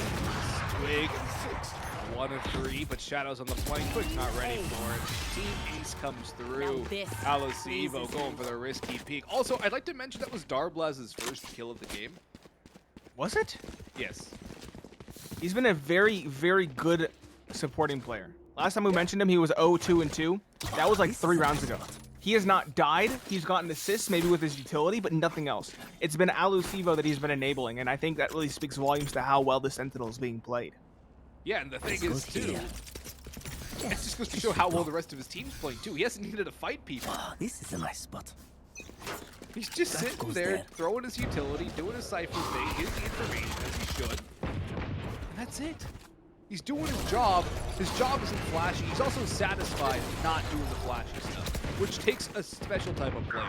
So a lot of times, you know, everyone wants to be number 1 on the scoreboard, but you need that player to support everyone to enable that number 1 player. Let's see what's the devil pops up for a couple. Muse has brought it back to a 3v3 though. Shadow around market knows that the Jet is in that position. Darblaz might get a second here and does. Nicely answers the call when called upon. So the bat signal came out. Darblaz saw it, suited up, got the job done, sent him back to Arkham. 7-1 scoreline coming through now. And it is kind of what we expected. Nebula running away at light speed. Yeah, it is. It was a quicker start for Team Monarch, right? They didn't go down 0-5 before finally finding something, but it also ended more quickly than it began in the last map. Sure, they found 2 in a row on Breeze. They only find 1 this time around, and 1's still all they're working with. They do have another rifle buy on deck, so maybe another opportunity, but Alosivo, again, he's been feeling it. He's been on another level, and he's going to continue to pressure towards A main. Alosivo, another aggressive play. He's done this many, many times. They finally force him back. He barely gets some damage, but he's going to get flashed and has to fall away, stuck in the smoke. And he goes forward into a grenade, and he is mowed down with nothing further coming through. 4v3 right now, making a 4v2 as Twig finds Darblaz stuck on site. Spike is going down Jenny. EU pushing through, sprays down the door, has to reload. Shadows coming through, both players coming in the garden direction. Do have the open smoke available, and throw that out towards A main. A flash in for Twig, but he's going to get demolished by Cube. 2v3 now, very doable. Turret will fall down. Time not quite yet a factor. The reload coming in, but they have to go together. That is the main thing. They cannot go isolated. But Pixay puts it into a 1v3. Shadow, crisp on the first. Knows there's another one out towards long, but gets blindsided by Views. And there's the second on the board for Monarch at long last. It took them quite a while, but they finally do get one back. In absence of 5 rounds, they can string a couple together. If they can get 3 or even 4, you give them a foundation to work with here. But can they do it, is the question. I would say 4. You don't want to rely on that pistol round, as we mentioned before, especially given how strong Nebula have been on pistol rounds, right? They're 3-0. They've made them all look rather convincing, whether it's a post-plant required or not. So 4 rounds, a 4-8 scoreline, I think would be recoverable even with a pistol round loss. But again, it's rather difficult to come back from such a scoreline. We'll have to see how it happens here. Views dashing in, finds an open sight here. An aggressive play does work out, at least in the early stages for Monarch. They'll get a sight for free, but I say that the spam for Panda finds one. There will be a trade back, but still, a lot of time is being bought here by Team Nebula. Twig was brought back alive, and now with Q falling to man advantage. Swiftly answered back by Darblaz, though Alosivo ulting in his own right. The spike goes down, but Shadow is putting him down. Last one standing is Pixay, caught off by Alosivo just as the smoke fades up. And there's a nice return for Nebula. There's a lot of ultimates. There was a lot of ultimates used. I think we saw Twig, I believe, use his ultimate on the attacking side. Yeah. We then saw Alosivo. Yeah, so both KOs ulted. That was both null commands coming through. And then I think we also had the Nightfall coming in from Shadow on the defense. So 3 ultimates used, 2 for the defensive side, 1 for the attacking side. little bit expensive, but still, there's a lot of ultimates remaining on the board, 6 to be exact. The Omen TP's relatively influential, not very. The blades for both teams are or can be pretty important. The Cypher ult, very niche, and has to be used in a certain spot, otherwise it won't do anything. And same, actually the KJ could prompt a take, I should say, on the attacking side, so we'll have to see if that comes through here. Look at this mop up though. Alocivo with a pair out towards B main. Panda on the op. Alocivo with 3. And that is a nice, easy mop up. And considering that there was a little bit behind that round, it wasn't a full buy, but it wasn't the full eco either. You could have expected a little bit more coming out from Monarch. They just get steamrolled. And that was kind of an offensive play on the defense there for Nebula. And you can see Alocivo at 10 and 6 now, sitting above that 2.0 KD, just shy of a 3.0 KD. Actually, just over a 3.0 KD. Sitting at about a 3.2 KD. That's pretty darn impressive. And the same aggressive defensive side is what we saw on Breeze, right? So I'm surprised it hasn't been accounted for. We had a little bit of a longer break, as you mentioned before, so I thought you might have these players getting ready for such a play style, but that's not to be. And now the attacks at a Monarch, they did pressure, they invested a lot of utility towards B-Main, but they found nothing before it. Q on the flank does find one, goes back and forth, back to even footing, but the operator Panda does make its presence known, finding one. Darblaz as well, lurking forward, finds another. Incredibly aggressive. 2 players pressing all the way through B-Main. These players are known at this point, both towards attack respawn, and Darblaz finds the first, Darblaz the second. It's a 10-2. A very dominant and in fact identical scoreline to map number 1. Switching sides. It is identical, and that pushes the identical pressure and impetus onto the pistol round here for Monarch. But the way that last round started was all 5 players getting caught by the null point. Every single player got caught in the B main null point from Alocivo. All the information is there. They know exactly what's up. Alocivo's, that's why they had to fall back. He's top in kills and assists for his squad. Jeez. He's not only getting all the kills, he's also doing all the work that you would expect an initiator to do, which is crazy. That is totally not what I would have expected here. Playing you would expect an initiator at once. Yeah, you'd think he'd take all the kills that he gets assists on, so he wouldn't have any assists, but that's clearly not the case. Aggression is the call. Monarch flattery is the sincerest, or what is it? Copying is the sincerest form of flattery. There we go. Tries to get aggressive with it, but does not have nearly the same success. They will try to do something, try to pester this take as it comes through, but they won't find any real success, any tangible success. Just 1 kill there. And now 2 players remaining will have to try and retake. They'll run through the attacker, the defender spawn, excuse me, in hopes of finding something, but Panda caps off the round with a nice 4K. 11-2. Team Nebula looking to close this off very quickly. Nebula Esports looking to speedrun the final Skybell Series here. The 4th and final. You're on IGLeague TV. And what a run it would be, too. Nebula had a close double overtime 14-12 win over Terra Academy in the semifinal. They had Monarch waiting in the wings, and they're 2 rounds away from completely dethroning Monarch. I would have loved to see what Terra Esports Academy had planned now. I know, right? They made this far more convincing, far more interesting than this matchup. Would have been a very exciting one to see. Either way, all is not lost. There is still some hope to work with. The sheriffs are that hope. Views, he can find something. That's a nice start. Finding one. Dash is activated. He won't find a second, but he'll get away. And that gives them an opportunity. 5 versus 4 secured. The question is, can these pistols unseat the rifles? It would be crazy. But hey, the Rebel Alliance took down the Empire, so why can't the pistols win here, right? Makes it seem almost trivial, I would say. Yeah, I would say that makes the pistol round victory almost trivial when you put it on that scale, but either way, still a big opportunity. 5 versus 4 is maintained. They're going to hold their ground. They're not going to get overly aggressive, Monarch. Boys is, I think, Team Flash. Nevertheless, Twig does find a pair of kills. Shadow, spamming away, does find one, but the advantage is only furthered now. A 2-person advantage, 4 versus 2. Shadow will rotate back around. Views, timing's everything. Shadow, though, is the one that has it. 2 and 3 versus 2 once again. Shadow will now race forward, but will they anticipate the player on the site? Oh, a good setup that trades back and forth. down, Shadow B. found a third before falling, but poised from the grave, spike. answers back, finds his own trade. Panda now left with flexibility to clear at the back of the site. It doesn't seem like it. I don't think he'll expect this player walking in. No, he won't. Pixay finds it with the classic, and so Team Monarch will stay alive, but again, they have a long way to come back into it. They're still trailing by 8. They won a battle, but it is a drop in the bucket in the overall war. Placing alarm bot. Thanks. But still, you can't start a comeback without Turn winning out. a round. They did Swarm achieve grenade. mission number 1. Get on the board again. Now they just have to do it Placing swarm grenade.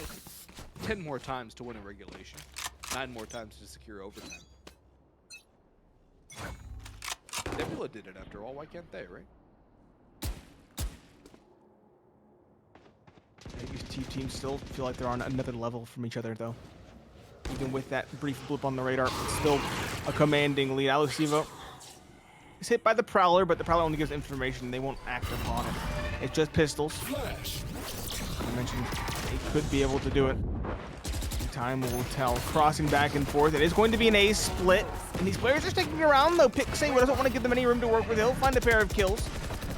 Players will exit towards the door, but AOI is ready for Shadow. A pair of kills on the Sheriff. A third, even. Somehow finding something out of nothing. Views will dash his hopes, but still 3 kills is good damage when his team found nothing there. Yeah, Shadow went down in a bit of a blaze of glory. And it did end like Thermopylae, but at least he took 3 of them with him. Not too bad in terms of economic damage. And also just keeping the morale of the boys alive a little bit more. That's 2 rounds in a row for Monarch, giving them a little bit more life.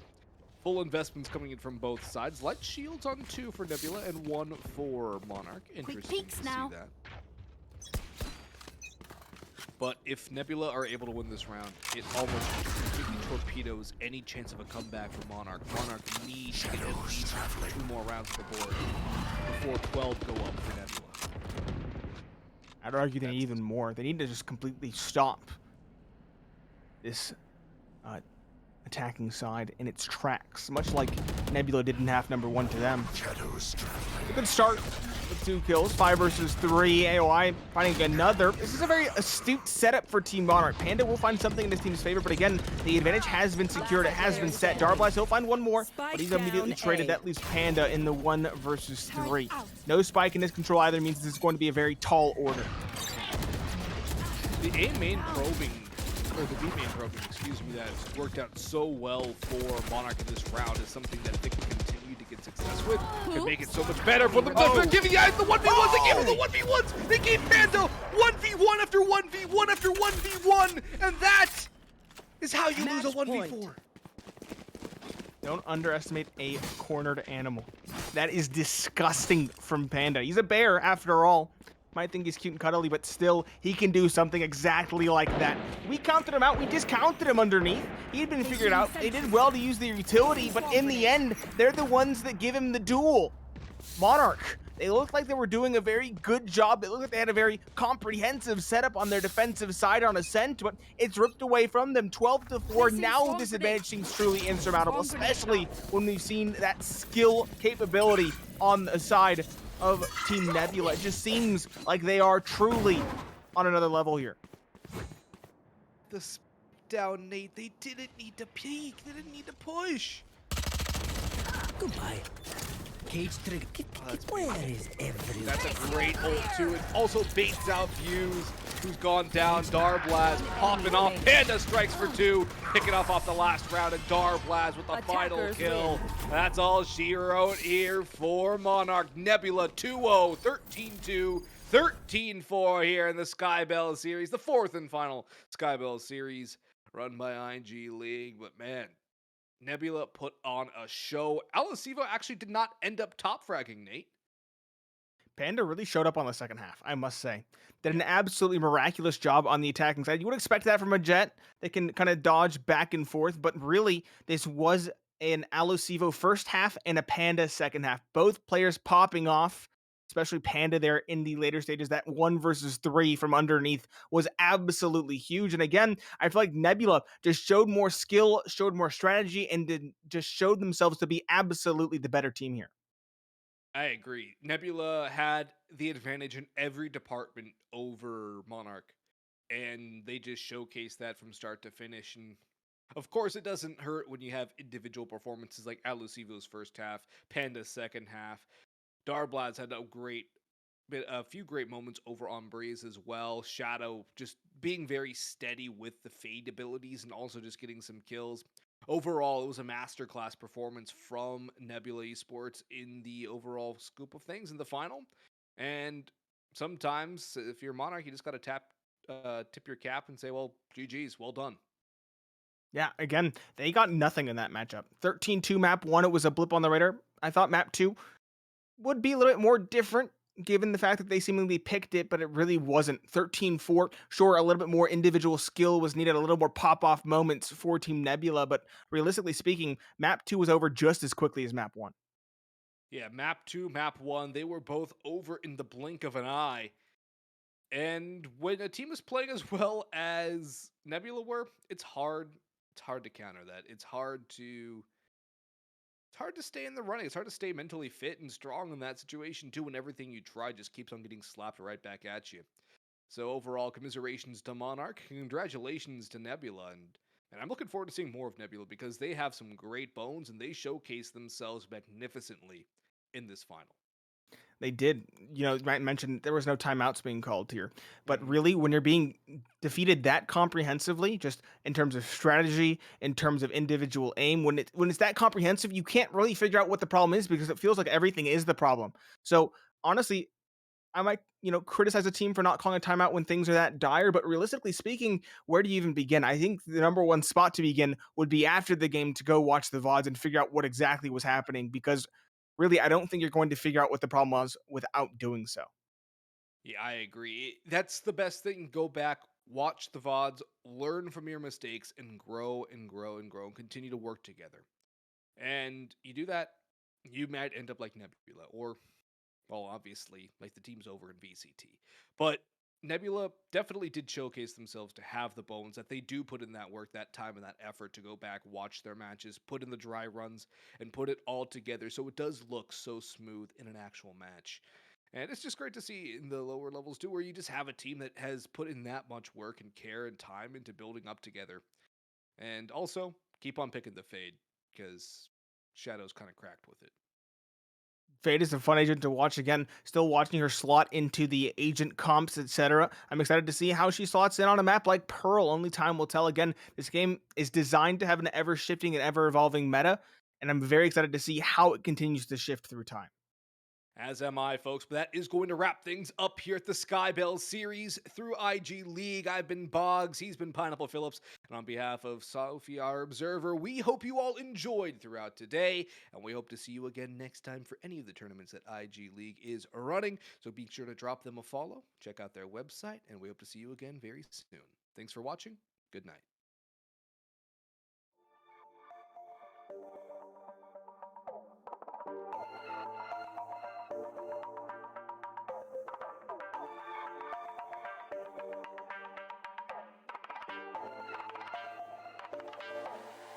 You are my ecstasy when you are next to me. Flood in my door.